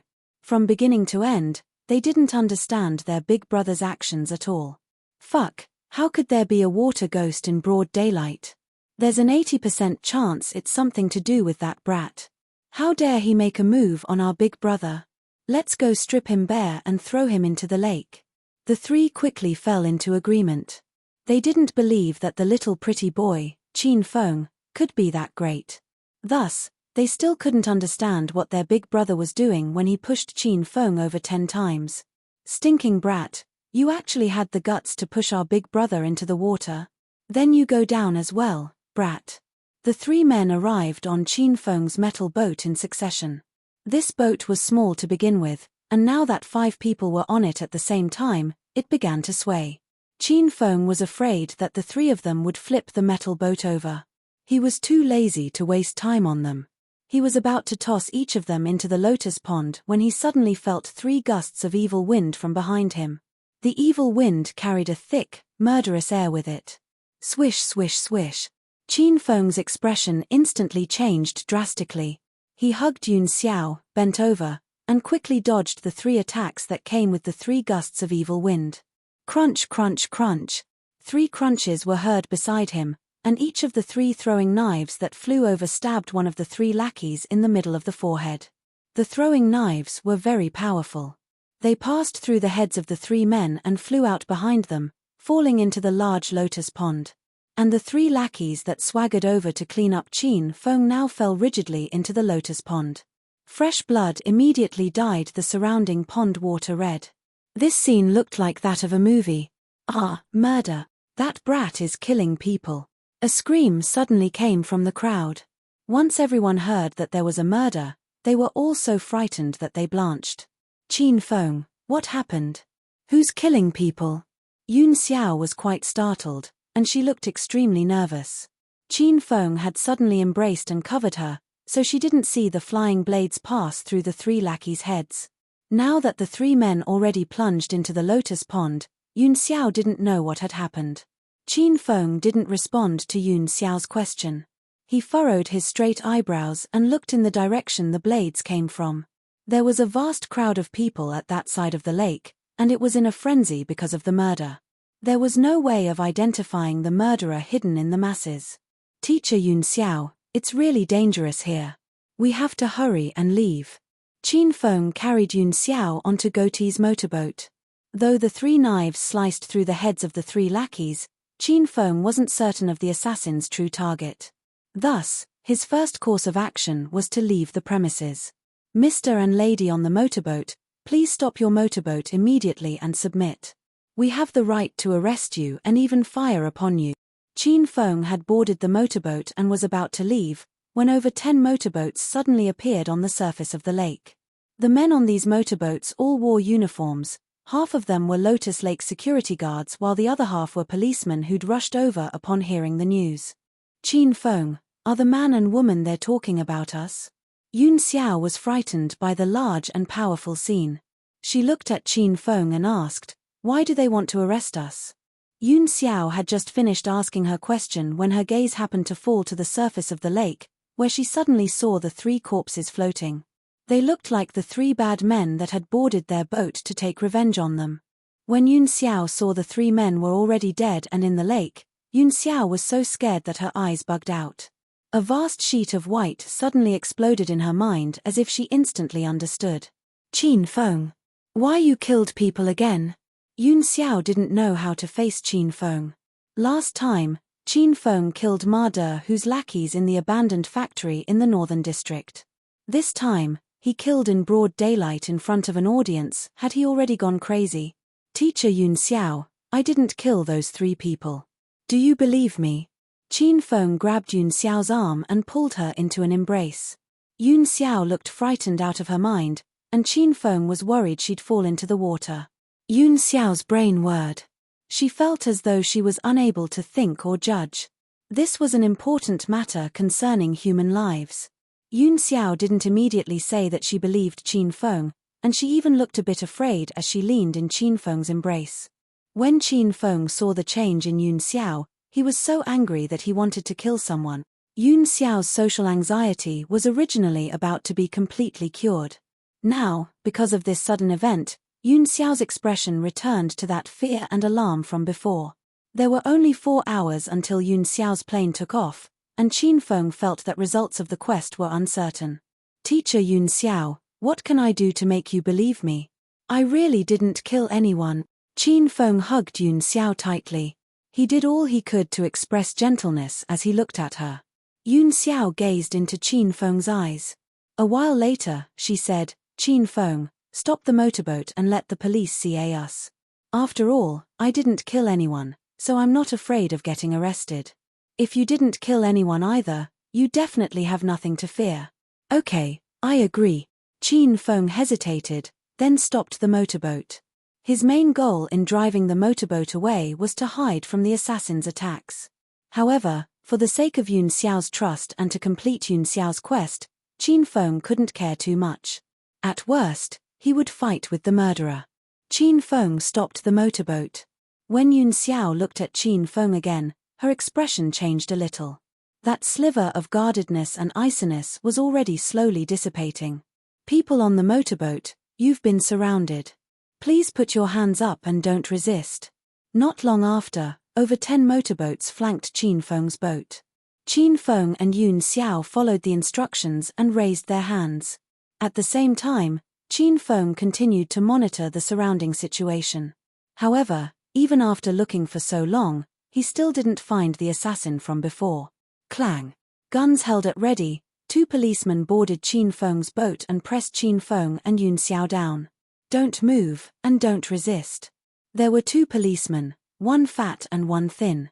The fat one detained Qin Feng, and the thin man was prepared to restrain Yun Xiao. I stopped the boat for you all to see us, so I'm already giving you all a lot of face. It would be best if you didn't touch that woman, she can walk herself.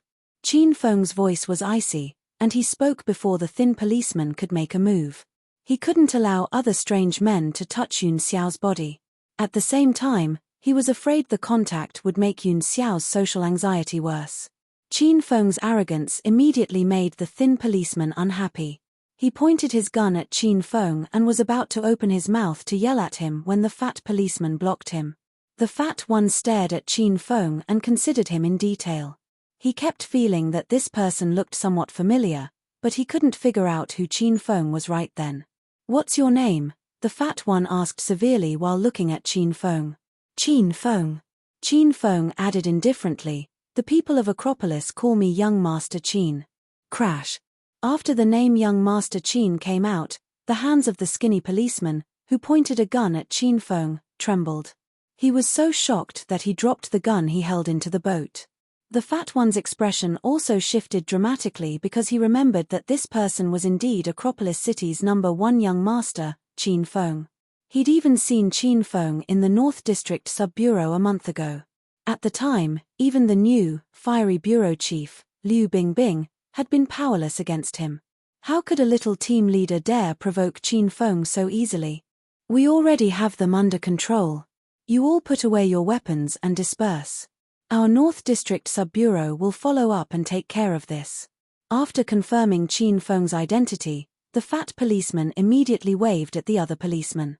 After they received his command, they put away their weapons and drove their motorboats to take care of the 3 lackeys' corpses. At the same time, some dispersed to placate the frightened crowds. After these people left, the fatty's expression changed. A smile filled his face as he looked at Qin Feng and said, "Young Master Qin, if I offended you earlier, please forgive me. However, this situation has become a homicide case, so I still have to inconvenience young Master Qin to come back to the station with me to record a statement and go through procedure." Qin Feng thought about Yun Xiao's quest.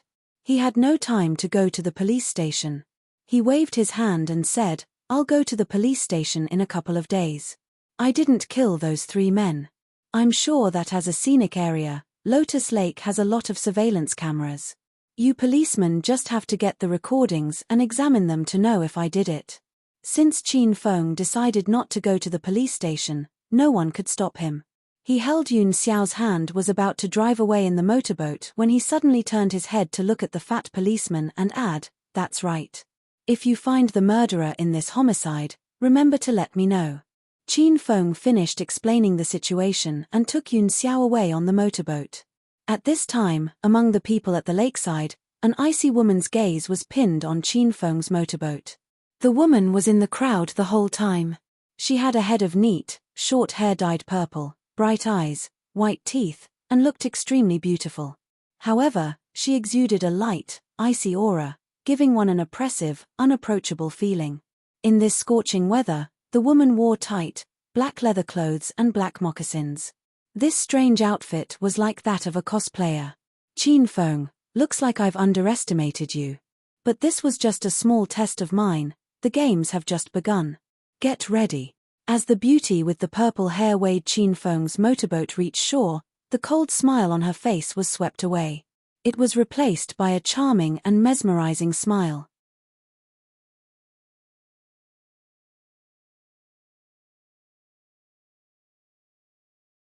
Chapter 248. Chapter 248, Yun Xiao's Thoughts. "Qin Feng, we really aren't going to the police station to give a statement?" asked Yun Xiao worriedly once the two of them arrived on shore. "Teacher Yun Xiao, for your 10 p.m. flight, I'm going to take you home at 8 to pack, then take you to the airport at 9. It's already 6, so I'm afraid we won't have enough time," said Qin Feng as he looked solemnly at Yun Xiao. "Don't worry. Those 2 policemen know I'm young Master Qin. If I really killed someone, they'll come look for me for sure. I wouldn't be able to escape even if I wanted to. I just feel that teacher Yun Xiao doesn't have much time in Acropolis, so I wanted to walk around with you some more and leave better memories. I don't want this matter to affect all of our beautiful memories today." Qin Feng weighed Yun Xiao passionately, and Yun Xiao mustered up the courage to look at Qin Feng gently. She saw sincerity and seriousness in Qin Feng's eyes. A surge of warmth rose in her heart, and she hugged Qin Feng tightly. Qin Feng, thank you. Even if I leave Acropolis City, I'll never forget you. Teacher Yun Xiao, you must feel really down right now, don't you? Qin Feng only had 2 hours left to complete his quest. He suddenly thought of another way to complete his quest. He would have to see whether or not it would work. After experiencing the homicide earlier, normal people would feel down and depressed, and Yun Xiao was no exception. She nodded lightly at Qin Feng. Have you been to a bar? Asked Qin Feng. Yun Xiao released Qin Feng and looked at him with a bit of doubt as she said, No. I've heard it's really chaotic there. I wouldn't dare go. As a girl from the capital's wealthy Yun family, Yun Xiao grew up with a more conservative ideology. She placed great value on chastity and never went to those chaotic places. Teacher Yun Xiao, I'll take you to a bar. This is your first time going to a bar, and will probably be your last. Qin Feng began to entice Yun Xiao.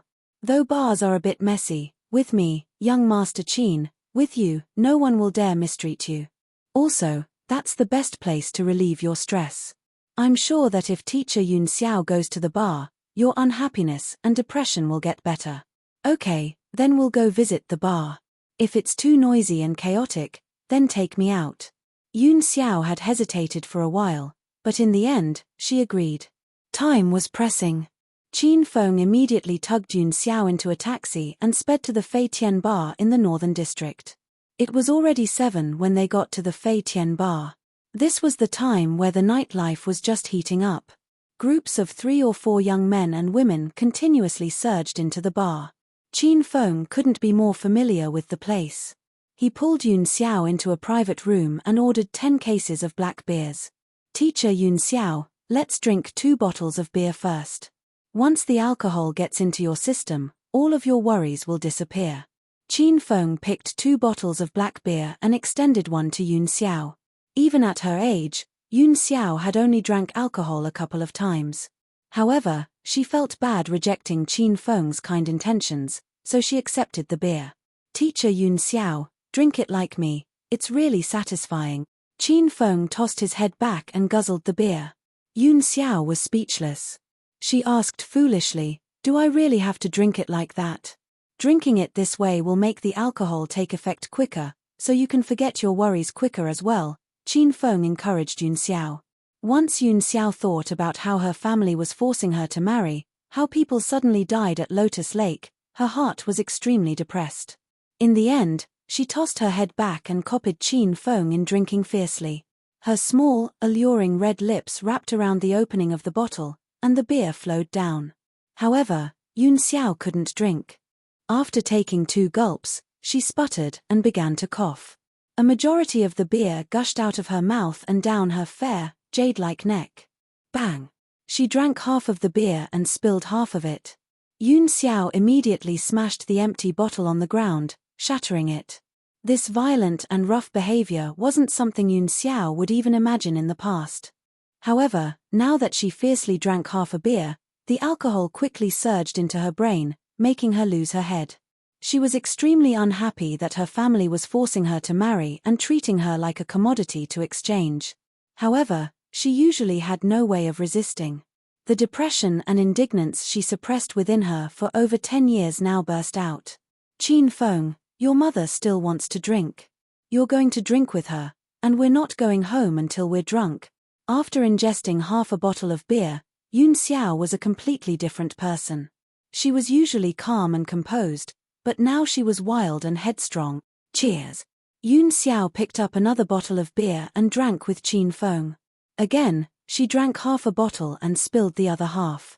The entire top half of her body was drenched in beer, and the light yellow chiffon shirt stuck to her body, providing beauty from being partially hidden and partially exposed. I don't want to be forced into marriage. I don't even know who the other person is. I feel like a commodity raised by the family clan as a sacrificial offering. I'd rather be the child of a normal family.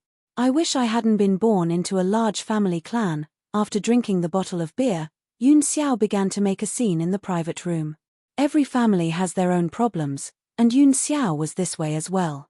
When other people were jealous that Yun Xiao had been born from a large family clan and jealous of her lavish life and powerful background, they didn't see her hidden pain and helplessness. Qin Feng saw that Yun Xiao had enough alcohol and pulled her out of the private room and onto the dance floor. The dance floor was filled with people. They were all young men and women twisting their bodies to the energetic music. Qin Feng leaned over and yelled into Yun Xiao's ear, "Teacher Yun Xiao, let go of your preconceptions, let go of your body, and sway to the music to your heart's desire." He'd taken Yun Xiao to the bar to make a last-ditch attempt at this quest. He wanted to first get Yun Xiao half drunk and take her to the dance floor to dance. There were all types of people on the dance floor, so if Yun Xiao could withstand this loud and chaotic environment and not be resistant, then her social anxiety would be completely cured. "Qin Feng, there are a lot of people here. It's really noisy. Let's go back into the private room." Once Yun Xiao got to the dance floor, she was clearly a bit uncomfortable. "Let's not be in a hurry to drink right now, dance with me for a bit. Let's go back and drink after we're tired from dancing." Qin Feng held Yun Xiao and didn't let her leave. Since social anxiety is a psychological ailment, sometimes it has to be cured by forceful stimulation. "Teacher Yun Xiao, don't be nervous. Look at how happy everyone is dancing. Move like me. When you start dancing, you'll enjoy the feeling." Qin Feng was the prince of nightclubs. At this time, he intentionally twisted his body to bump into Yun Xiao's, making her blush. "No, I still can't dance, and I don't really like this environment." Yun Xiao began to struggle in Qin Feng's embrace. She already expressed bits of her social anxiety. "Yun Xiao, just finish dancing this one song with me. After this song is over, we'll go." Qin Feng held Yun Xiao tightly and refused to let go. He couldn't let Yun Xiao do as she wished this time. He hugged Yun Xiao firmly and the two of them began to dance. They were pressed closely together, so Qin Feng could smell Yun Xiao's fragrance as he breathed. Yun Xiao was so startled by Qin Feng's actions that she was speechless. Her body became stiff and she was so nervous that her heart was about to burst out of her chest. When Qin Feng saw that Yun Xiao wasn't resisting, he used more strength and began to touch her dishonestly. Yun Xiao immediately looked as if she had been shocked by lightning. Her mesmerizing eyes stared at Qin Feng and an iciness passed through her. Whack! Yun Xiao suddenly extended a slender jade hand and slapped Qin Feng in the face. After hitting Qin Feng, she shoved him away, turned, and ran. As a conservative woman, she absolutely couldn't accept this kind of behavior. Slapping Qin Feng wasn't considered much. If it were another man, Yun Xiao would have kicked his. Qin Feng sighed deeply as he weighed Yun Xiao's retreating body. He didn't care that Yun Xiao slapped him, he only felt an unnamed melancholy. He knew that his plan failed, and it seemed that there was no way he could complete the quest regarding Yun Xiao's social anxiety. However, Qin Feng couldn't accept that if he failed the quest, Yun Xiao would be unable to interact with people for the rest of her life. Qin Feng would rather the system punish him than have Yun Xiao suffer this punishment. He stood on the dance floor in a daze for a moment. Then, he returned to the private room and saw another 3 empty beer bottles on the table. It was clear that Yun Xiao drank them. However, Yun Xiao wasn't in the lounge of the private room. She was probably in the bathroom because Qin Feng heard running water coming from it. Qin Feng sat limply on the sofa and drank while minding his own business. After drinking for who knew how long, Qin Feng finished all of the beer on the table, yet he didn't see Yun Xiao come out. Qin Feng felt that enough time had passed, so he stood, walked to the restroom, tugged on the unlocked door, pushed it open, and walked in. "Teacher Yun Xiao, it's time to go, I'll take you back. Rest a bit at home, then it'll be time to board the plane." The restroom was very large, it was a total of 30 square meters. Once Qin Feng went in, he began to shout into it. Qin Feng didn't hear a response from Yun Xiao, only crying. Yun Xiao sat on the window sill of the restroom. Her mussed hair covered her charming face, her yellow chiffon shirt was completely drenched and smelled of beer, and her sky blue jean skirt was also a bit wet. She sat sobbing loudly on the window sill. "Teacher Yun Xiao, what's wrong?" Qin Feng quickly strode up to Yun Xiao's side and helped straighten out her hair. "I only touched your body because I was just trying to help cure your social anxiety. I really wasn't thinking of anything else. When Qin Feng saw Yun Xiao's look of despair, he felt a stab in his heart. He thought Yun Xiao was like this because he touched her. However, Yun Xiao wasn't crying because of this. After slapping Qin Feng and returning to the room, she was slightly regretful of her actions because she knew Qin Feng wasn't that kind of person. She knew Qin Feng wanted to help cure her ailment.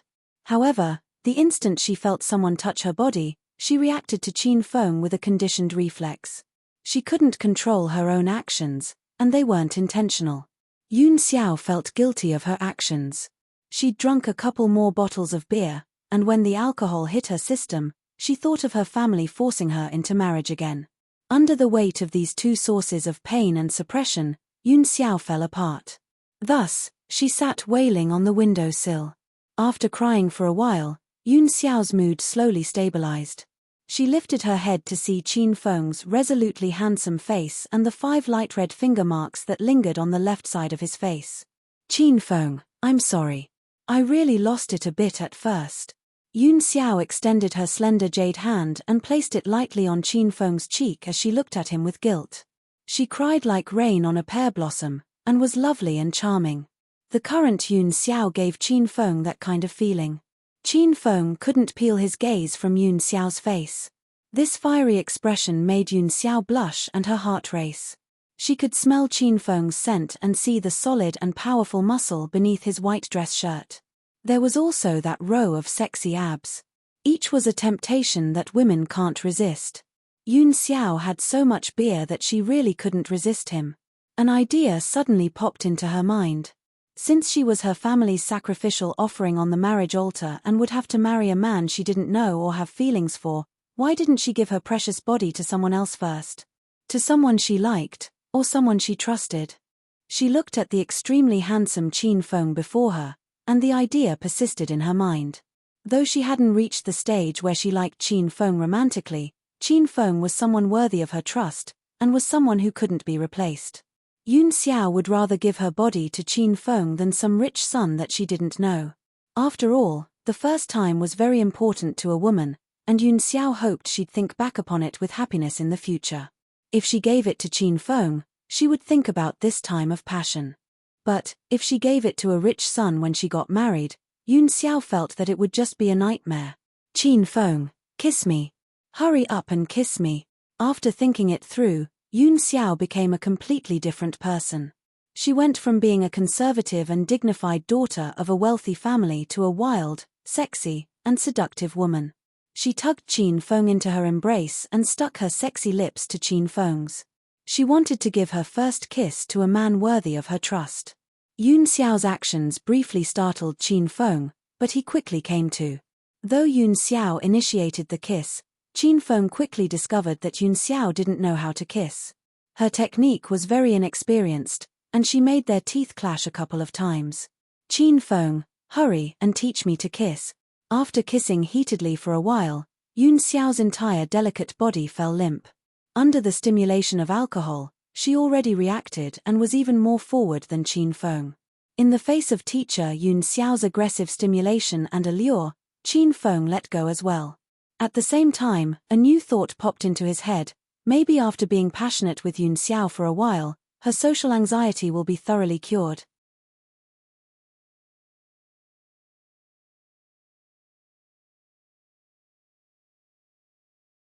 Chapter 249. Chapter 249. The moon was like a silver plate, the cool breeze rustled in the air.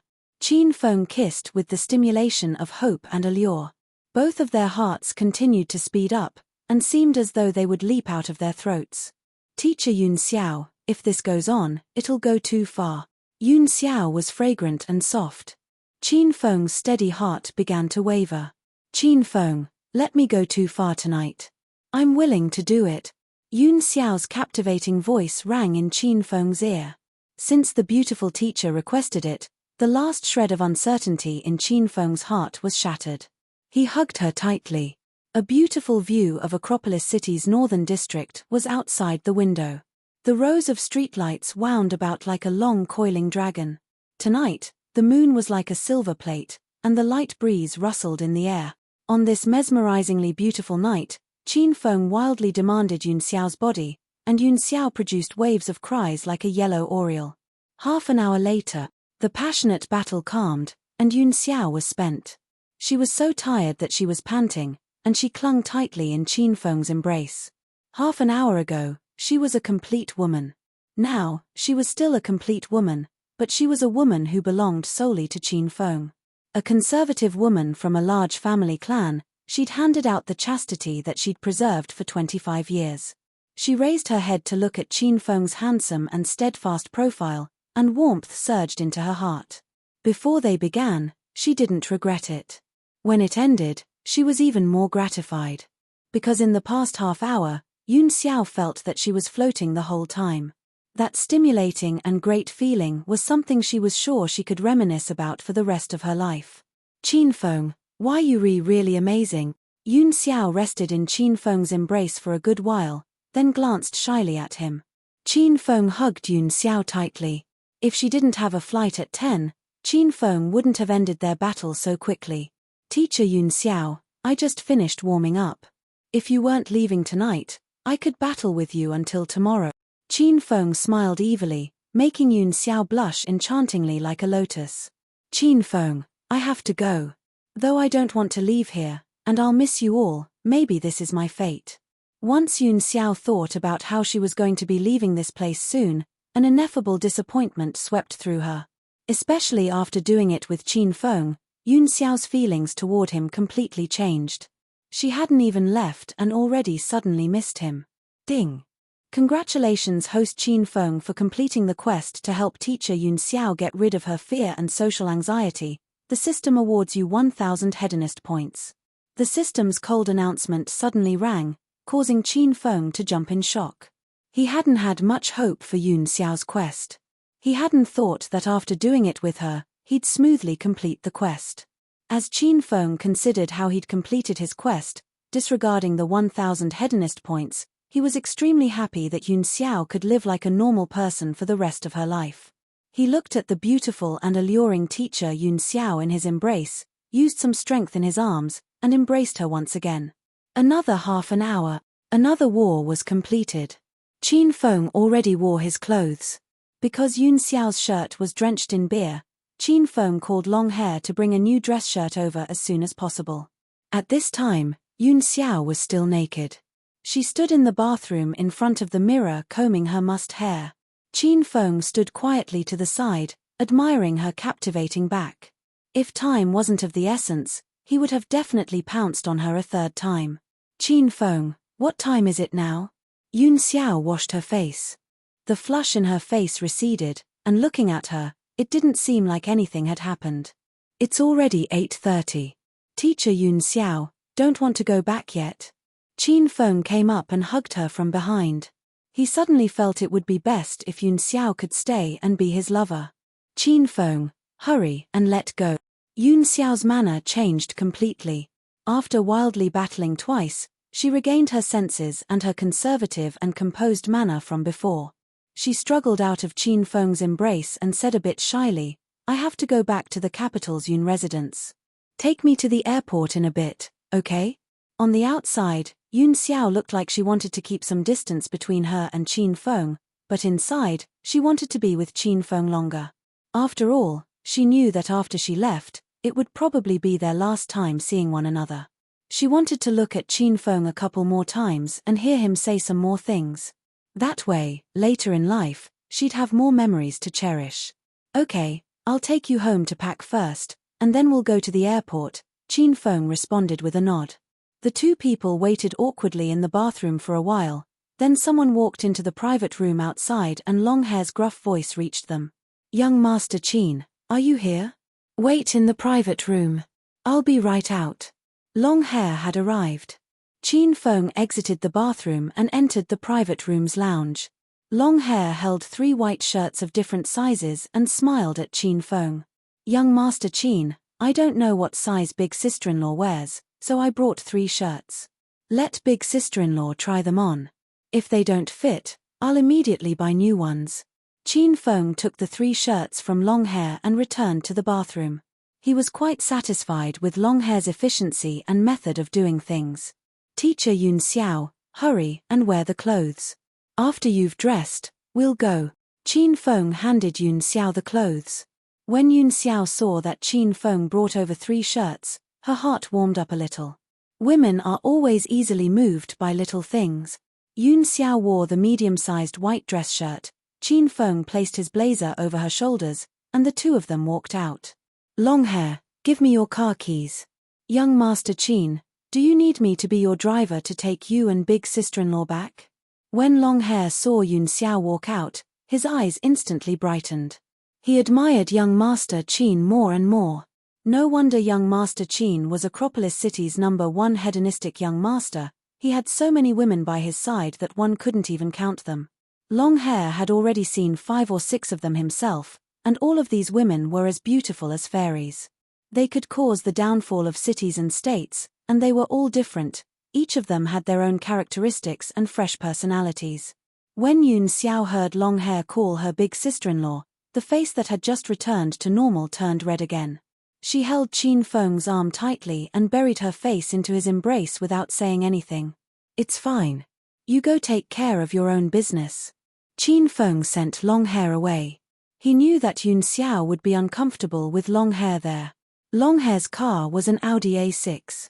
He'd bought the car using the money made after forming the Feng group. Originally, the 3 brothers got the car for Qin Feng, but Qin Feng always rode his 28 bicycle, so the car became a car that all 3 brothers used for business matters. After leaving the Fei Tian Bar, Qin Feng sped along in the Audi A6. They arrived at Li Shui Jiao Gardens 10 minutes later. Yun Xiao's luggage was packed long ago, so Qin Feng helped load her 2 suitcases into the trunk and rushed to the international airport. Qin Feng's driving skills didn't need to be doubted. His driving speed only increased and never decreased. He raced fiercely to the international airport and arrived at 9:10. There were still 20 minutes until boarding. The two of them sat in the waiting area lounge. Neither spoke, and the atmosphere became a bit heavy. Qin Feng, I left in too much of a hurry this time. There are still quite a few people who don't know I'm leaving. If you see them, help me pass along the message that I was really glad to have known them all. They weighed the minutes and seconds quietly tick by, and their parting was right before their eyes. The disappointment within Yun Xiao intensified. She suddenly turned to Qin Feng and really wanted to hold him tight. I will. Qin Feng nodded, and he looked like he wasn't willing to part with her. Qin Feng, I have to go soon. Can you hug me? Yun Xiao's beautiful eyes became a bit moist. Farewells were always sad. And this time, this was quite possibly an eternal farewell. Yun Xiao had just finished speaking when she felt soft, moist lips on hers. Not only did Qin Feng hug Yun Xiao tightly, he even gave her a passionate kiss in the waiting area. A handsome man and beautiful woman kissing passionately. The two's actions immediately caused the people around them to circle around and WA. They all thought that the scene was extremely romantic. Flight 007 from Acropolis City to the capital has begun checking tickets.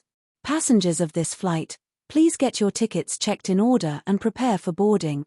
The boarding announcement was broadcast. Qin Feng and Yun Xiao were so wrapped up in their kiss that they'd forgotten all else. Qin Feng, I have to go. Yun Xiao pushed him away lightly. Have a pleasant journey. Qin Feng stood and weighed the beautiful and moving Yun Xiao. He forgot what he was going to say. He thought that the usual elegant but insincere words, the lavish rhetoric used to pick up girls, could not be used because he didn't want to sully Yun Xiao with these false words. Yun Xiao said nothing more. She took her luggage and walked into the crowd. She followed the line and slowly moved forward, then she passed through the ticketing area and disappeared from Qin Feng's sight. Yun Xiao left and didn't look back even once. Qin Feng felt that his story with Yun Xiao also ended here. After the two lines crossed, they went farther and farther apart. A feeling of despair spread through his heart. At this time, the system's announcement resounded in his head. Ding! The Hedonist sovereign system has issued a quest, help Yun Xiao's younger brother, Yun Lei, successfully take the head young master position in the capital's Yun family. Quest time limit, 3 months. Successful completion reward, 5,000 Hedonist points. Upon failure, Yoon Xiao will become a sacrificial item for marriage alliances and be married into another rich family. Yoon Xiao suddenly left. Zhao Lingxian agreed to the capital's Liang family's proposal, and Liu Wenjing couldn't be found. These couple of days, Qin Feng was extremely gloomy. For 3 days, he had no energy at work. He wasn't even in the mood to play games or sleep in the office. When it became time to get off work, Qin Feng was still splayed on his desk in a daze. He didn't even notice Shu Ruo come in or go out. Shu Ruo could tell Qin Feng's spirits were down the past couple of days. She asked him several questions, yet he didn't respond, making Shu Ruo a bit unhappy. She was originally elated to get off work and go home with Qin Feng, but when she saw him splayed on the desk in a daze, she didn't want to call on him. She sighed softly and tiptoed out of Qin Feng's office. She arrived at the entrance of Royal Group and waited for Qin Huang's car to go home with Qin Huang and Han Yingying. At this time, Shu Ruo's cell phone rang. You're tuning in to the Dreamy Chapters YouTube channel.